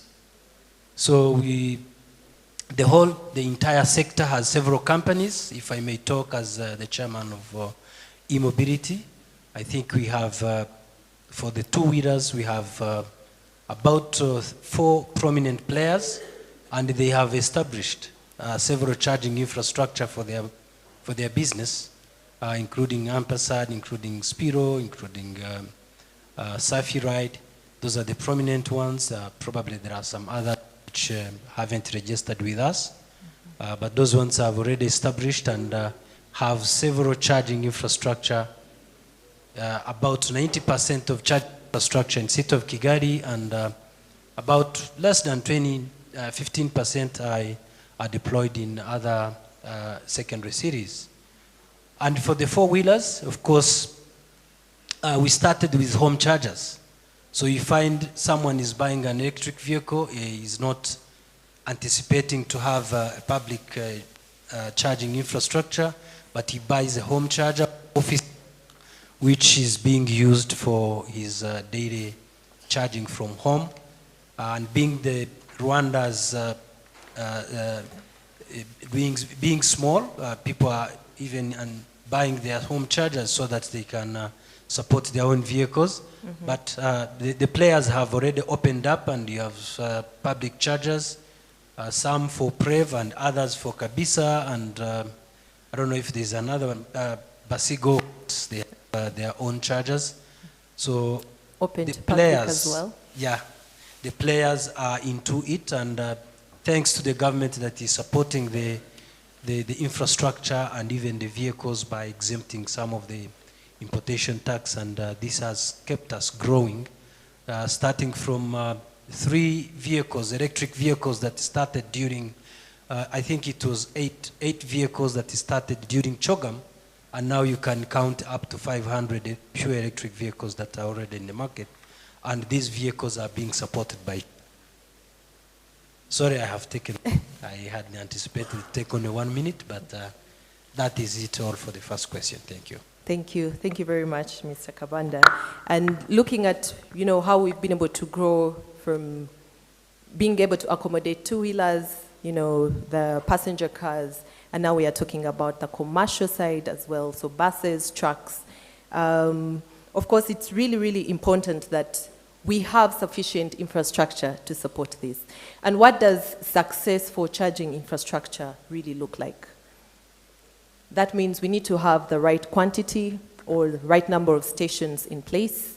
We need to have them in the right locations. I'm glad that you've been able to say, okay, we have some chargers within Kigali, but then we are also beginning to think of outside Kigali. We should not leave the secondary cities and the other rural areas behind as well. So success will look like not just charging infrastructure within the city, but outside the different cities as well. Having them in the right locations that are accessible.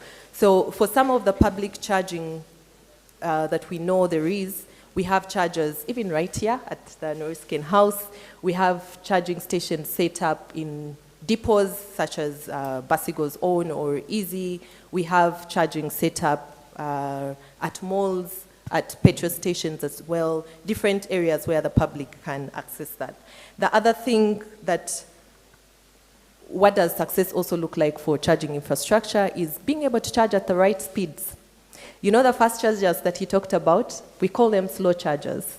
It's possible for you to connect your car and it's going to take about 4 to 8 hours. Who has time to wait for 4 hours, right? So we need to be moving on to the next development where we are enabling faster charging, and I'm glad most of the countries now embracing what we call DC fast charging. And finally, the other way that success for electric vehicle charging really looks like, it's about the ease of use, ease of payment, because if we're talking about public, there is, exchange. And also, adaptability, interoperability. So moving to you, Ms. Muhoza.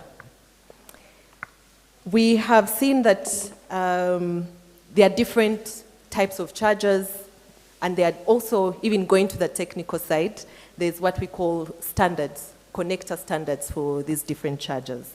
So across the globe, we have GBT standard, we have CCS and CCS2, we have CHAdeMO, type 1, type 2. Could you please quickly highlight for us what Kabisa's current distribution of these looks like across the country? And then what should we prepare for in terms of the future and enabling most of our dear, you see the hands were really few when we asked who has an electric car. Maybe these are some of the challenges that they are facing. How can we prepare for them to be able to cross over to the adoption? So speak to us about the connectors. Thank you. My name is Porfia. I'm the MD of Kabisa, and thank you, EPD, for having us. Quickly to share about the charging stations that we have and manage as Kabisa. Most of them are GPT, which means they charge cars from China. That is because 80% of the cars that come into Rwanda are from China. But at the moment, we also have cars that use CCS2, that is cars from other places, not China, Europe and all that.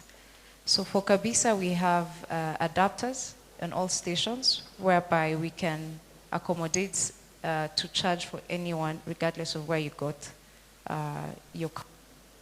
So it's important that we get to a point where regardless of where you buy your car from and the comfort that you have, then you can also still charge your car everywhere that there's a charging station close to you. Great. Anyone who has driven to Rusizi? Or anyone who is saying, I haven't bought an electric car because I can't charge in Rusizi? Anyone who is saying that yet? Ms. Porfia and Mr. Kabanda, they are here to help us solve that. And all together, we should be able to. So in terms of connectors, thank you for that response. And moving to now, connectors is now on the output side. Looking at the input side, and here we are talking about the grid. When we were doing a research here, one of the questions that kept coming up was, especially generally in Africa, we're really talking about charging infrastructure in Africa. They always ask, do we have a grid stable enough and sufficient enough to be able to support this transition to electric mobility? So Mr. Deo, could you please convince our fellow countrymen, let us know, do we have a grid that's stable enough, sufficient for EV charging station? And with that, does REG track what EV charging consumption looks like at the moment? Thank you. Deo from REG, EUCN. I think we'll start from the last question. Currently, we do not timely track the energy consumption from the EVs, not because we don't understand the impact it has on the grid, but maybe because the system we have, which can help us to have this data to do the analysis,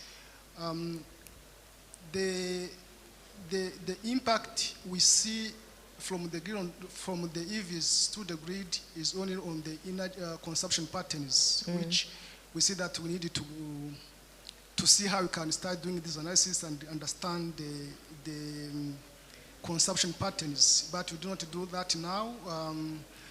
What we do, sometimes if we want maybe to know how the consumption is, we have some sites that have the smart meters. Through the systems, we can maybe, for some sites, you can extract the data and then we do this analysis, but it's not something that we do on daily basis or timely basis. So about the impact on the grid, for us, we don't see the EVs now as a great threat to the grid because this is based on the studies that were made before. For instance, the one made by the World Bank very recently, the report was published by this last June. They found that if we have all bus fleet as EVs, you can only have the demand contributing to 70% only to the entire demand in the Kigali city, which means it's low, but it's not low to the point that we can ignore it. So what we have to do, maybe there's this initiative to see whether we can have this analysis because the impact comes in when we are checking the peak demand. That's why you have also the rising demand, so you don't want to add any other demand during the peak hours. So having this detailed analysis and to understand the charging patterns will help us to maybe even handle any changes from the EVs. So the impact is on the charging patterns, not from the capacity of the charging stations. Thank you. That's great. That's really a huge relief to most of us and great to hear. And of course, the other thing that we keep wondering about, what is the distribution between peak charging, off-peak, and shoulder charging? What does it look like? But looks like that is part of the data that you need to start collecting and analyzing, right? Yeah, maybe I can refer to also the same study done by the World Bank. They have tried to do this assessment. They found that most of the EVs, of course, depending on the site and also the behavior of the operators, we can have different patterns. But most of the chargers tend to have the consumption during the peak hours. The pattern is like it's rising during the peak hours. That's the situation. But for us also, as REG, we need also to collaborate with different operators to see whether we can have this data that can help us understand on a timely basis on how this charging patterns is, which can also help us to see whether we can even improve on the collaboration between us and the operators. Thank you. Okay, great. Thank you, Mr. Deo. It's really great to hear. And I must say, as Basigo, we are a testament to the stability of the grid. For the last 2 years that Basigo buses have been in operation and have been charging them, the longest outage we have had has not been more than 40 minutes, if I'm being truthful. So we would like really to appreciate REG. We appreciate the entire energy sector. Please do keep it up. However, we always need to plan for the future. It does not mean that things will always remain the same. So David, coming to you. You know, like I've said, Rwanda's energy grid has proved stable for now, but then we know that B-Box is really, your age is in decentralized energy, off-grid energy. Do you think it's realistic for us to expect EV charging infrastructure to scale to that point where we need to stop relying on just the grid and start to think of how do we support EV charging off-grid? Thanks a lot, Doreen. It's great to be here today. Thanks to the EPD team for the invitation. It's good to see some familiar faces in the audience, of course on the panel as well. My name is David Idunoloa. I lead the Emerging Products Division at B-Box. And just for some background, to describe how we've been thinking about decentralized energy access, B-Box has been pivotal to the energy access story of Rwanda. We've been doing this for about 15 years when just alluding to what Levy was saying, Levy from BK before at the last panel. When B-Box came aboard, and just about the time he was describing about 15 years ago, the energy access rate, electrification rate in Rwanda was about 6% to 11%. Today is about 82.2%, according to REG. And B-Box has been pivotal in that, growth in the electrification rate, especially from an off-grid standpoint. Now, primarily, you want to target energy access as the first, entry point. But Rwanda, as a result of the high urbanization and industrialization focus of the government, there's been an increasing need to provide access to new frontiers of energy, and that's where the grid, might not be able to keep up in the short term, and that's where we see opportunity to build more decentralized systems that are modular. So what that means essentially is it's going to be a mixture of micro and mini grids, where micro grids are what you have, say, in your, I think like what you have in the building, for example, and then micro grids, mini grids will be anything less than, say, 1 megawatt. These models have been tried out in markets like Egypt, and the results are outstanding. So we see opportunity here to take some of that expertise that we've brought from an off-grid standpoint, although this was more for rural homes, so you have to appreciate the complexity, where we're not saying it's going to be a walk in the park, and that's why we're spending quite a lot of time from an innovation standpoint to make sure that we have the right combination of decentralized solutions that can support operators like Ampersand, Spiro, Kabisa, where we also are able to provide energy at the point of need, rather than, say, what you have today where there's dependency on the grid, and so generated capacity is one thing, but distributed capacity is something else entirely. So the way we see it is, if we're able to provide energy at the point of need, we eliminate the dependency on the lines as they are today, and we can perhaps cover, say, 20 to 30, maybe 40% of the energy demands of swap stations, for example, or charging stations like Kabisa has. So that's the overall strategy, and this is really where we need support in terms of trying all the innovative solutions, like I described earlier. Yeah, that'll be a summary. Oh, great. That's good to hear. And thinking of this entire ecosystem, back to you, of course, we are talking about EVs. That means the vehicles have batteries. There's going to be, every battery has a life. Most of these batteries are going to reach their main, what we call the primary life. And then does B-Box then look into giving these batteries a second life, where we say, okay, we are taking them out of the car, but we are transforming them into a system that's able now to support other cars? And what will that look like? Is it mostly support for the two-wheelers, like you've mentioned, or do we anticipate, like in 5 years, technology will have grown to this extent where even we should be able to support the cars? The buses might be too heavy, but at least two-wheelers and four-wheelers. Thanks a lot, Doreen. That's an interesting question. We'll come to the buses eventually, but understandably, we're starting with two-wheelers and small cars. Okay. So the way we look at Second Life is we see opportunity to provide those kinds of solutions. We call them solar trees. So they're essentially pillars that have solar panels on them. But think of them like trees with solar panels, right? So the way we're thinking about it is we're doing some work with the Oxford University right now, and the core of that project is finding opportunities to increase the life cycle, extending life cycle of battery packs.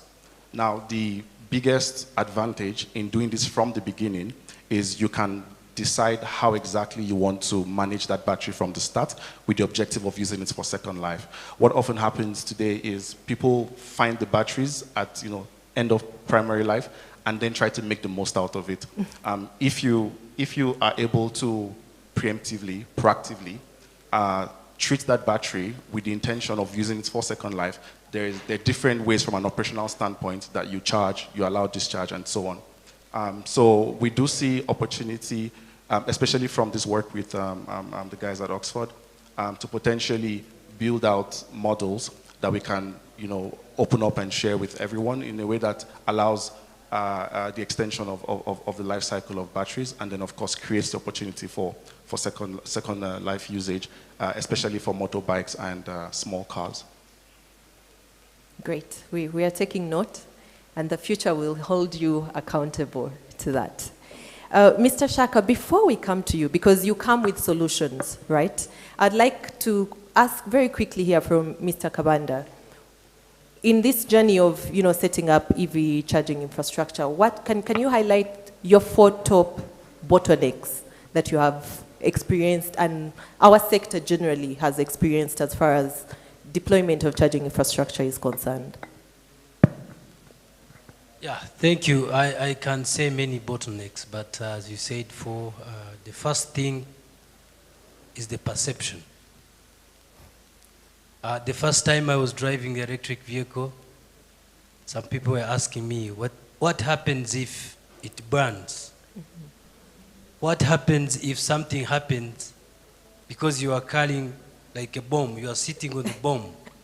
Electricity is going to burst one day, and I was trying to explain that actually ICE is more dangerous than the battery EV, because if you just light a fire on the petrol, it flies than on the battery. So the perception is a very, very big bottleneck because people don't understand that electric is actually the next generation, the next thing that everyone would go for.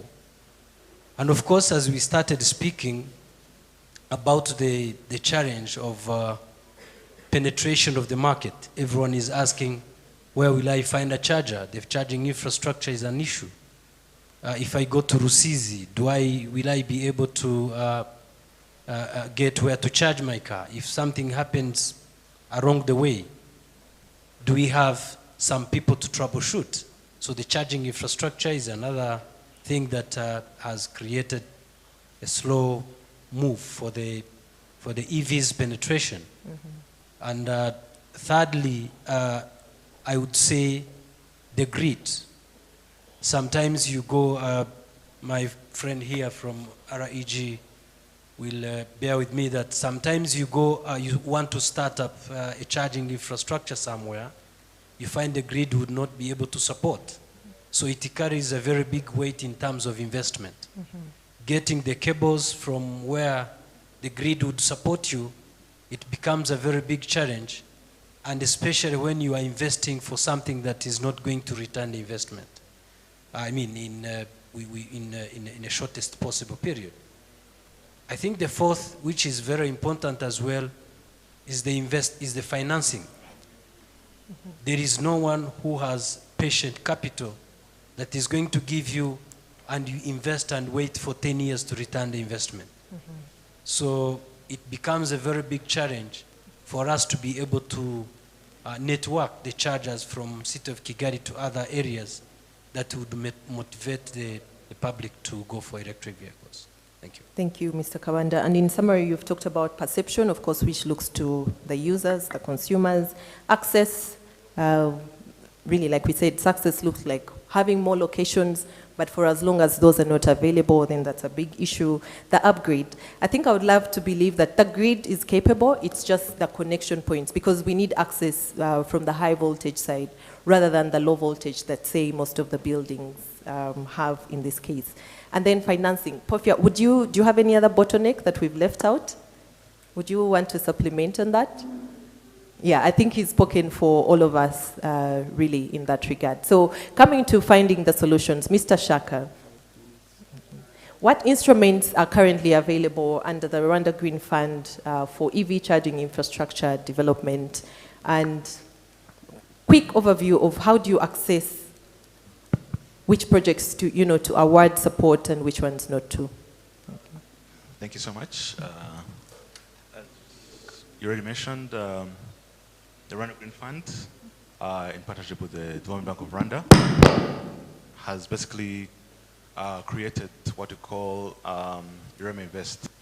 So Ireme means quality, so looking for quality investments. With this facility, we have raised $263 million. The way it is split up is we have $29 million in grant funding, we have $24 million in bank guarantees to help people who want to get loans from commercial banks. The commercial banks obviously understand that these are new businesses and they need that kind of protection. The risk analysts will not allow certain investments because the risk exposure is below the threshold they have, and they have to comply with the central bank regulations in terms of risk exposure for the investments. So that basically kind of eases their worries and allows them to be able to invest in more risky and long-term investments.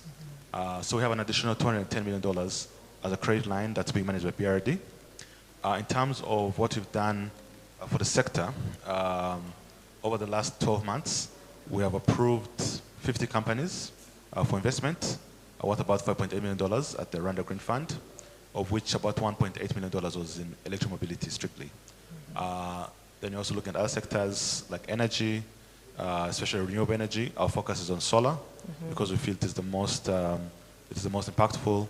If you're looking at the cost of energy generation, solar energy has dropped in pricing 95% over the last 30 years. That means today it takes you $1 million to construct a 1 megawatt solar plant. 30 years ago, it would have taken you $20 million to build that same power plant. In terms of financial instruments, we have, I would say, 6 instruments, right? So we have, starting with the bank, we have loans, credit lines, traditional credit lines, which are at $10 million with a tenor period of about 12 years. The interest rate is 12% on the franc. People say that's high, but I say look at it from the perspective of the investment. Because if you consider currency devaluation, that's 6% off. If you consider the dollar devaluation, that's 2% off. So they're actually lending at 4% on the dollar in real terms. So 12% may seem high, but in actual terms, it's actually 4% that the bank is making on those investments. So these are actually low. These are low interest rates in actual terms. Because you have to consider the fact that the franc is devaluing at about 6% annually, and the dollar is devaluing at about 2% annually. So you take that 8%, that 12% becomes 4%. That's really the margin for the bank. They also have what they call bank guarantees. So they have $20 million that is meant strictly for bank guarantees in the sectors of e-mobility and energy generation. So the maximum per company is about $1.5 million. They can do 50% of the collateral requirements, but if it is a female majority-owned business, that goes up to 75%. That means that there's also an incentive to encourage women investors into the green sector for e-mobility and energy generation. Then coming to the fund, we have equity investments. We have an equity investment cap of $1 million. And then we also have what you call bank guarantees. So we call them technically collateral support, but they're de facto bank guarantees. That's $500,000 that can cover 100% of the collateral requirements from the commercial banks. So unfortunately, we don't have this money on accounts yet, but it's coming soon. And once it is available, we'll communicate to the market and tell them that you should be able to apply for this. So the commercial banks are already aware of these instruments. Our collateral support, so you can do $500,000 per company. And we have about $4 million allocated for that. So that'll be about 4 companies. Yeah. No, 8 companies, I think. Yeah, that will be able to qualify for that. Then after that, we have what we call recoverable grant. So that recoverable grant is essentially a zero interest loan. 300,000 is our cap. We do the first 2 years 0 payments, and then we negotiate in terms of payment from year 3, year 4, year 5. So usually we'll do 100K payment in year 3, end of year 3, 100K end of year 4, 100K end of year 5. However, in certain special circumstances, we could negotiate to have a bullet payment at the end of year 5, right? That basically allows that money to be used on a rotational basis and have a bigger impact. Then the next one we have is recoverable grant, a full grant, traditional grant, $100,000. So that with that one, we basically able to support companies that are basically startups and upcoming, really with no financial muscle yet, but we're helping them to come up and basically be able to attract investment by developing prototypes, testing, doing feasibility studies, and also doing pilot studies. In terms of the pilot, we plan to deploy $367 million into the market over the next 7 years, both as a fund and the Development Bank of Rwanda, basically so that you can support the sectors. Our priority obviously is e-mobility because we feel it is the most impactful. Energy is, we already have a good 50% of the grid. That's 200 megawatts. That's green. So that means that the impact you'd have in mobility is not the same as you'd have on the grid because the grid is already 50% green. So our priority as a fund at least is in e-mobility. So in that respect, we have funded a couple of players in the market. Obviously, Basigo being one of them. We've also supported Capisa and REM. We also worked with Easy Electric, Ox Delivers, Dab Africa, Vuba Vuba, as well for the electric motorcycles for deliveries. And we also worked with Ampersand. We also worked with, we're basically planning to work with a few other players in the market that basically want to revolutionize the mobility sector in Rwanda. And then we also have we also looked at the sector, something that was also holding back the people is they had worries that they didn't have enough garages, EV garages in the market. So we also supported Safe Auto Garage. So they do hybrids and EVs. So our focus was on the EV section. So diagnostic equipment and basically equipment to basically fix vehicles and give the public the assurance that electric vehicles are the future. Thanks. That's great. Ladies and gentlemen, you have heard, if you're looking for money to set up an EV charging station, Mr. Shaka is the man to approach after here. And as we wind up, Ms. Mohoza, could you quickly let us know, when we talk about EV charging infrastructure, there's an aspect of, software development. Usually we just look at the hardware side. But then there's also data. Are there any pieces of data that you feel right now we are lacking on the business side? And if we unlocked that, we'd be able to quicken our steps in EV charger deployment. Thank you. I would say the data that we miss that would be impactful would be, let's start with even financing models. You'll find some people are not even aware of what's Green happening Fund and what's happening. So having data on the finance, having data, would love to have real-time data on the grid. Given that at the moment now, if you want to set up a charging station, you have to work with REC, then they can let you know if this place, how would you upgrade, how much would it cost, but that takes time. Yeah. So if it was a real-time information that we can have, that would also speed it up. Also in terms of land availability, if you were to set up PPP, are we allowed to do such partnerships? Where do you set up a station? Do you have to partner with the petrol stations, or can we have land where we set up our own charging stations? So lack of such data takes a bit of time for available us information. To enable, yes. Yeah. And I think also lack of information to people who are buying, to anyone out there, like it should be everyone's responsibility to learn a thing or get information about EV that will help you also transition from your ICE cars or hybrid to full electric. There is lack of awareness and data, and then people just assume this is not a product for me just because they're lacking data on it. The actual information to that. I think the one expert that we are missing here is on real estate. I think that's a conversation we've not had. But yeah, it's a real challenge that I will say we are facing as well. And as we wrap up, finally coming to you, Mr. Deo, we do appreciate the government of Rwanda for setting up the best electricity tariff there is for electric vehicle charging. That's under the large industrial tariff.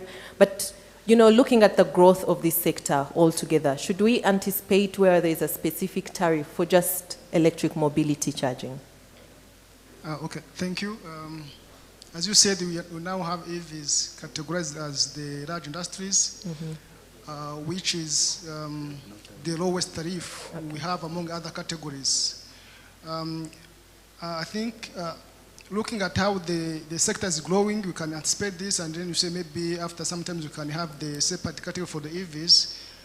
But I don't know if because to have the category, you need to do some studies and then maybe revise the existing ones and then say this sector needs to have the separate category.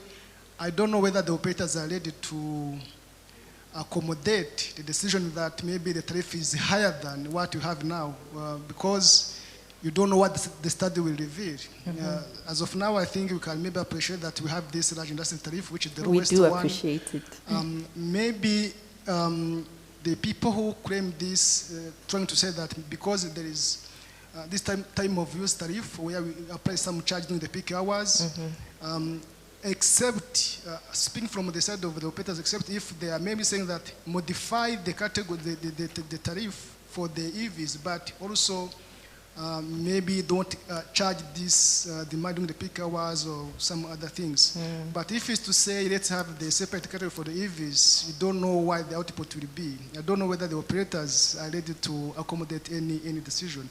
But for what I can say, as of now, we collaborate with RURA because it's the regulator. The regulator. We are following what is set now. And I also know that there is some initiative trying to investigate and see whether we can have a separate category for the EVs. But as of now, we are following the decision that the large industries and EVs are in the same basket. Thank you. Absolutely. Thank you. Thank you very much. And ladies and gentlemen, I know we'd love to hear from the public, but in the interest of time, if you have any other questions, please feel free to approach all of us in the sector about EV charging specifically. But as we wind up, I would like to appreciate our panelists. And in 30 seconds, I'd like each of you just to highlight what would you quickly change to be able to accelerate deployment of electric vehicle charging infrastructure. And as you think about that, Dewo, we started a conversation about, how do we let consumers be consumers and not investors in, upgrading the grid as well. We look forward to continuing that conversation offline, but I think it's important because that's a voice that we are literally hearing from everyone who has invested into this. Add your panelists, one by one, starting with David. 30 seconds, final remarks. Thanks, Doreen. The one message I would like to leave you with is the one of coordination. There is a lot of benefit that comes from us approaching markets together or approaching regions together to solve a problem, whether it's the regulator on the government side or within the private sector as well. We can focus on what we're good at. For example, we're good at off-grid solutions. Kabisa is great at installing chargers, right? So we can focus on the things we're really good at, and we'll see a lot of accelerated transition in the e-mobility sector. Thank Collaboration, in short. Thank you very much. Mr. Kavanda? I would say that what I would need things to change is the perception of the public to keep on making the awareness that EVs are the future and for our environment, for our health, so motivating everyone to possess an EV, and of course the government support is always there by increasing the power supply to even rural areas so that we would be able to access all the corners of the country and even crossing to other countries. Thank you. Thank you. Ms. Mohoza? I would say availability of financing options, whereby anyone from the entry-level job to every business have a way that they can afford these cars. And the charging infrastructure. Yes, Mr. Shaka, are you ready to sign checks today? Very ready. So I think I just want to start by thanking the REG because they've been very helpful in our implementation of our program. So far we've approved 59 charging stations worth about 2.8 megawatts, right? And that is only possible because of the support we get from the REG team. So really like to appreciate you on that.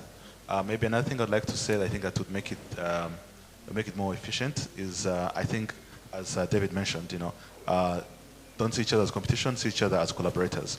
I think Kabisa is an excellent example in that because they've been working with competitors in quotes, Ox Delivers, Easy Delivers, Basigo. They've worked excellently with every player in the market. So I think everyone should emulate what Kabisa is doing. Collaboration is key. Then the other one is also try to have some ownership on those transformers. Don't think of it as a responsibility of the government. Think of it as something that is part of helping you to deliver your product. So have a bit more ownership on the transformer acquisition and deployment. Thanks. Thank you. And finally? Thank you.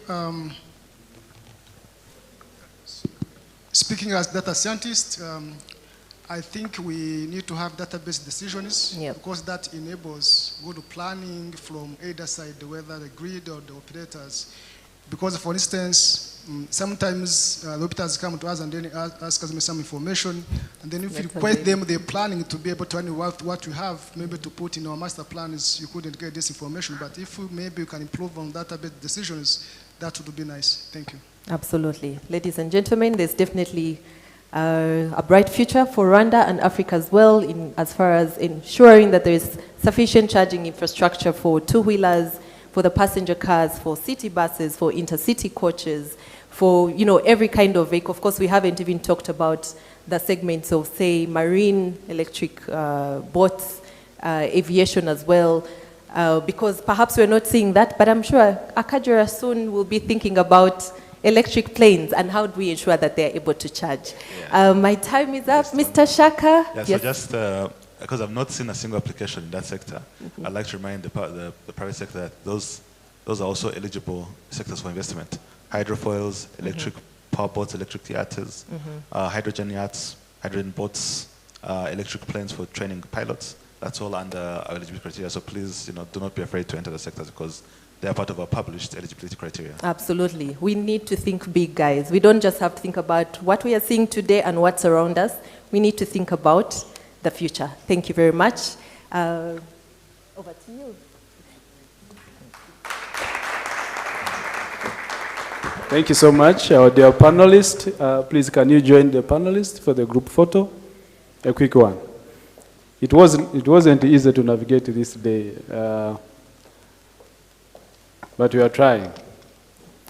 As they are taking the photo, I will welcome, I would like to call Mr. Actually, it's not a Mr. Dr. Mohammed. Dr. Mohammed, please prepare yourself for a final presentation. He's going to be presenting on carbon markets and Africa energy transition, focusing on unlocking climate finance for SMEs, challenges, opportunities, and practical solutions. A round of applause for our panelists, please.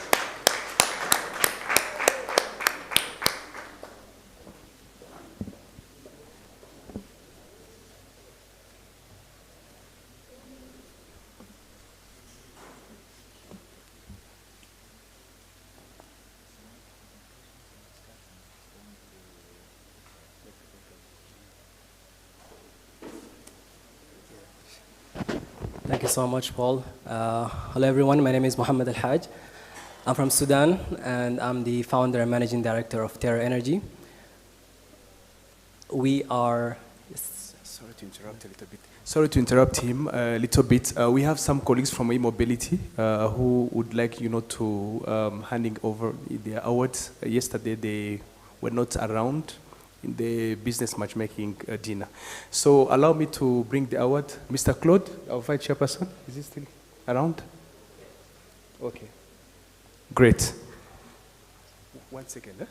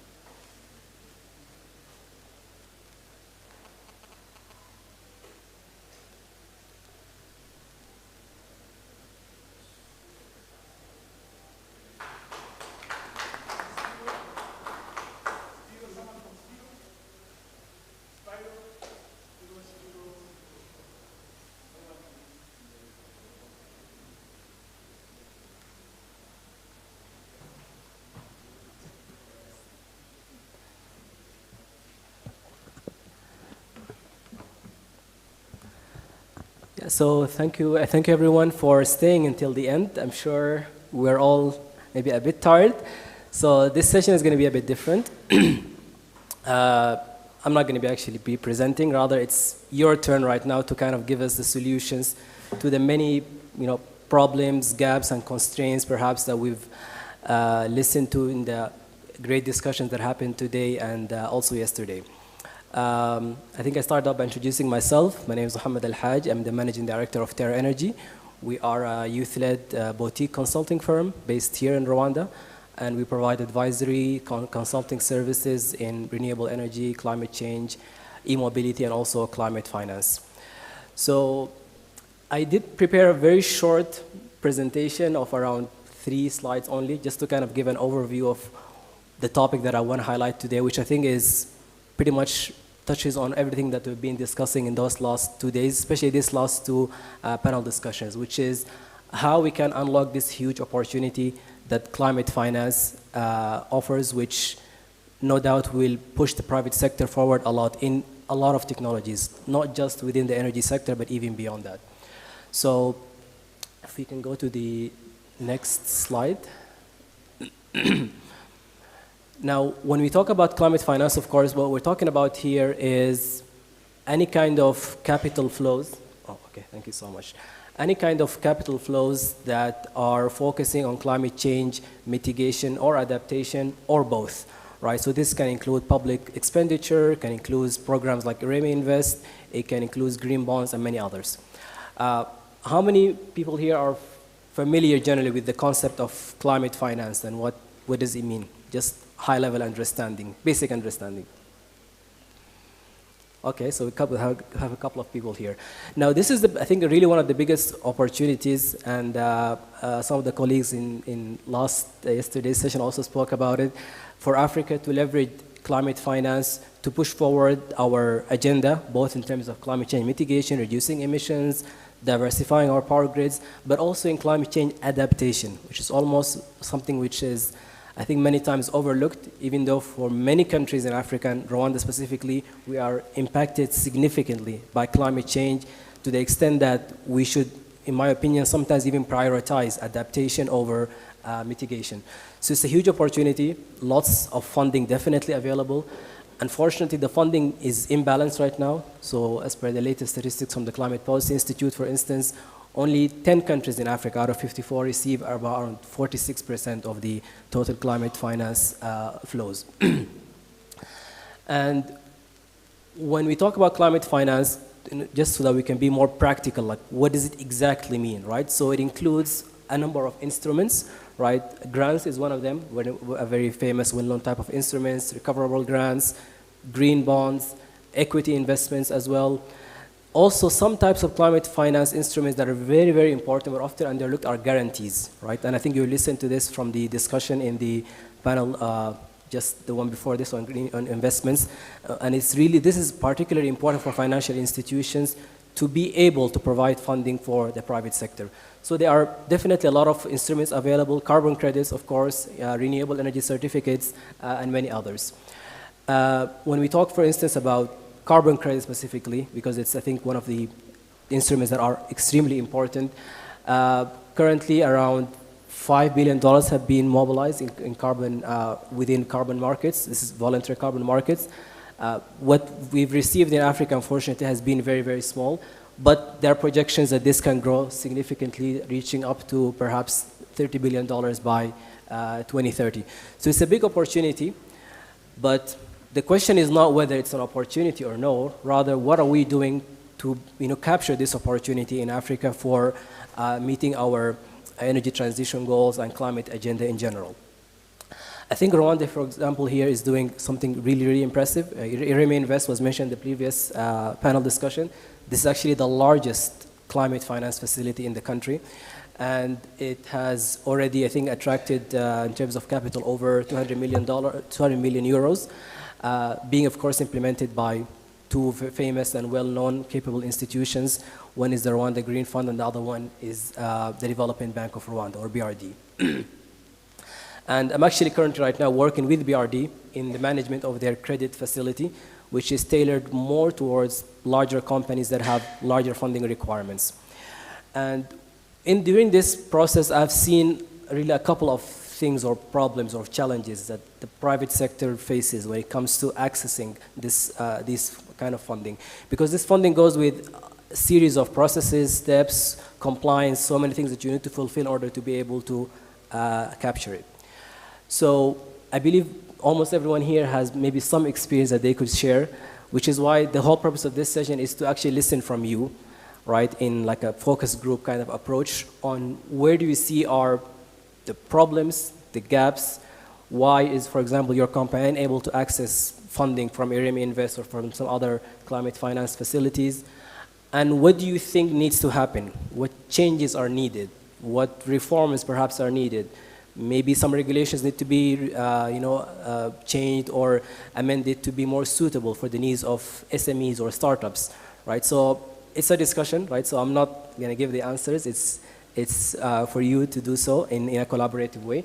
And we're going to run this as a focus group. So what we're going to do now, a bit of activity, right? So I need everyone to sit in groups of around 8 to 10 people. I think from the number that I can see here, probably we should have around 3 groups maximum.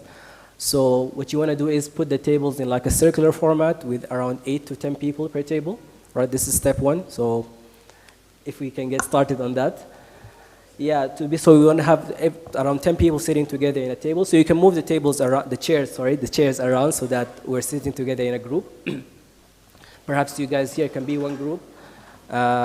This side here, for instance, there's around 7 or 8 people. This could be another group, and then a third group there.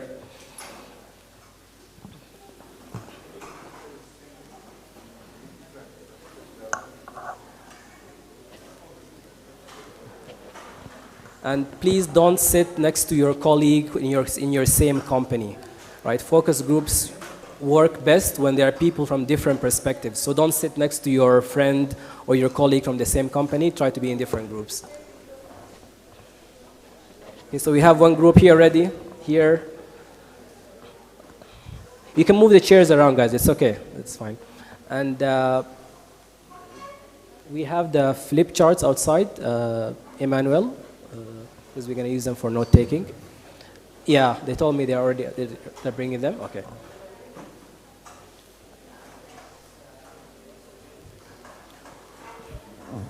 So the people sitting there, you guys can join this group here. Those guys sitting on the left side.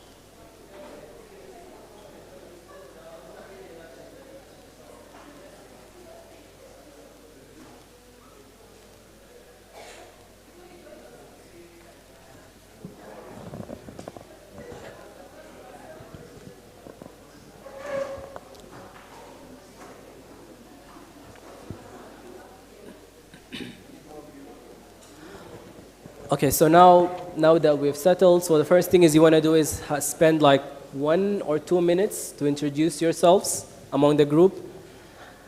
And then you want to appoint one person who will be like a facilitator. Basically, they will be responsible for summarizing the key discussion points. Very short summaries, like bullet points, right? You don't need to write articles or anything.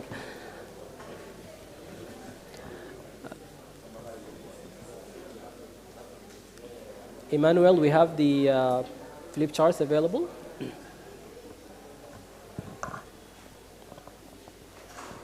So spend 1 or 2 minutes just introducing yourself. Everyone introduce yourself, your background, your company.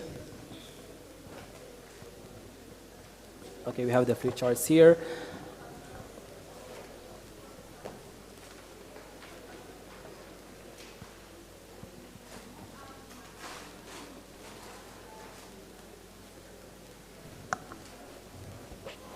Okay.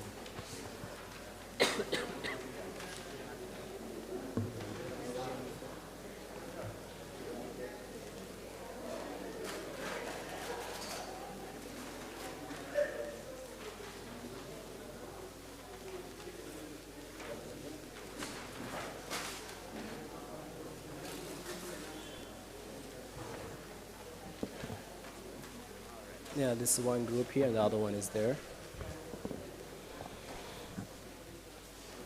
Okay, so I hope everyone has done their introductions. If not, please start off with this to first introduce yourself within the group.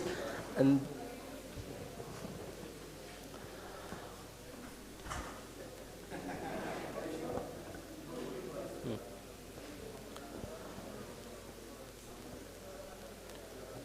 So we have two flip charts being circulated. This is where you will be using it to summarize the key discussion points.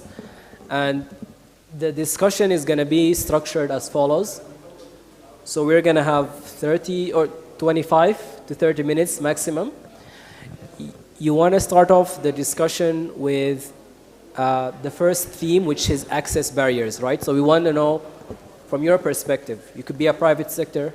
Sorry? I need to give the instructions first before you start. so you do the exercise correctly. Once I finish, yeah, don't worry. Yeah, that's fine. That's fine. The bigger one is better, I think, yeah. So the discussion will have two parts. The first part is you want to discuss what do you see from your perspective are the access barriers to climate finance, right? So whether you are from a private sector, whether you are a financial institution, whether you are a development partner, talk about your perspective, some of your experiences. Even if you are not from Rwanda, you could reflect on your experience from your country and things which you think are going to be relevant, right? And then we want to list down a couple of barriers, so just as like bullet points. You know, it could be like collateral, it could be, I don't know, environmental and social risks requirements are very complex, or I don't know about climate finance, whatever you see are the challenges. So this would be like one column. And then the next part of the discussion, which is after like 10 to 15 minutes, will be on what do you think are the solutions, or what recommendations would you like to see? What reforms would you want to see? What do you think is missing that the government needs to do, or the private sector associations need to do? Or maybe what do financial institutions need to do? So just think of, okay, these are the problems that I've identified, how am I going to tackle them, right? So then you'll have like two columns basically at the end of the exercise, one for access barriers and then one for recommendations or solutions. This is basically the exercise. Does anyone have any questions? Or I'll be circling around. I think we have the team from EPD as well, just in case someone has any questions or clarifications.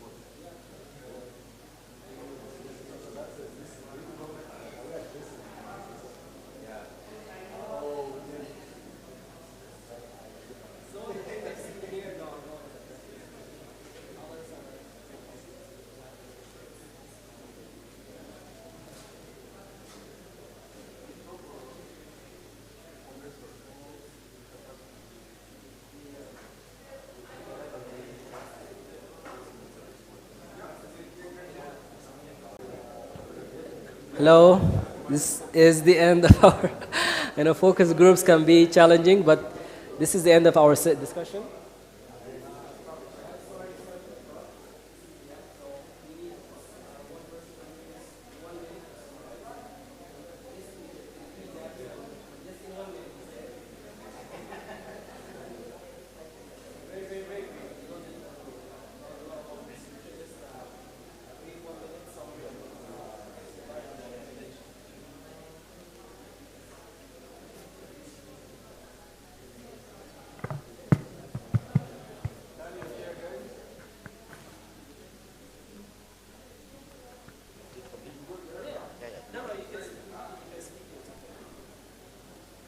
Okay, so this is the Lions Group.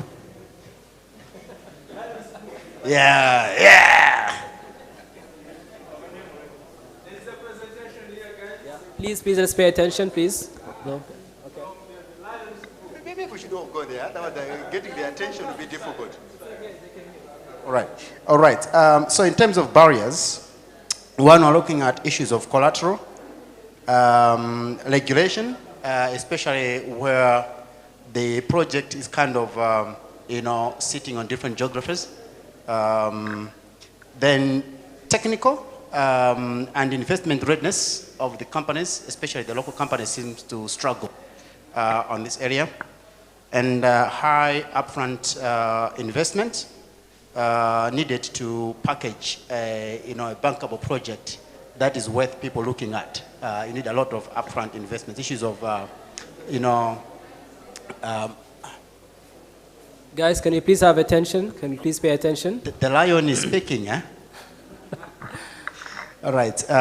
Issues of doing research projects, finding quality consultants to package a project for you. All things needs a lot of upfront investment. Information gap as well. Most people don't really understand how the climate financing actually works.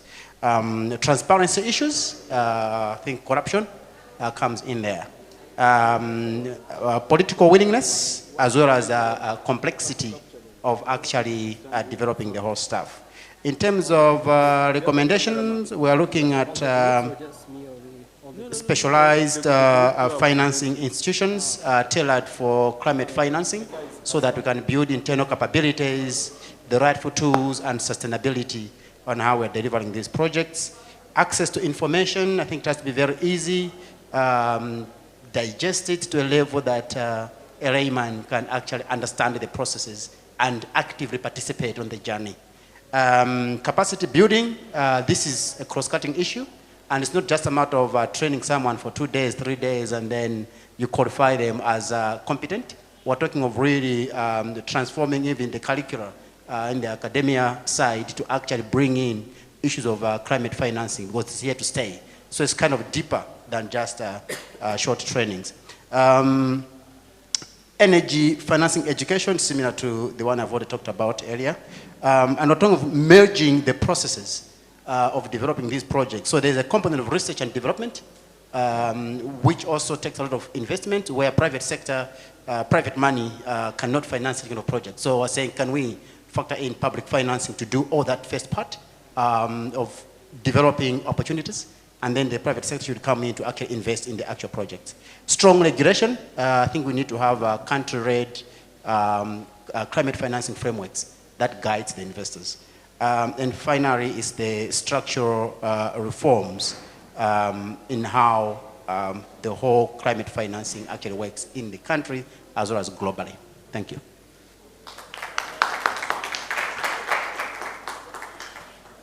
So thank you, Lion Group.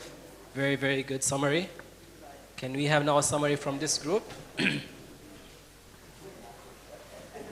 you guys have a group name also, or?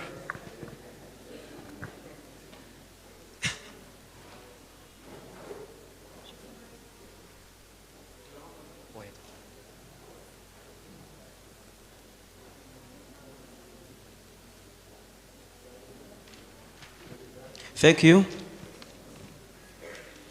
Our group called the Umwe Group.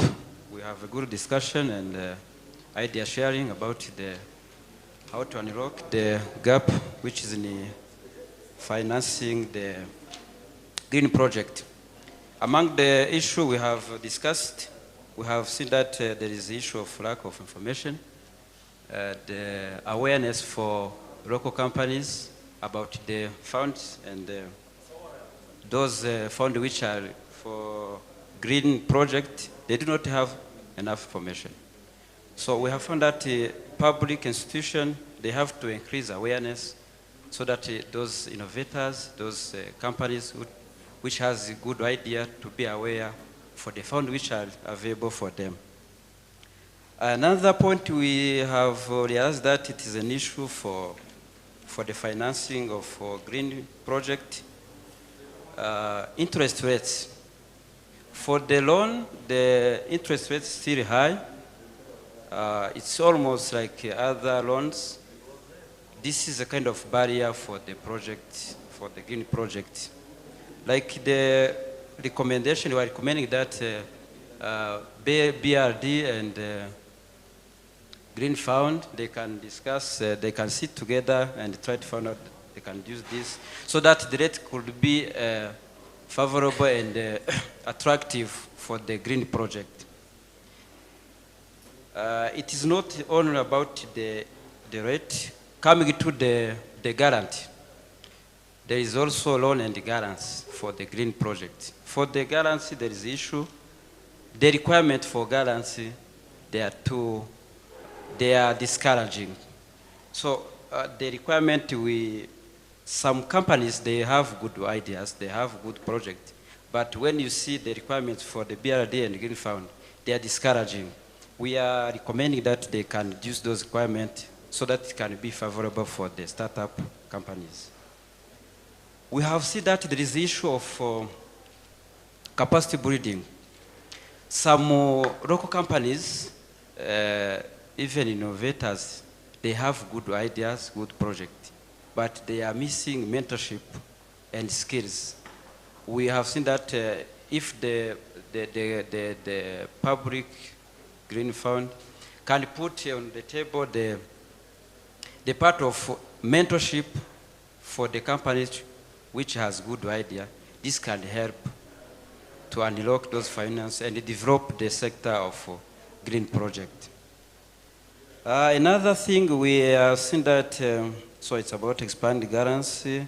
Even the incentive which are in those carrier of green funding, it's not, they are not enough. They are not enough in terms of, because we are moving from, where we are going is far, we needed to attract in the other way. So we found that if they can find a way to increase incentive for those startup companies, they need more. Some they have good ideas, but starting is a big issue, is a barrier. We are recommending the government, we are recommending the public institution to increase the incentive for those green projects. Thank you. Thank you so much. And so I think a couple of recurring themes on capacity building, investment readiness, financing requirements as well. Now we have the last group. Okay, so you have 1 to 1.5 minutes. Thank you. I think they have already mentioned most of it. Just to point some, maybe they didn't talk about, is about having a business model that works for the community you are serving. So many companies tend to engage community using the same strategy, the same marketing techniques, and yet you are servicing different community.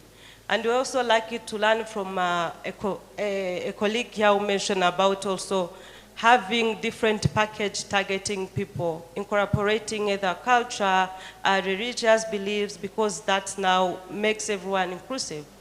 And then lastly, another thing is about, they talked about it, BRD was talking about bringing in different actors to de-risk.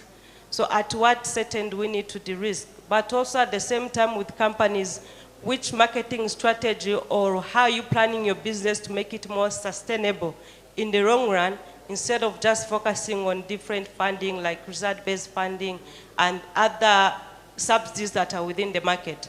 Some of them have incorporated carbon financing, but what else can be done to make companies bankable to actually attract the right investors?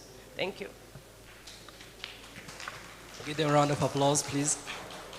Thank you so much. I think very important points, a lot of insights. I personally learned a lot, and I think I'm personally going to convey a lot of these things to BRD because I'm working with them now. I'd like to thank everyone for their time and for these discussions. And back to you, Paul. Thank you, everyone. A round of applause to Dr. Mohammed. Ladies and gentlemen, we had a long day today, but it's becoming to an end.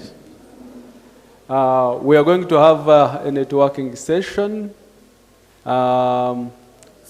You can make your way outside, you can make a tour for the last look on our exhibitions, to our exhibitors, take contacts, and discuss business as well.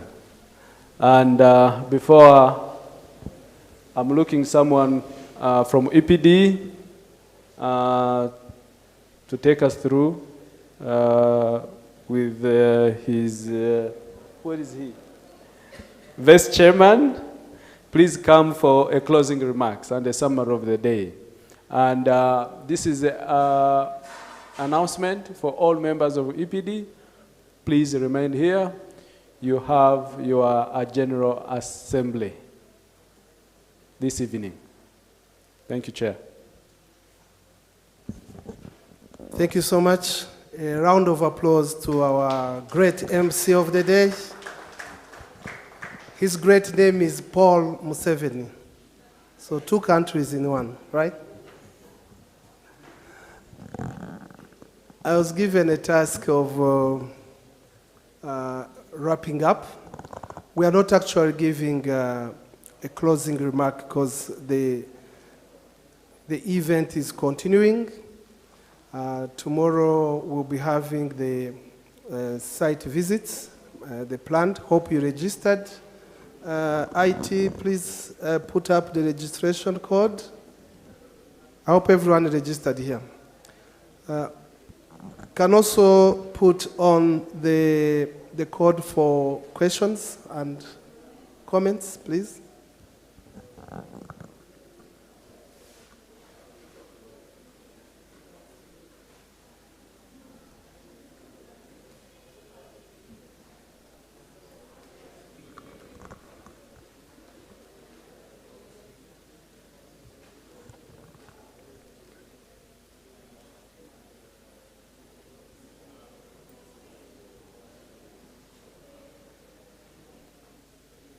So we had a number of panel discussions today and presentations.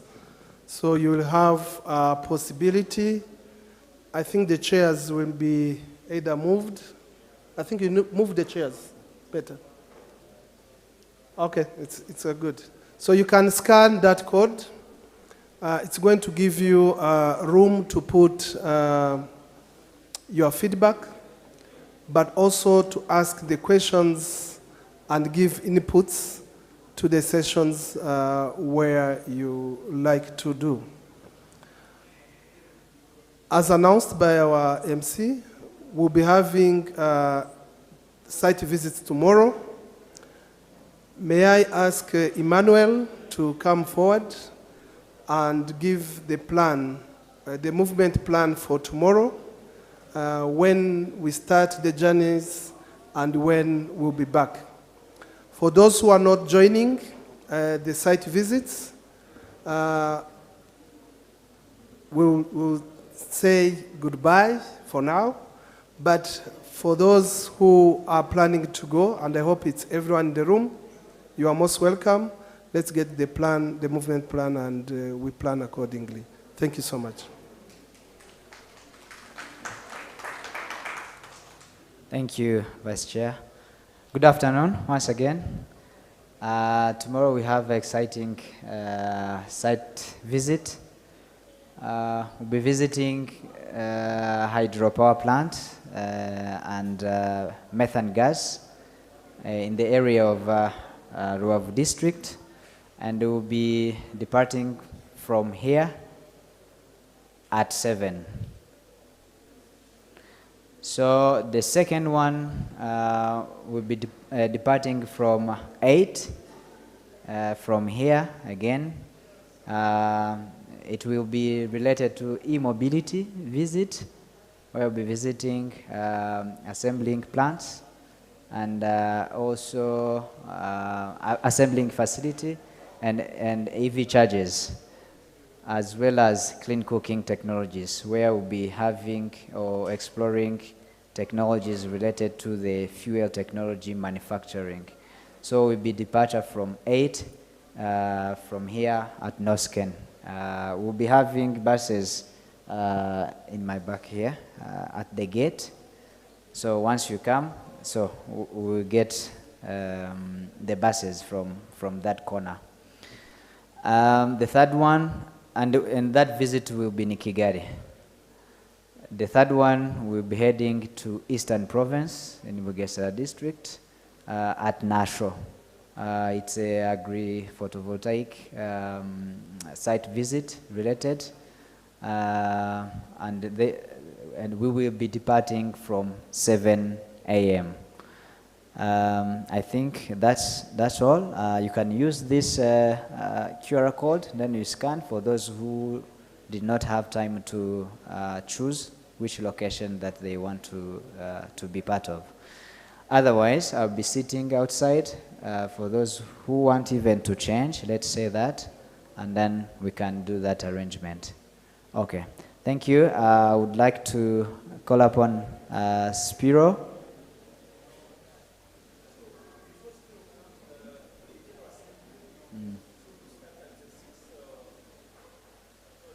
Here. Okay. I would like also to repeat what MC had mentioned, that we have General Assembly of EPD members from 6:30 in this room.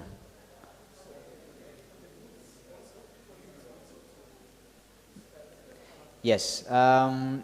Again, I want to remind those whom we met, and I told that the exhibition is also closing by today, be it on the side of e-mobility as well as the other technologies in energy sector. So you are going to get your technologies back to your institutions. For any other questions, yes, please reach out to us. Now we would like to call upon a representative from Spiro. We have his real award. Spiro.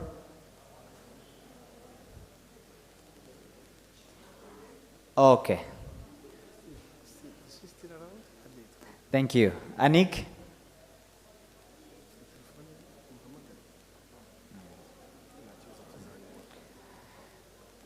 Thank you. Time for matchmaking.